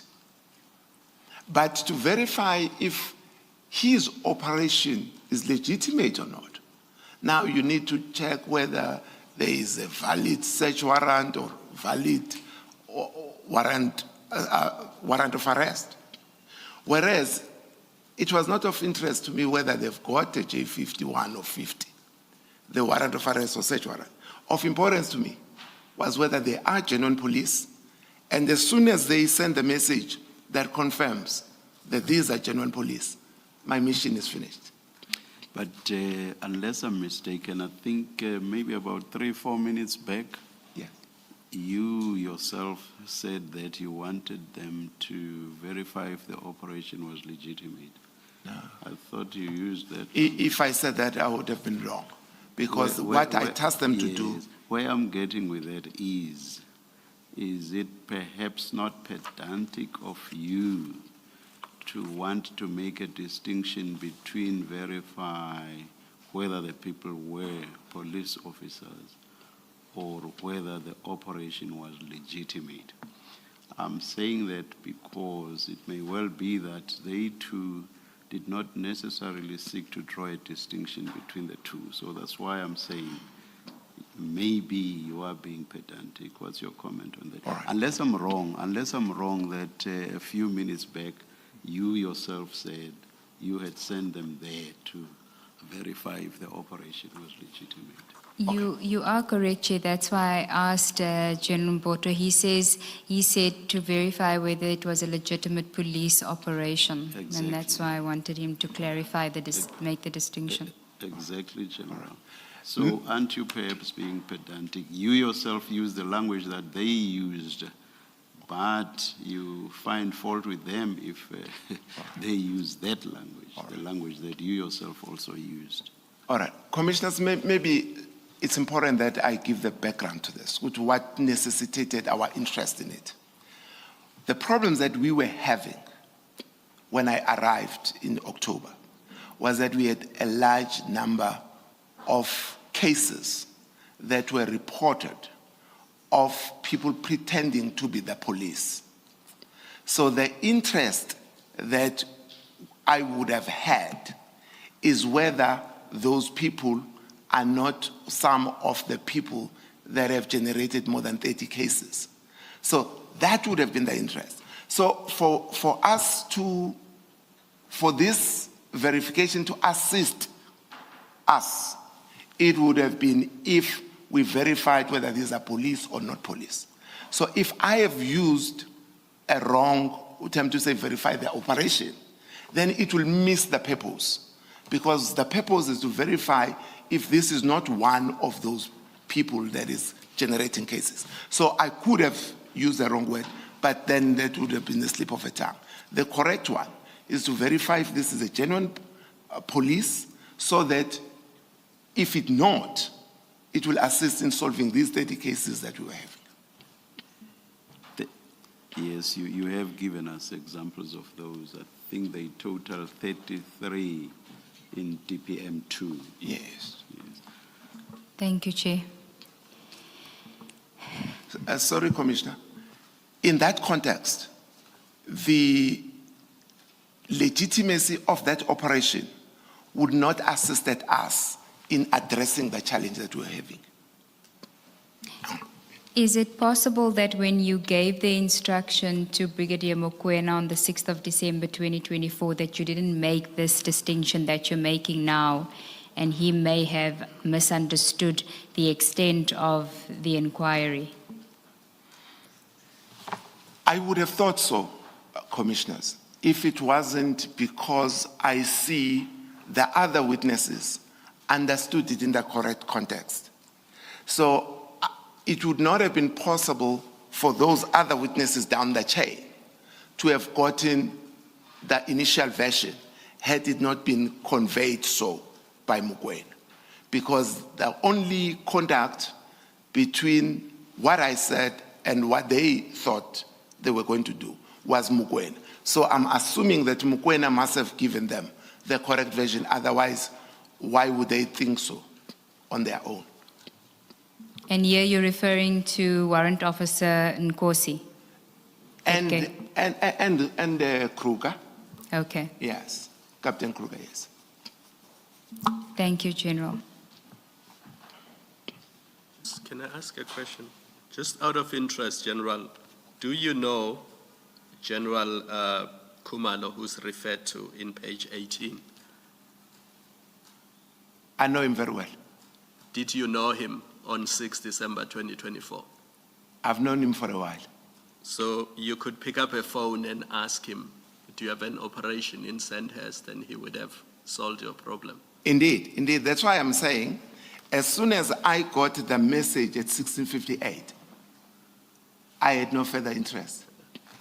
No, but 20 minutes later, Yes. you have interest because you now want to know who said they were sent by General. Yes, that is correct. And 20 minutes later, if I'm not mistaken, you then insist on a response. So you want to know, Indeed. Brigadier, who said they were sent by General Lebeya? Correct. Which means you want the Hawks people who are there to interrogate the people at Sandhurst so that they can find out who said they were sent by General Lebeya. All right. That is correct, Commissioner. Commissioner, these questions, I thought it's what they would have asked. So I was checking with Mokoena if in the response that they've already given him, did they mention who said he's been sent by General Lebeya, if they are General Khumalo's people. But General Khumalo would not have been able to answer that. So I thought when these colleagues come there, they will find out who's in charge. Now they know that it's Colonel Khumalo in charge. Then I thought they will ask, did any one of you said they came from the Hawks or you were sent by General Lebeya? So when I'm asking this, I'm asking on the feedback that Mokoena has received. If in the feedback, did he receive a response to that? No, but you are saying, Brigadier, establish for me who said that he was sent by General Lebeya. Correct, but that is immediately when he is sending, you look at the timelines, 1658, he's saying Khumalo is in charge. Yes. And then I'm sending him a message back at 1704, 6 minutes later. I'm assuming that they are still together where they are, to establish if there is anyone who informed the owners of the premises if they were sent by General Libya. But this is where your statement does not make sense to me. You said earlier that you just wanted a car to go there and scan the area. Now, scanning the area is different from saying you now want the people who are there to be interrogated so that they can say who said they were sent by General Libya. That's the part I don't understand. All right. Commissioner, let me move slowly. The first portion is when I did not know that the police are real or not. Because we only sent 2 vehicles, we did not expect that vehicles to go into the premises. So the first vehicle, my expectation was that it will scan and then report to us to decide what do we do next. But it appears now that that process has passed, because they've gone to a point where they now confirm it's the police and Colonel Kumalo is in charge. Now, since they are now saying that means they're no longer just scanning and moving they've confirmed now that this is a real police operation. We are now comfortable with each other. We are police. Now, I want to know now, because the initial information that we received was saying there are people here who say they're from the Hawks and they say they're sent by General Libya. Now, I'm saying since now Kumalo is there, they are with him. He says he's in charge. Can you tell us now who said he's been sent by General Libya? So that we could have, by the time I give feedback to General Libya, I should be able to say it's a legitimate police operation, and the response is that no one mentioned your name, meaning whoever would have said to General Libya that they were sent by the Hawks would have been misleading him. That's the feedback I wanted to give. Thank You say you wanted to establish whether it's a bogus operation or not. That's and right. You've explained that once they have verified, that's the end of the task that you have sent them to do. Yes. Why are you asking that question when you have now been told it's a legit operation? You've been told Lieutenant General Kumalo is in charge. You can speak to General Kumalo and raise whatever concerns you have. Why are you asking that question about who said they were sent by General Libya? Thanks, Commissioner. Because I just needed a confirmation from them that they did not say that, so that I can convey the same message. Because the general who spoken to Kumalo or whoever it is, I think it was Wanda, who said, but we never mentioned General Libya's name. So that when I give the information back, by that time we are relaxed now, because we already know now it's the police now. So these are my colleagues. So we need just a confirmation from them. Did you say you were sent by Libya? So the most important part was whether this was a police operation or not. But once we've now determined that it's a police operation, we are no longer under pressure now. So it's my colleagues, but who said you were sent by Libya? So that we can give General Libya the feedback. So they say, but those people never mentioned your name there. That was the purpose. Thank you. Just a follow-up question. When did you become aware? Because you say by 1704 you are relaxed because you now know that it is the police at the Sandhurst address. When did you become aware that 50 minutes later, the Hawks team that was sent to the Sandhurst address was still there? Because at 1754, they were still at the Sandhurst arrest, 50 minutes after you became comfortable that this police operation. No, I did not follow further as to whether the colleagues are there. But for me, I never had any further stress about this matter now, because now I know this is a genuine police operation. So I'm relaxed now, I'm not worried about it. So I would not have followed up to find out what time they left. Yes. Having had the evidence in this commission, are Yeah. you not bothered that 50 minutes after you became comfortable that this is a police operation, your Hawks members were still at the center's address while a police operation was going on? Does that not concern you now? It did, because I couldn't, it's, maybe I should use the word, I don't understand why they were still there. I'm not really worried, because there could be a reason that they possibly have that I don't know. Because as far as I'm concerned, after 1658 or 1704, they would have been done with the mission that they were sent there to do. But if they're still there, it's just that by the time I became aware, it was during when they are supposed to be testifying in the commission, and I did not want to interfere with that process. Hence, I haven't found out from them, because there's a lot of other things that I would have been concerned about that I had on the commission, but I would not want to engage them until they finalize the giving of evidence in the commission.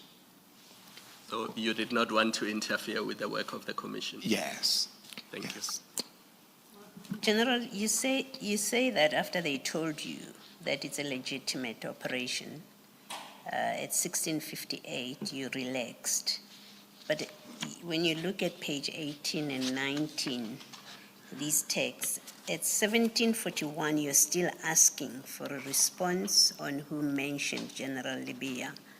And you ask that even after you are given the telephone number of Captain Wanda, who is in charge of the operation. So there's a good nearly 30 minutes when you, in fact, are interested in who mentioned General Libya, when you have long been told this is a legitimate operation.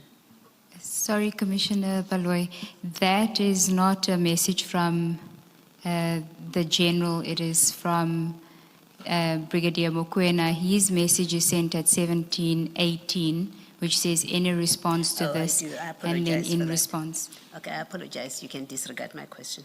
Thank you, the Commissioner.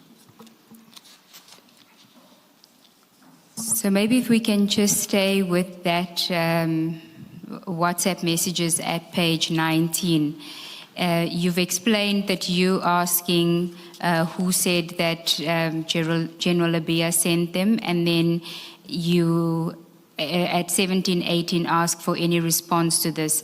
A response comes back at 1721, which just mentions Captain Wanda and J51 operation. Had you asked for any information about the operation that's being undertaken? Just repeat that? If you see the response from Brigadier Page 19. Mokoena, yes, page 19 of the text, Yeah. where it says, Jen, the members in charge, do you see that? Yes. Of the team at the address is Captain Wanda, and then a telephone number is provided, J51 operation. Yes. Had you asked for information about what operation was taking place? No, I'm not interested in it. Okay, so the response that you're interested in is the one that comes at 1741. That's correct. And can you just tell us what that response was? I spoke with Captain Wanda on a video call and confirmed J51 operation, but deny mentioning General Libia's name, Jen. And this is Brigadier Mokoena now confirming that he spoke on the video call. Yes. Is there any further communication between you and Brigadier Mokoena after 1741 on that day that you haven't shared with us? I don't think there was any further information, because this is the message now that I forwarded to General Libya to inform him. Because for me, this response is now complete. And if we look at your response to General Libya on page 9, Yes. If you can go to page 9 of the bundle, Yes. DPM1. Yes. You only forward to him the message that references his name. You don't forward the earlier message as well. No, no. Why is that? Because that is the issue that he has raised with me. He has raised 2 issues. So there are people that say they are Hawks members. To that question, I've already explained to him before I dispatched the vehicle that we confirm that our component heads are not having an operation. Now I'm giving him a feedback to say, we have established that it is a genuine operation by the police. Captain Wanda is in charge there, but he denies ever mentioning your name there. And for us, for me at least, that has answered these 2 concerns. And after your message that you forwarded from Brigadier Mokoena, General Abia responds much later that evening. That's good. Was there any communication between the 2 of you between 1743 and 2145 regarding this issue? No, there wasn't. And his response to you is, can you tell us what it is? I usually assume that emoji to be meaning thank you. And then was there any further communication between you and Brigadier Mokoena after he told you, he sent his response to you, which you've already confirmed there was nothing after 1741? I just want to make sure. Yes, that was the last thing that was of importance to me about this whole thing. When he reports that it's a police operation, Wanda never mentioned a name of General Libya, that ends our interest in the matter. Thank you, General. If we can go to page 6 of your statement. 6.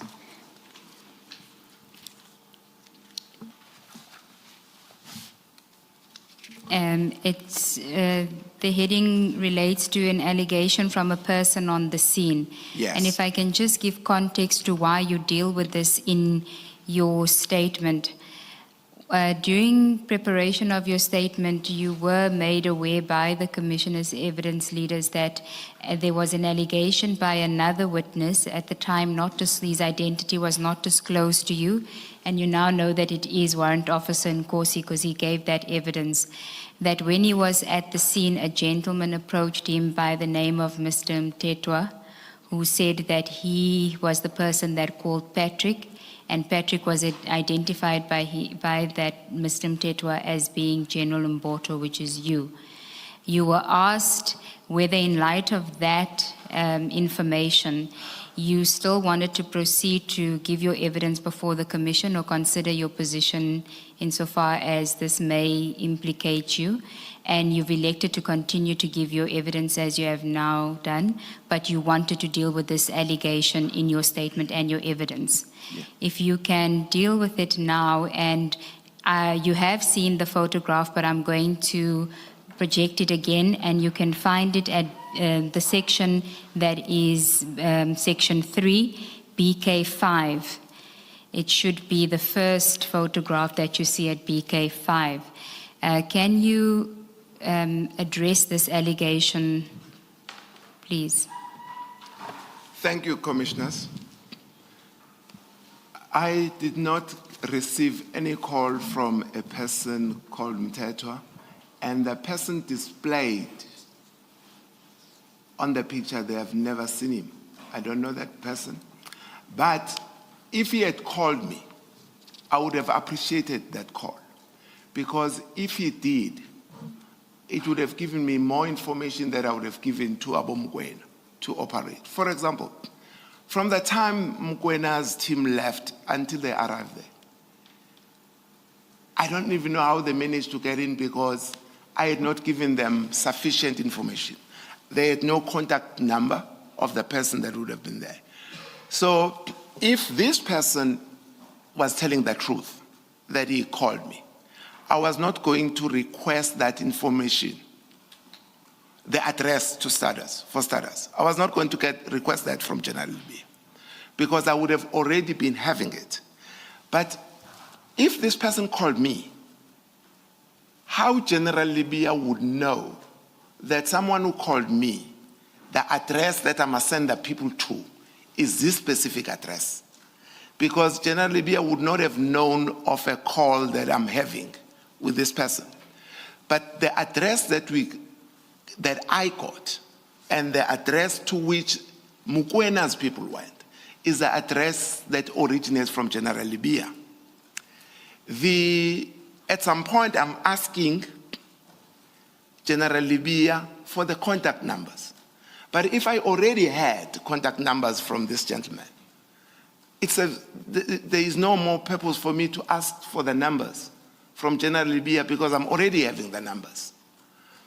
So, and also the issue that I thought was mentioned, that the purpose was to establish whether there was a warrant of arrest or search warrant there. But that message, if that is the driving message that initiates us, doesn't get conveyed to the actual people who are going to respond, because none of them responded with an understanding that they are looking for those. So it would have been very difficult for this version to be correct, because it would require General Libya somehow to know what communications I've had and to give me the exact address that this Mtetwa is at, but get it from General Libya, who was not part of the conversation. That was the part, Commissioners, I wanted to raise. Is it possible that after you had spoken to General Libya, this person, Mtetwa, contacted you and gave you these details? That's why you never followed up with General Libya as regards the details of the person they will meet when they get to Sandhurst? Yes, Commissioner, but if I had gotten that, it is helpful information. I should pass it to Mukwena, because it doesn't assist if it is with me. The only time that it becomes useful is when it lands to Mukwena. So if that was the version, Commissioner, that will be helpful, because then I'll pass it to Mukwena, so that the team now has a contact person. So other than the WhatsApps that we see, did you have calls with Mukwena between 4 and 5 o'clock on the day in question? So was there telephone calls other than the WhatsApp messages? Between 4 and 5? Yes, on the 6th of December, 2024. If there was a call, it should be before that. It should be at the time when I'm looking for them to verify if they've got an operation. That is where the calls should be at. My question is more specific. Between 4 and 5, were there any phone calls between you and Brigadier Mukwena? I don't remember. And a call after that time, because at that time we were exchanging WhatsApps. Yes. So I don't remember that there would be a call, a physical call.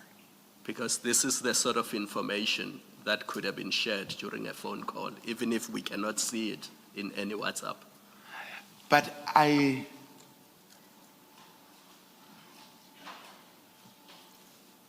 would have thought that if there was a call, it would be on a WhatsApp call.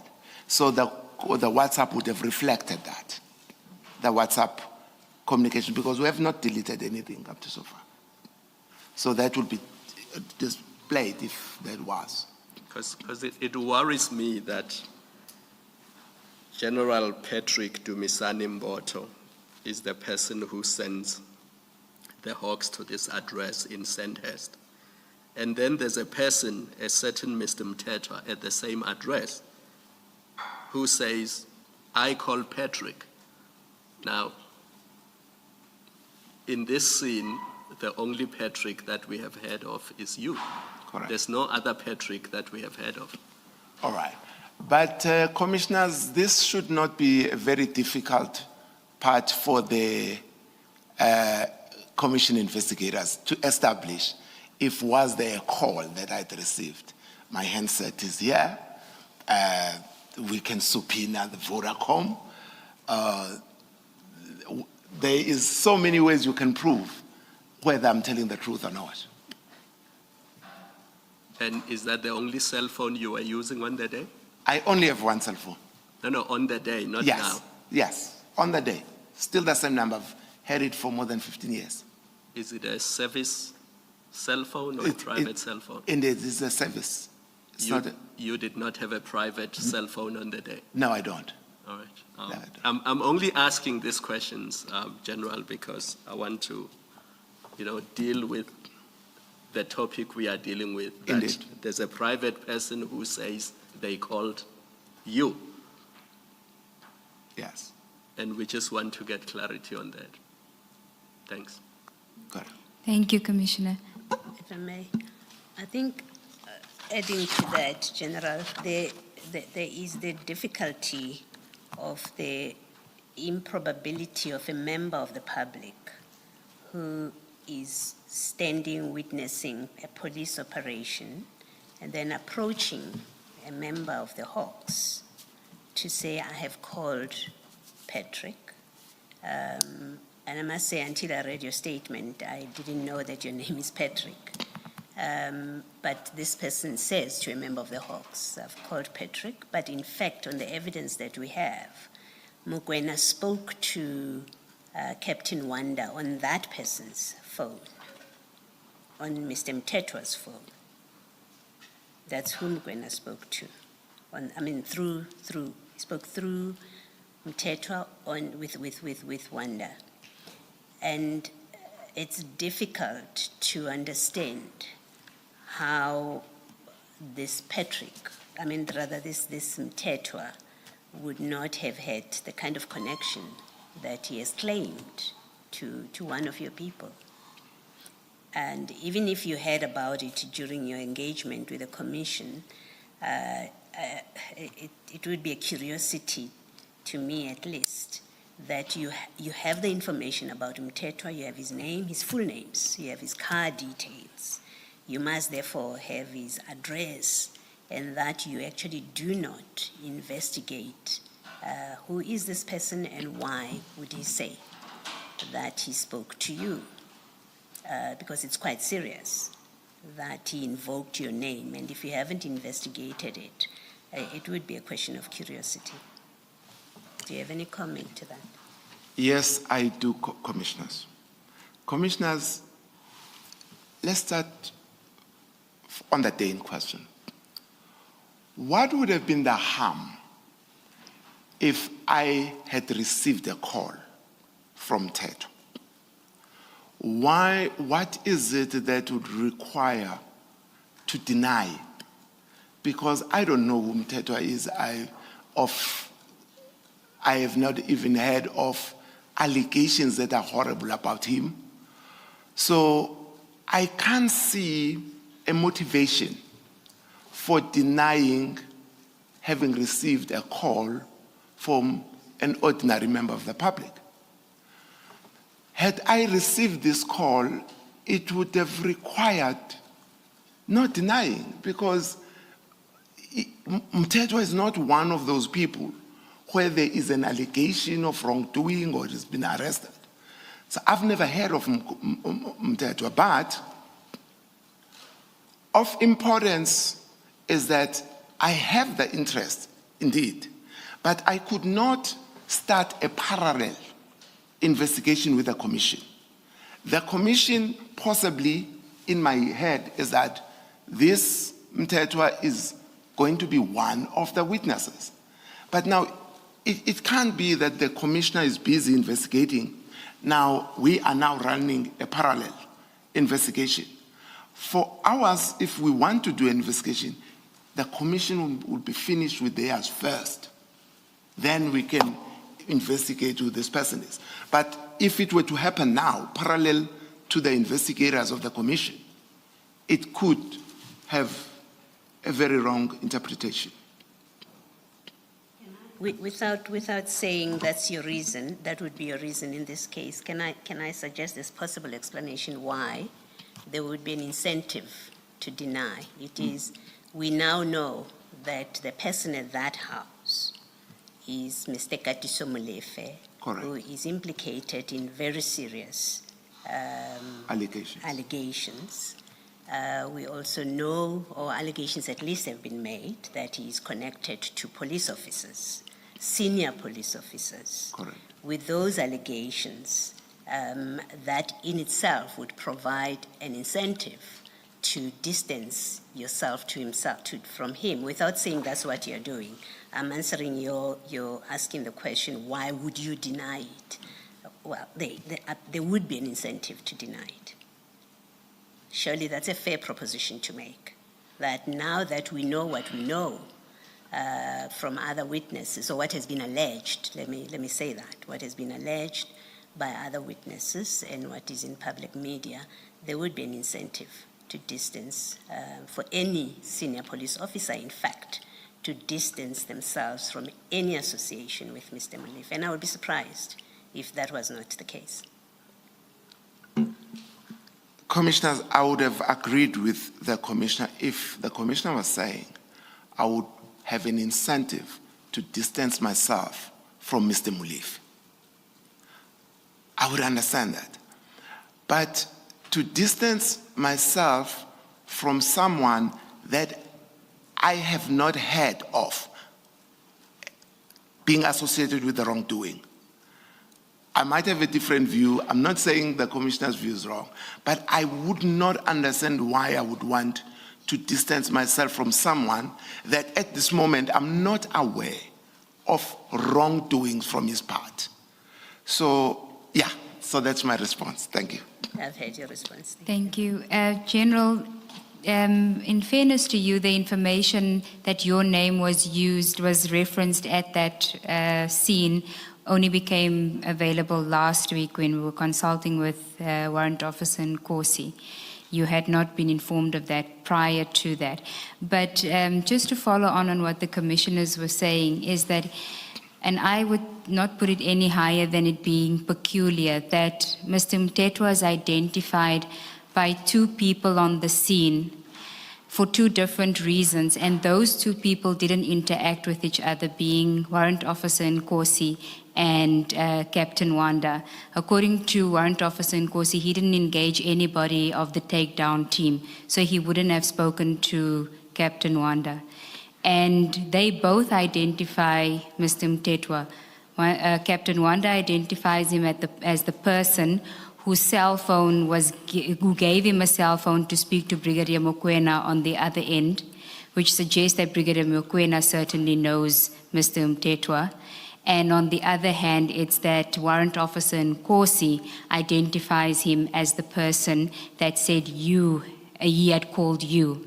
So I think there is certainly a basis for us to engage you on this as to whether you know the person and why now there would be, if you do know him, why there would be an attempt to distance yourself. But I accept what you say is that if you did know the person, certain information you would not have been privy to.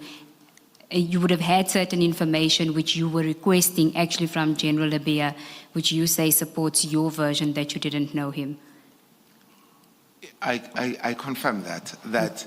But also maybe to take it a point further, if I had received this call, I was going to get more information that I would have passed to the team of Mugwen because they would have needed it.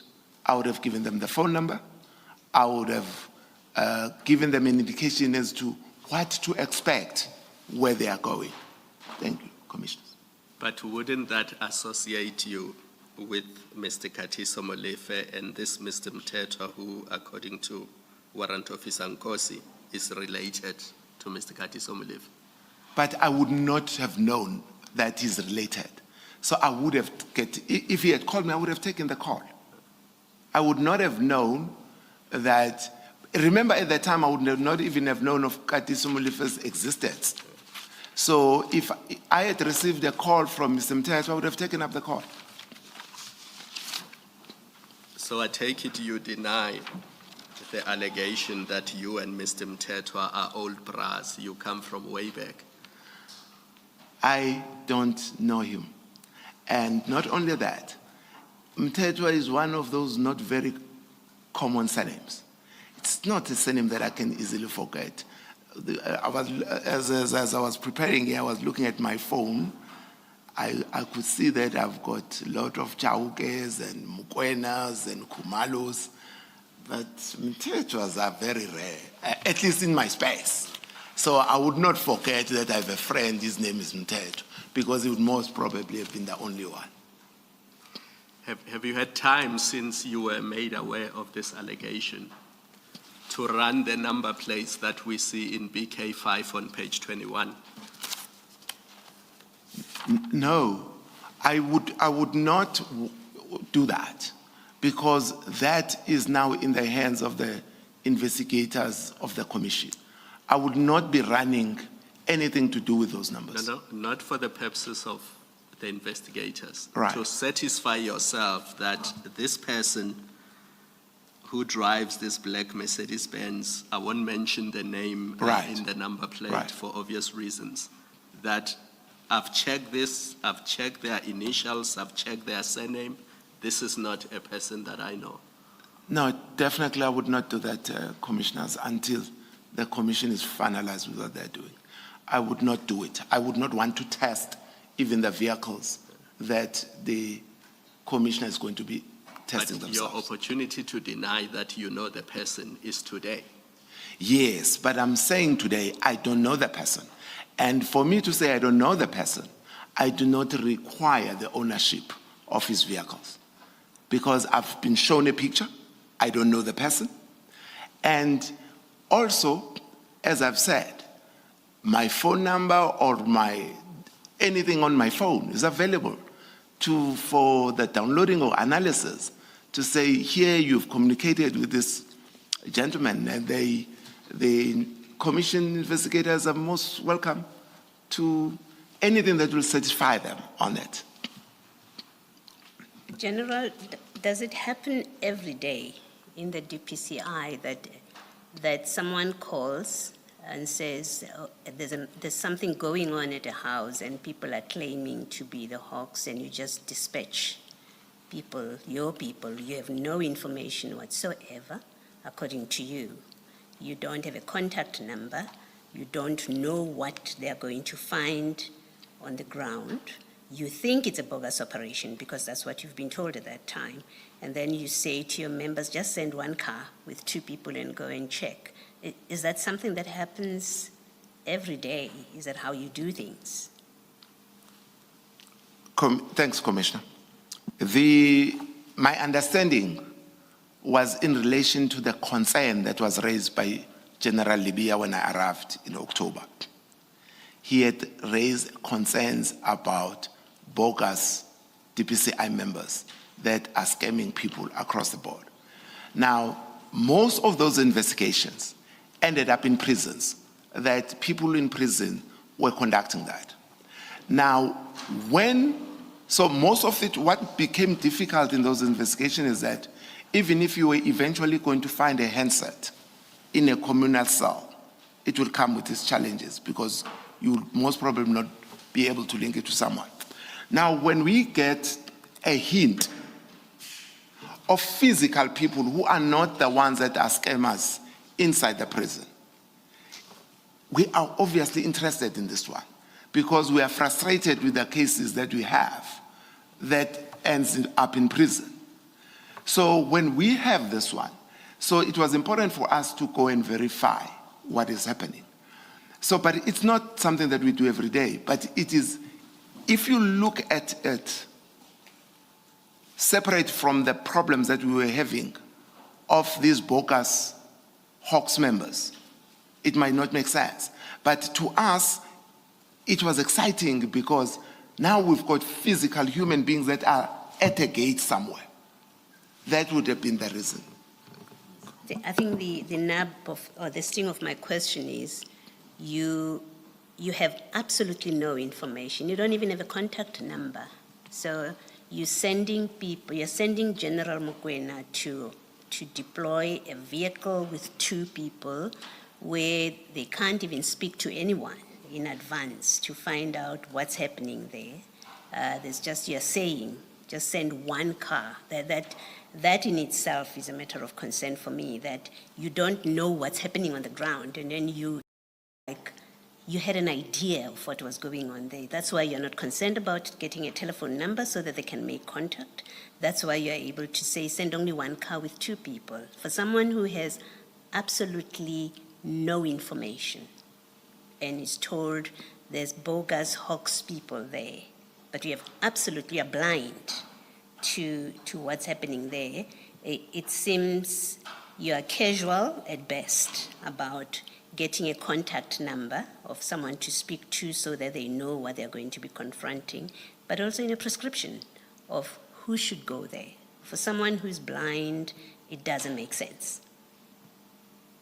Who's blind to what's happening on the ground. It just doesn't make sense. In fact, I think in another conversation, it would border on the reckless. If it's innocent, it's reckless that you would send your people out with absolutely no information and you prescribe who should go there. 2 people in 1 car. I'd like to hear your comment. Yes, Commissioners.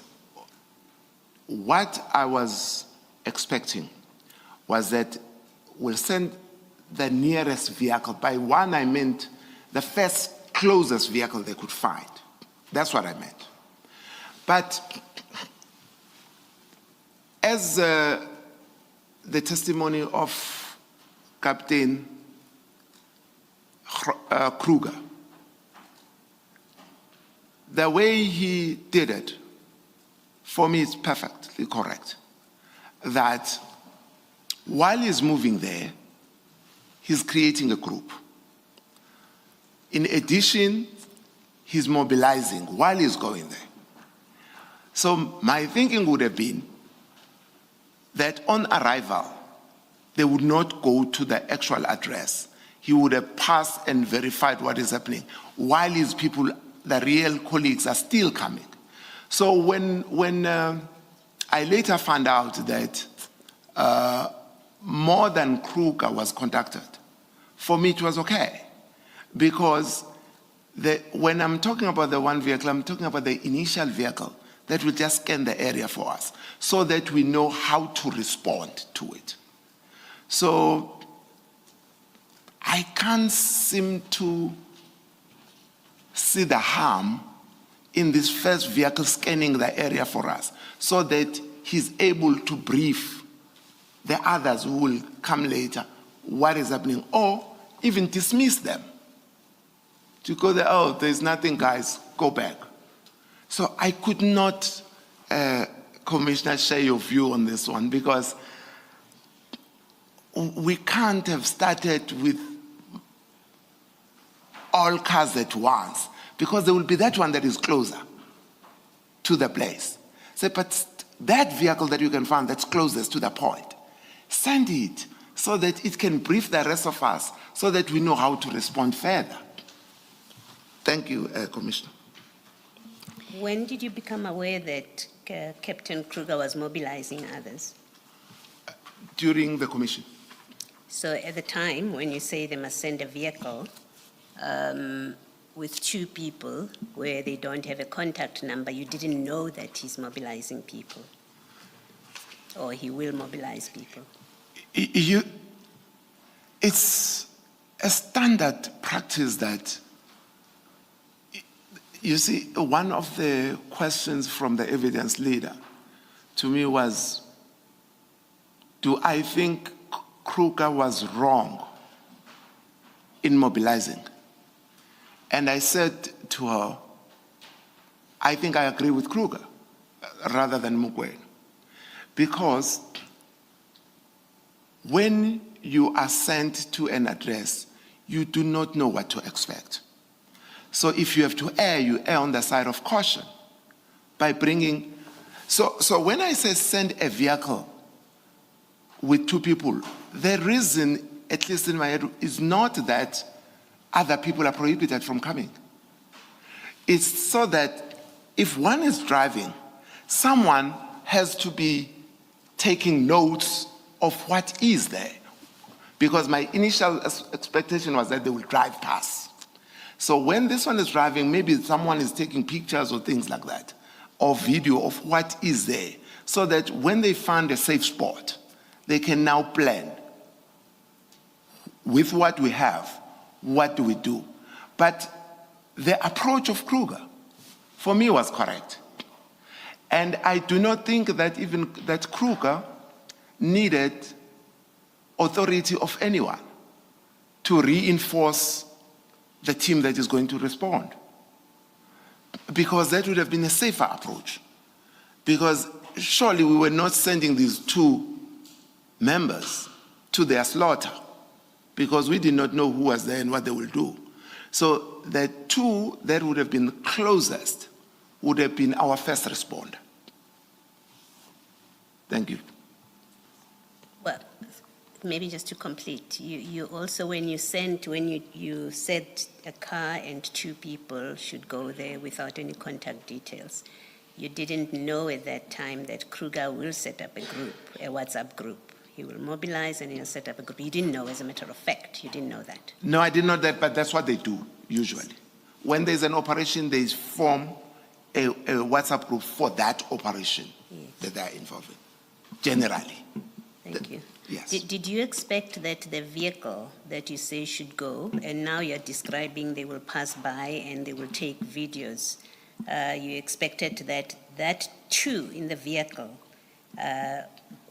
could well have been the end of it. They may have come back just driving by and taking videos to say it's a police operation, and that would be the end of it. That would be sufficient if it went that You way. would have expected that. Yeah, that would be fine. Generally, your evidence confuses me. Earlier you said you just wanted a vehicle to go there to scan the area. You now know that before any vehicle had been there to scan the area, Kruger had already mobilized private security, had mobilized other hawks from Molefe City and other people that have not been mentioned to us. And you say now that is perfect. That's how he should have done it. Yes. But then that's not scanning the scene. All right. Commissioner, let me explain again. I want the first vehicle to go scan the scene. But while it is scanning the scene, Just pause there for a moment. right, We now know that before any vehicle had scanned the scene, Kruger had already mobilized people and told them to go there. Are you saying that is perfect, that people were mobilized before any vehicle had scanned the scene? Because if a vehicle had scanned the scene and saw that there were policemen there would have been no need on your version to mobilize anybody, because then you would have been satisfied that this is a police operation. So you're dealing with a situation where there's a normal hawks operation, and a situation you described earlier where you said you simply want to scan the area. Now you are mixing the two, and that's what's causing confusion. all right. Commissioner, if Kruger has delayed letting other people know, remember the people he's calling Commissioner is not someone that will arrive there within minutes. They are coming from wherever they have to come from. He will still get there before everybody else does, even if he informs them. But if we were to amend this and say it according to how the commissioner is phrasing it, it will require Kruger to get there, scan the scene, see that it requires additional manpower, then call the manpower. There would be a lot of time delay in that approach, Commissioner. But if he calls the people, those people will never arrive before Kruger if he's the one calling them. He calls them, he sees the place. If indeed there is no need for police, Kruger calls them off. But I'm having a view, Commissioner, that if we were to do it the way that is suggested by the Commissioner, on arrival, Commissioner Kruger would have far more waiting to do than if he mobilized them while on the way there. General, it was your suggestion earlier that once the person has scanned the area, Yes, they will call. yes, And then based on what they have seen, yes, you will decide whether to deploy more people. correct. So now you're changing that and you're saying on his way there, Kruger himself should have deployed more people so that once he gets there, he doesn't have to wait for support. So you're saying two completely different things. Commissioner, that's not what I'm saying. I am simply saying to the Commissioner, I'm not opposed to Kruger having called people while on the way. I'm not opposed to that approach. But when I thought initially, when I was sending him, I thought he will scan, talk to us so that we send people. But Kruger did one better than us, than my initial thinking. Because Kruger is saving time. So I'm saying I'm not opposed to the approach of Kruger. Because if you look at it, Kruger's approach is better than mine. Because I would have allowed Kruger to arrive there. Kruger gives us feedback, this is what I see, then we deploy. But Kruger's one is even better than mine. So as I was looking at it, I'm saying, but this is better idea, that one of Kruger, than mine would have been. Because Kruger's way of doing it saved him time. Because as soon as he's done, everybody starts arriving. Or others were on the way, he stopped them. So that is what I'm saying. I'm not changing anything, but I'm saying this approach of Kruger, if you look at it, is better than mine. Because it saves him time to respond. Meaning, if we would have gone with my plan that I had, Kruger would have arrived there, scanned the area. If there is anything happening there, he's still waiting for us to mobilize. But in his approach, the waiting time is shorter. So that's all I'm saying, Commissioner. But we must just be clear that it's your approach, not the Commission's approach. No, not the Commissioner. The first one, the slower one is mine. Yes. The better one is Kruger. Yes. What I find a little bit strange or lacking in logic is what you said in response to Commissioner Kumalo's earlier questions. You seemed to suggest that as a matter of course, Captain Kruger would have arrived there first, he having been the person who called all the others. So you said he would arrive there first. Yeah. Did I understand you correctly? Correct, Commissioner, you understood me correct, because remember, I'm under the impression Yes. that he would have been the closest. Here's the lack of logic. You cannot make the assumption that he was closest. But that was the request. What request? To Mkwena. Mkwena found the closest vehicle to the address in Sandton. Remember the first vehicle, the one that we were talking about, has to be the one closest to the address. So if he's the closest. And practically, how would Brigadier Mkwena have done that to establish which vehicle was closest? I thought he was going to call the Joburg team to find out where they are. And then of them, the one that's closest should be the one that he deploys. Because that it is on that basis that I think he then arrives before them. Because the choice of the first car would be in the distance. So you are basically saying it's Brigadier Mkwena then who did not comply with your request that it should be the nearest car that's requested to go to the address. I'm asking that because we now know that the car that was requested to go there was a car that was to drive from Pretoria all the way to Sandton. So are you saying your request to Brigadier Mkwena was get the nearest car to go to the Sandton address? That was your request? That was the request. So basically you are saying Brigadier Mkwena did not comply with your request. He took, or rather he requested a car that was in faraway Pretoria to go to the address. He did not comply with your request. That would have been a deviation Commissioner, but I was under the impression, even myself, when he told me it's Kruger, that Kruger is from the Joburg side.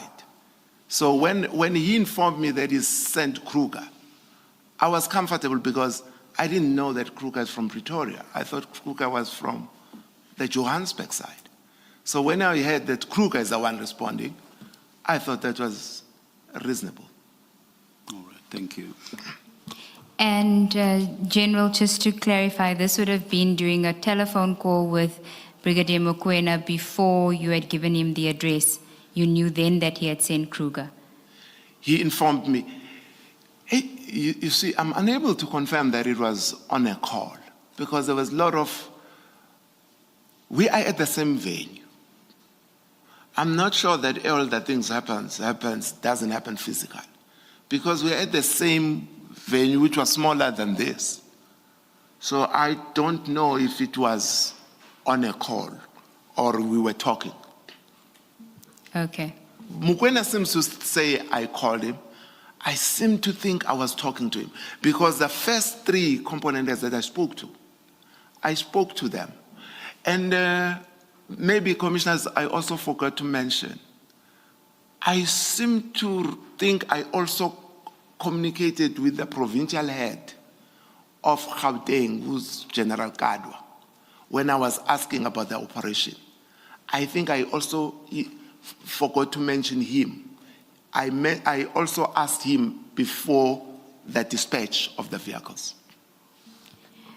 So I just want to confirm that if, now that you say that Brigadier Mokoena told you that it's Captain Kruger that would be responding, Yes. that would have been before you gave him the address. Yes. Okay. Yes. And Yeah. I'm not sure whether it's before or after, but if you look at when I send the address, it's also not very far apart from my initial interaction with them, which would have been around 3:45. So I don't think that Kruger would have been already on the road. But yes, the sequence is that I speak to Mokoena. He comes back and gives me information that he's sent Kruger. I give him the address in that sequence. Maybe the times I might not be sure, but I speak to him. I say he must send a vehicle. He comes back to me that he's sending Kruger. I give him the address in that sequence. And did he tell you where Kruger was at the time? No. But I would have assumed he's in the vicinity because that's the request to Mgwen. Find me someone closer to the scene. I am looking at paragraph 10 Paragraph of your statement, Brigadier. Paragraph 10. Yes. Yes. You don't mention a request there unless you mention it elsewhere. You say that you thought that Brigadier Mokoena would have asked a team that was either in Ekurhuleni, Ruodeport, or Soweto to attend to the address. You don't say you requested, but now in your testimony here, more than once, in fact, in response to me, you mentioned the request. In response to the evidence leader, Ms. Ncube, you again mentioned the request, and you've probably mentioned it at some other stage as well. Here you say you thought, you don't say you made a request, that it should be the nearest car. Can you please explain that? All right. The correct version is I requested him to find the nearest car. That's the correct version. I would have requested him to find, because any other vehicle would have been far, because what I do know is that Brigadier Mokoena has got two teams. There's a Pretoria team and we've got Johannesburg teams. So if we've got a problem in Johannesburg, the best, quicker people to set are the people of Johannesburg.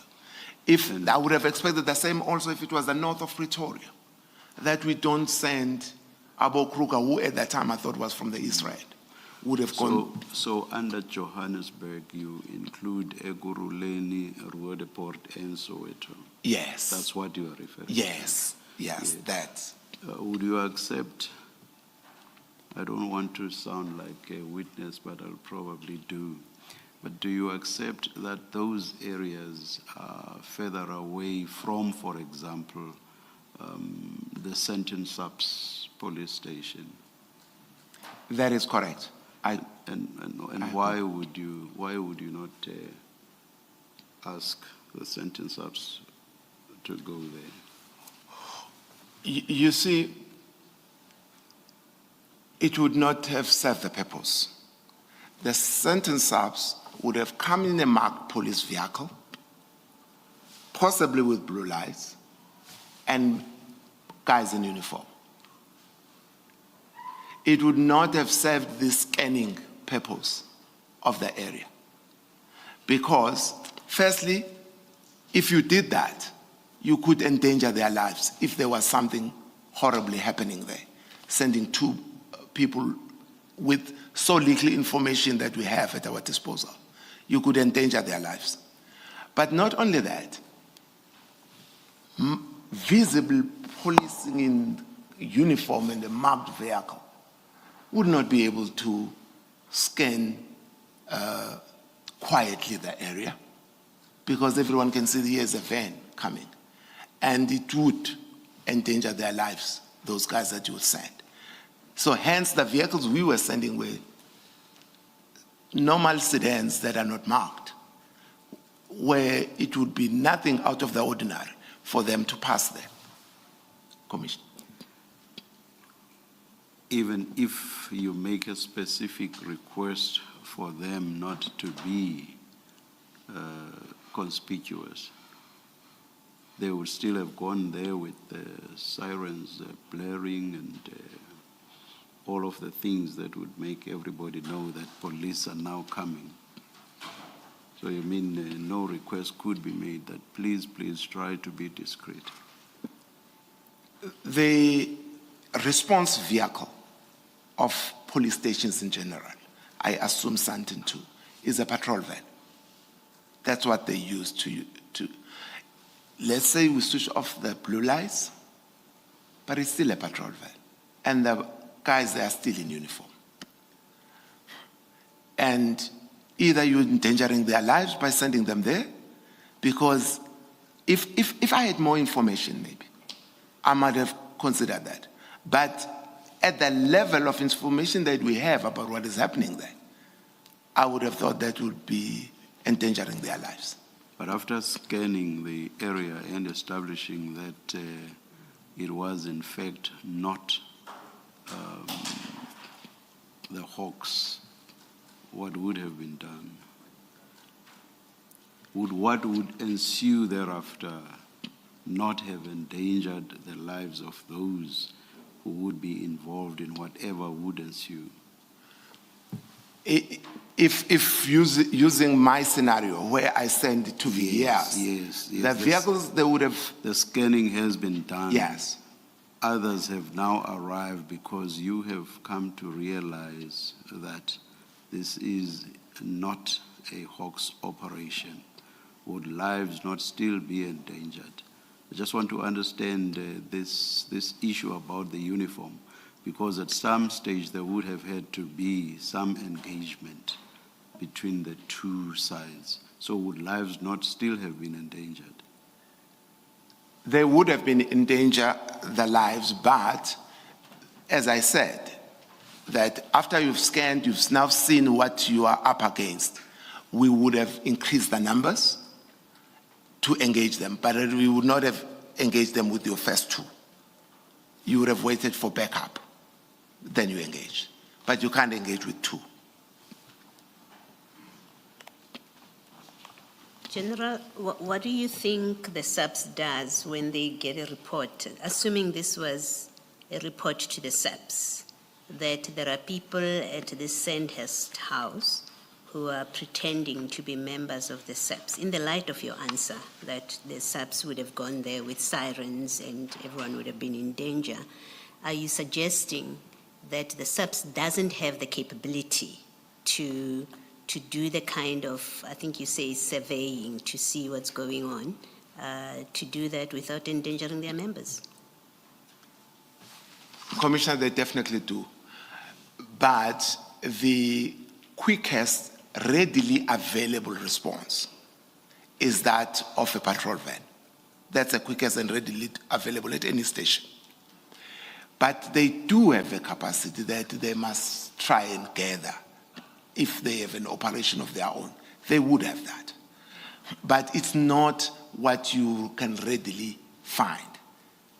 It's not a resource that's always on standby like a patrol van. A patrol van, 24 hours of the day, is ready to respond. Did you even consider to get the SAPS to attend to this, or you are now reverse thinking because you're being asked these questions, and now you're creating an explanation why the SAPS would have been unsuitable? And when I say creating an explanation, at this point at least, I'm not suggesting any dishonesty about it. It's really to try and understand, did you even consider to contact the SAPS to do this and discounted them, or it just never occurred to you from the outset? You knew this was going to be a DPCI operation.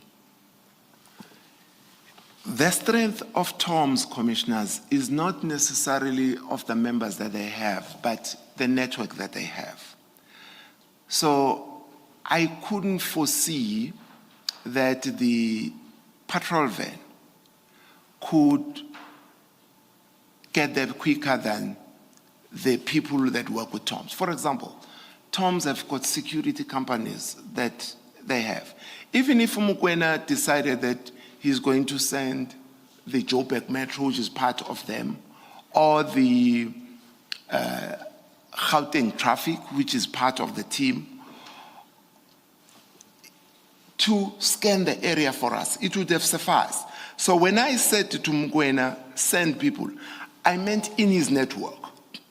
So the police, to be honest, commissioners, was never, the patrol van was never part of my thinking from the word go. I never had the police van as part of those that I wanted deployed from the word go. Well, you've also told us that you know that they have private cars, unmarked cars, which are not patrolled vans. The SAPS, did I understand you? Did I hear you properly? I was talking my team that I sent there. Okay. That the team that I sent there, I sent them with unmarked cars. Yes, I was referring to those. That the team that went there, they had unmarked cars to respond with. No, but you don't know who was sent there because you gave the instruction to Brigadier Mokwena. So why do you talk as if you know that the team that was sent there had unmarked cars? Remember, Commissioner, I mentioned that he told me that he sent Kruger. Yes. And I said Kruger was the right choice in my thinking because it's from, at least I thought it was from the East Rand. So I did have the name Kruger. You see, Captain Kruger gave evidence last week. And one of his misgivings about attending to the address in Senton was that he did not have his blue light and the car that he was driving did not have proper tires. So in his mind, he thought what he needed was a car that has blue lights. So his understanding of the situation is different from yours. I would think he meant driving towards us and not to arrive with the blue lights on the scene. I thought maybe he would have meant while getting there, not when he's there to come with the blue lights. There is no way that he would have wanted to arrive there with the lights on. Thank you. Thank you, Commissioners. General, then if we can deal with the conclusion of your statement, which is at page 6. Before you go to the conclusion, can I just deal with another topic, a different topic? General, when you spoke to Brigadier Mokwena, to attend to this. You say in your statement that you told him that General Libya has said there are people who are pretending to be hawks. Is that all you said to him? No, I told him that General Libya says there are people who are alleging to be members of the Hawks. That's one. Two, they is alleged to have been sent by him, General Libya. That's where Mokwena mistake it for me to be saying that Libya is with them. That's why he's making the mistake there. I didn't say General Libya is at the house, which is how I think Mokwena understood it. But I was saying, firstly, they say they're members of the Hawks. Secondly, they say they have been sent by General Libya, because that was the message I received. So where he's testified that you said that these people were with General Libya, and he in fact acted on it because he on a video showed, on the phone, showed Captain Wanda that he's in the same place as General Libya. You're saying that's not correct. You didn't say that to him. No, I didn't say that, but he misunderstood what I was saying. No, don't try and explain what he said. He's testified, he's Okay. told us that what All right. you told him That's not was what I that told these him. people were with General Libya. You're saying that's not what you told No. him. Is General Mokwena the only person apart from General Libya? And I keep in mind that you say after you spoke to General Libya, you then checked with your component heads. I think that's what they are called, whether they have operations. Yes. You ask Mokwena the same thing, and then you ask the provincial head, I think you said, Of Gauteng. of Gauteng as well. The instruction to then attend to the scene, you only discussed that with Mokwena, with Brigadier Mokwena. Only. You didn't give an instruction to anyone else. No. Okay. Now, we know from the evidence of Captain Kruger, he told us that Brigadier Mokwena sent to him a WhatsApp picture of a black X5, which we now know from that evidence that it belongs to the Office of the National Commissioner, KZN. We know that. You've had that evidence. Are you aware of that evidence? No. Okay. So what Captain Kruger told us is Brigadier Mokwena sent him a picture of this black X5 and also the details of an Audi vehicle, which happens to be the one that you say he sent you the details and you don't know why he sent them. Now, that details of the Audi and of the X5 he sent to Captain Kruger. Do you know where Brigadier Mokwena would have received this? Did he receive it from you? Definitely not from me. I don't know where he got it from. Okay. And if he didn't receive it from you, it must mean he sourced it himself from somewhere else. If he didn't get it from you, because this instruction comes from you. Yes. Okay. No, I did not give him the BMW. All right. Thank you. Thank you. He also didn't send it to me, if I may just add, the BM part, but he sent me the Audi. Yes. I asked the question because he's talking to you and then he shares down to his people and he sends a picture and the details of the vehicle down to his people. And the question is, where would he have taken them from? Am I wrong in my assumption that he would have gotten this car details from you? Is that incorrect to put? No, that's incorrect. Okay. I didn't have that. Thank you. Just a matter of detail, you'll forgive me if you've already touched on it in your testimony, General. In paragraph 4, you say, I was approached by the then national head of the Hawks, Lieutenant General Godfrey Libya, who inquired from me whether I was aware of a Hawks operation underway at a house in Sandton. He informed me that the information he had received is that the members of the Hawks were conducting an operation at a specific house in Sandton, and it goes on. Did General Libya tell you how or by what means he had received this information? Yes, he did, Commissioner. He said he got a call. A call. He did mention that. Thank you, thank you. Yes. And I think I did ask you earlier as to whether he told you who he had received the information from. Let's not repeat that. Okay. Thank you, thank you. Thank Maybe lastly from me, General, you've given us a list in one of the annexures, a list of what you say are cases or incidents of where people have impersonated the That's Hawks, correct. have claimed to be from the Hawks. And some of them there's been prosecutions, others you have said they were found unfounded. It says unfounded. You've told us what the status is. And some of them there's been prosecutions. Now, is any one of the 30 a case where a member of the public just called and said there are people here who say they're members of the DPCI, and then you've sent your people there to go and find out without knowing what's going on? Any one of these 30?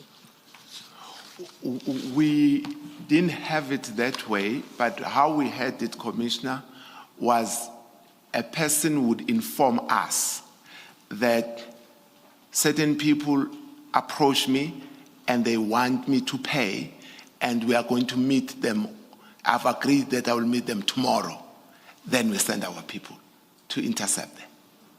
Yes. It's really been planned operations. Yes. You received information and you planned He operations. gives us Yes. that by the time he contacts us, usually they've already interacted, first interaction with these people. And then we then facilitate the payment and the receiving of the money for us to arrest them. Thank you.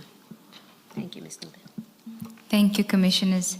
General, then if we can deal with the conclusion of your statement, most of which you have already dealt with in your engagement with the Commissioners.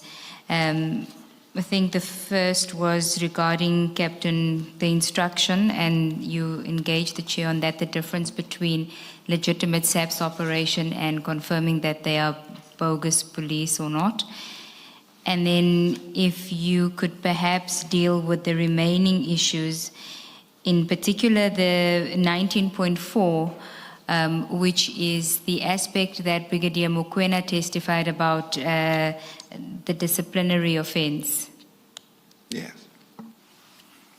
I think I've also mentioned this, Commissioners, when I said it is not a misconduct if the member who's responding brings in backup for himself. That's what I was meaning there.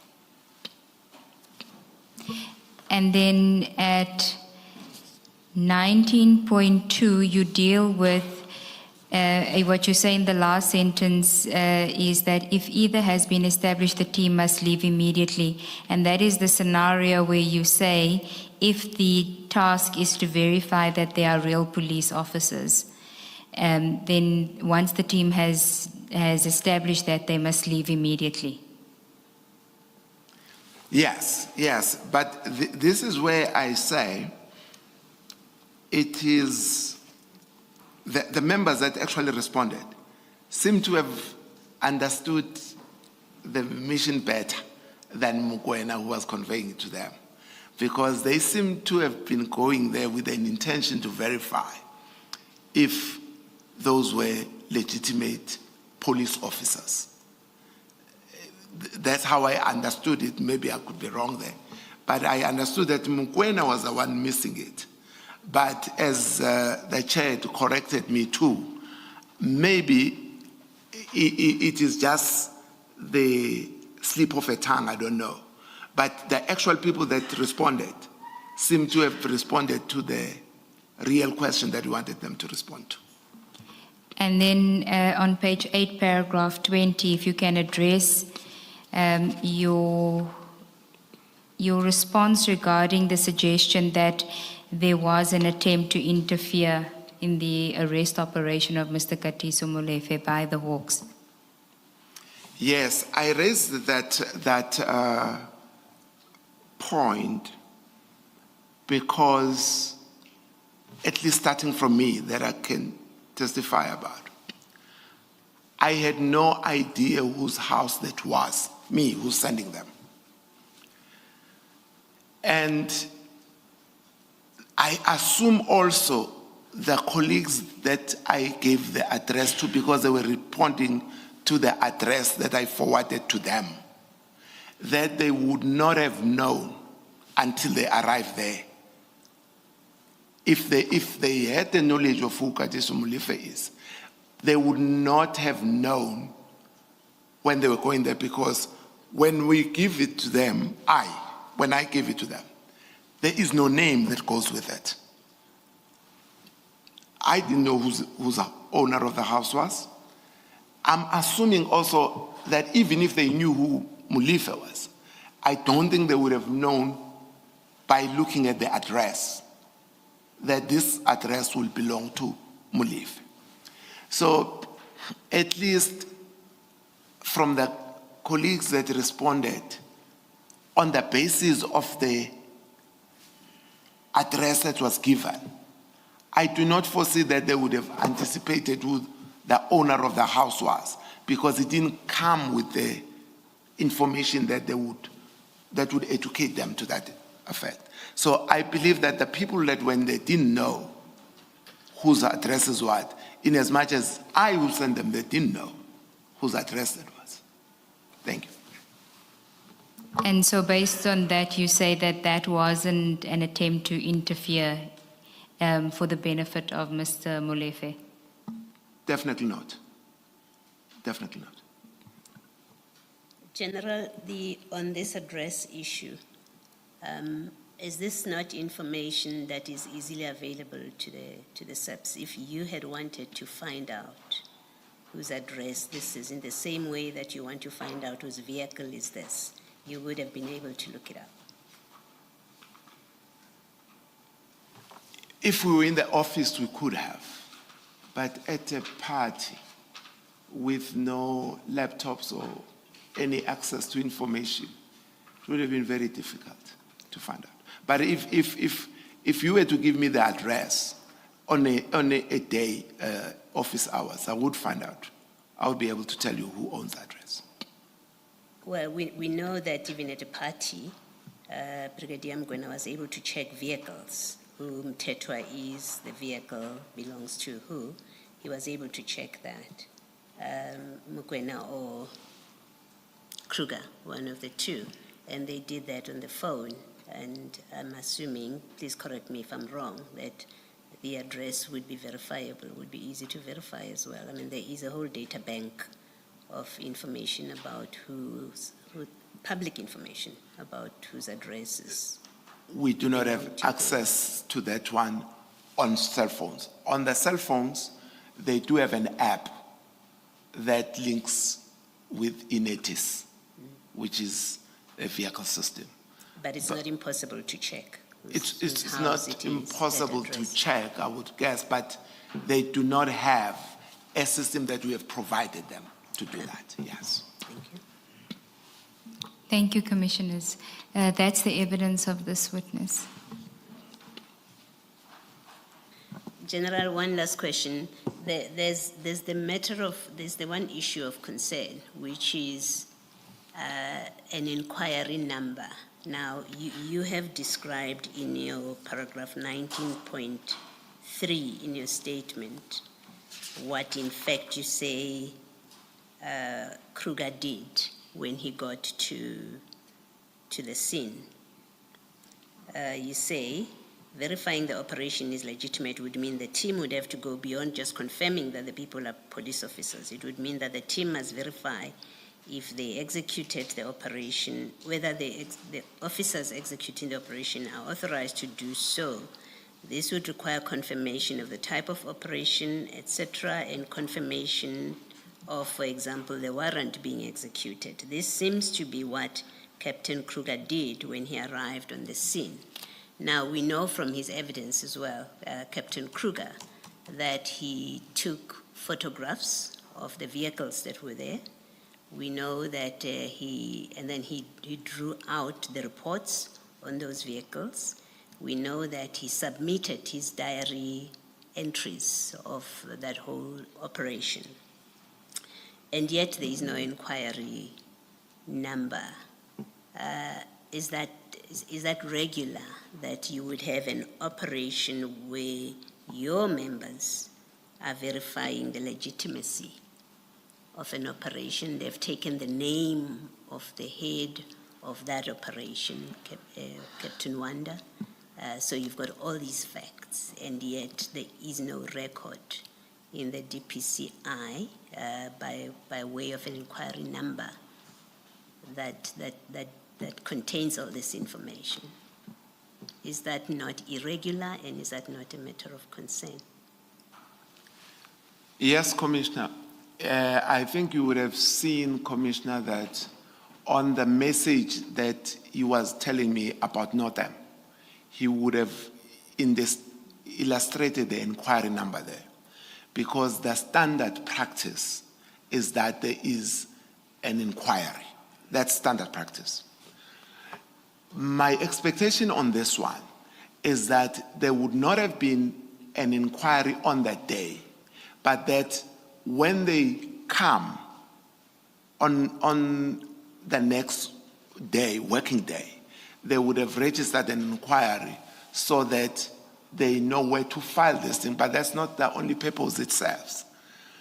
It serves also to justify driving a state vehicle. When we drive a state vehicle, there must be some form of a reference number that justify why you drove from point A to B. So that would be the norm. As to, I'm not complaining that when they went there, they didn't have it. What I find troubling is that when they come back, still not, because it is what they would have needed to put in their logbook as the purpose for driving to a specific address. So as a norm, it should have had the reference number. It justifies their driving. It also helps in the filing of anything that relates to this, the information about Wanda, the pictures that you have should have found themselves into the file. So as matters stand, if anyone were to do an audit of that period, there would be no record of this operation. Particularly after I've heard, I would have been worried about what they would have written in the vehicle logbook for the trip, because our systems require that each trip you justify with some form of a reference, that backs it up. And then lastly, Chair, we saw you saw the pictures where Captain Kruger shared on the group. You saw them now, at least, as you're testifying. Shared on the group the details of the vehicles that were at the scene, the pictures that he took, and then he shared the pictures, but also shared the details of the vehicles there. Did you ever receive any of those pictures and any of the car vehicle details? Were they shared with you? No, they were not. None of those were shared with me, Commissioner. Thank you. Thank you, Chair. Thank you, Ms. Nube. Very quickly,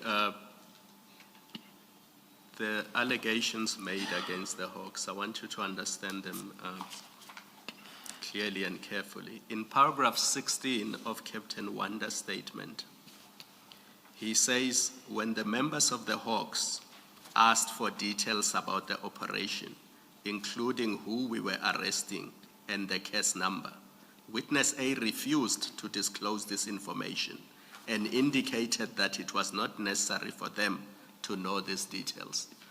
Now, do you accept that if this is what the members of the Hawks did, and it's a big if, then that would be interfering with lawful police operations? Because that's not what they were sent there to do. We did not send them to do that. Do you accept that that would be interference?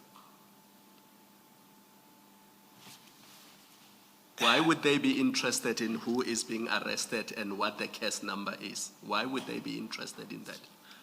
I don't know why they would want to know that, because that's not what's their mandate.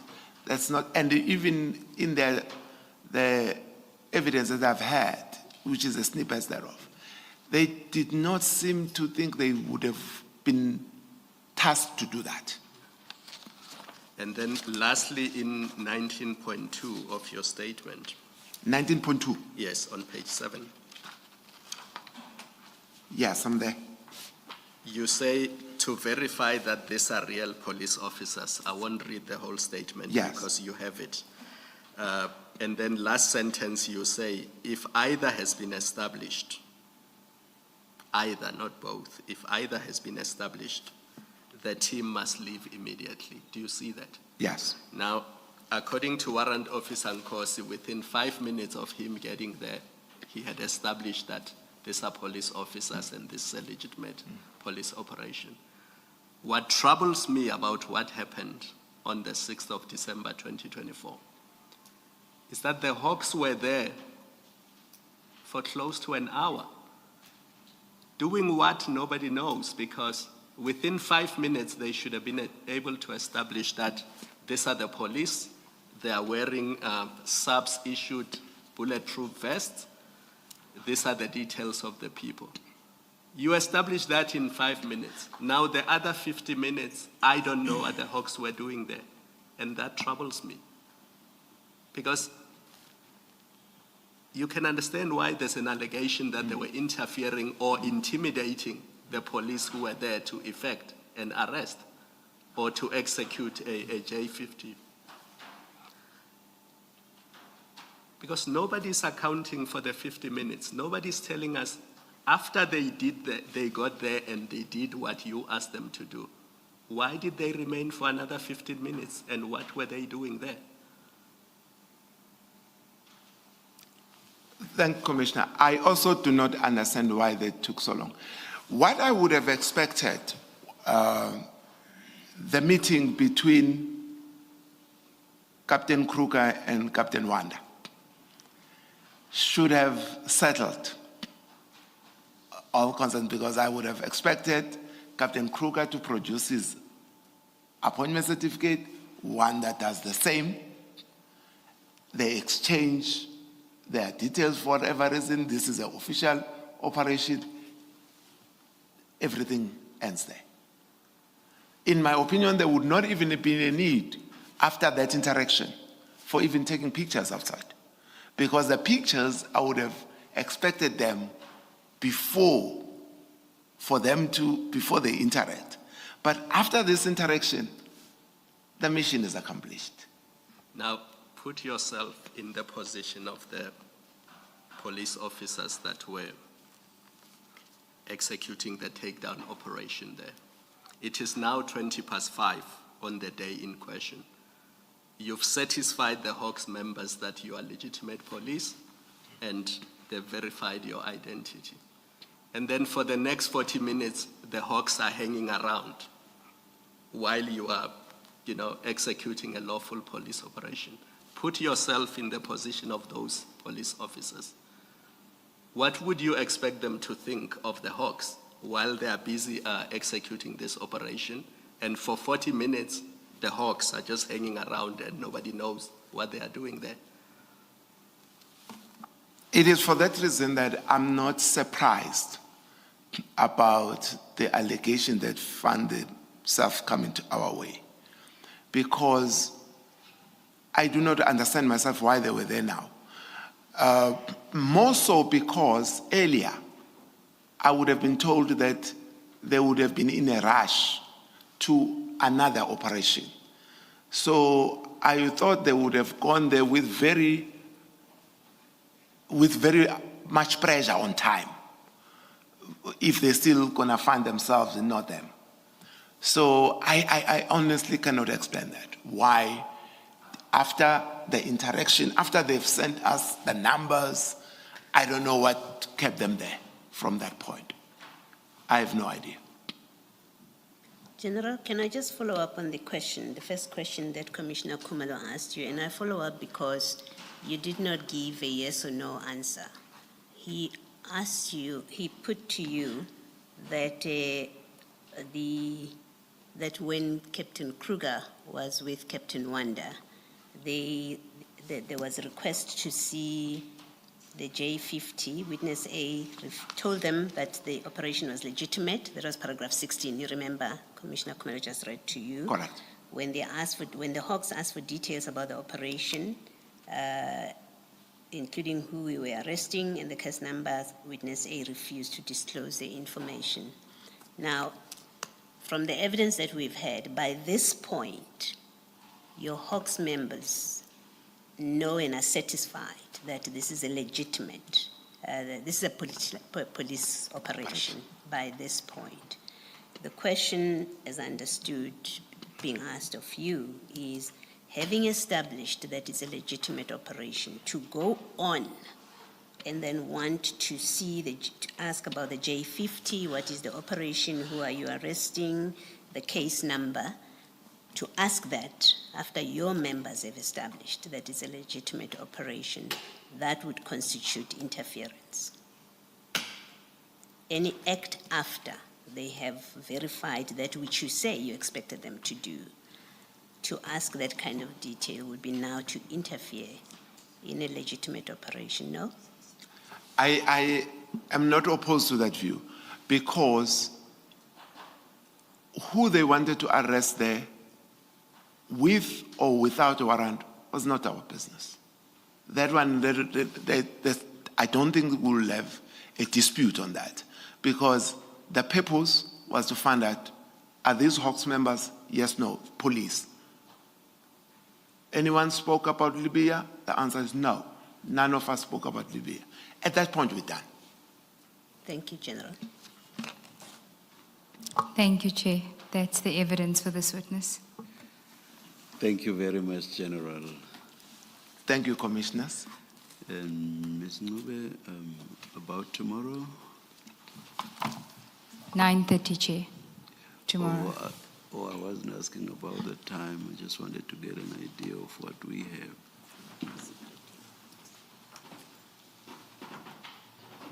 Or perhaps let me not put you on the spot. Thank you, Chair. I'd appreciate that. Let's adjourn until 9:30 tomorrow. Thank you, Chair.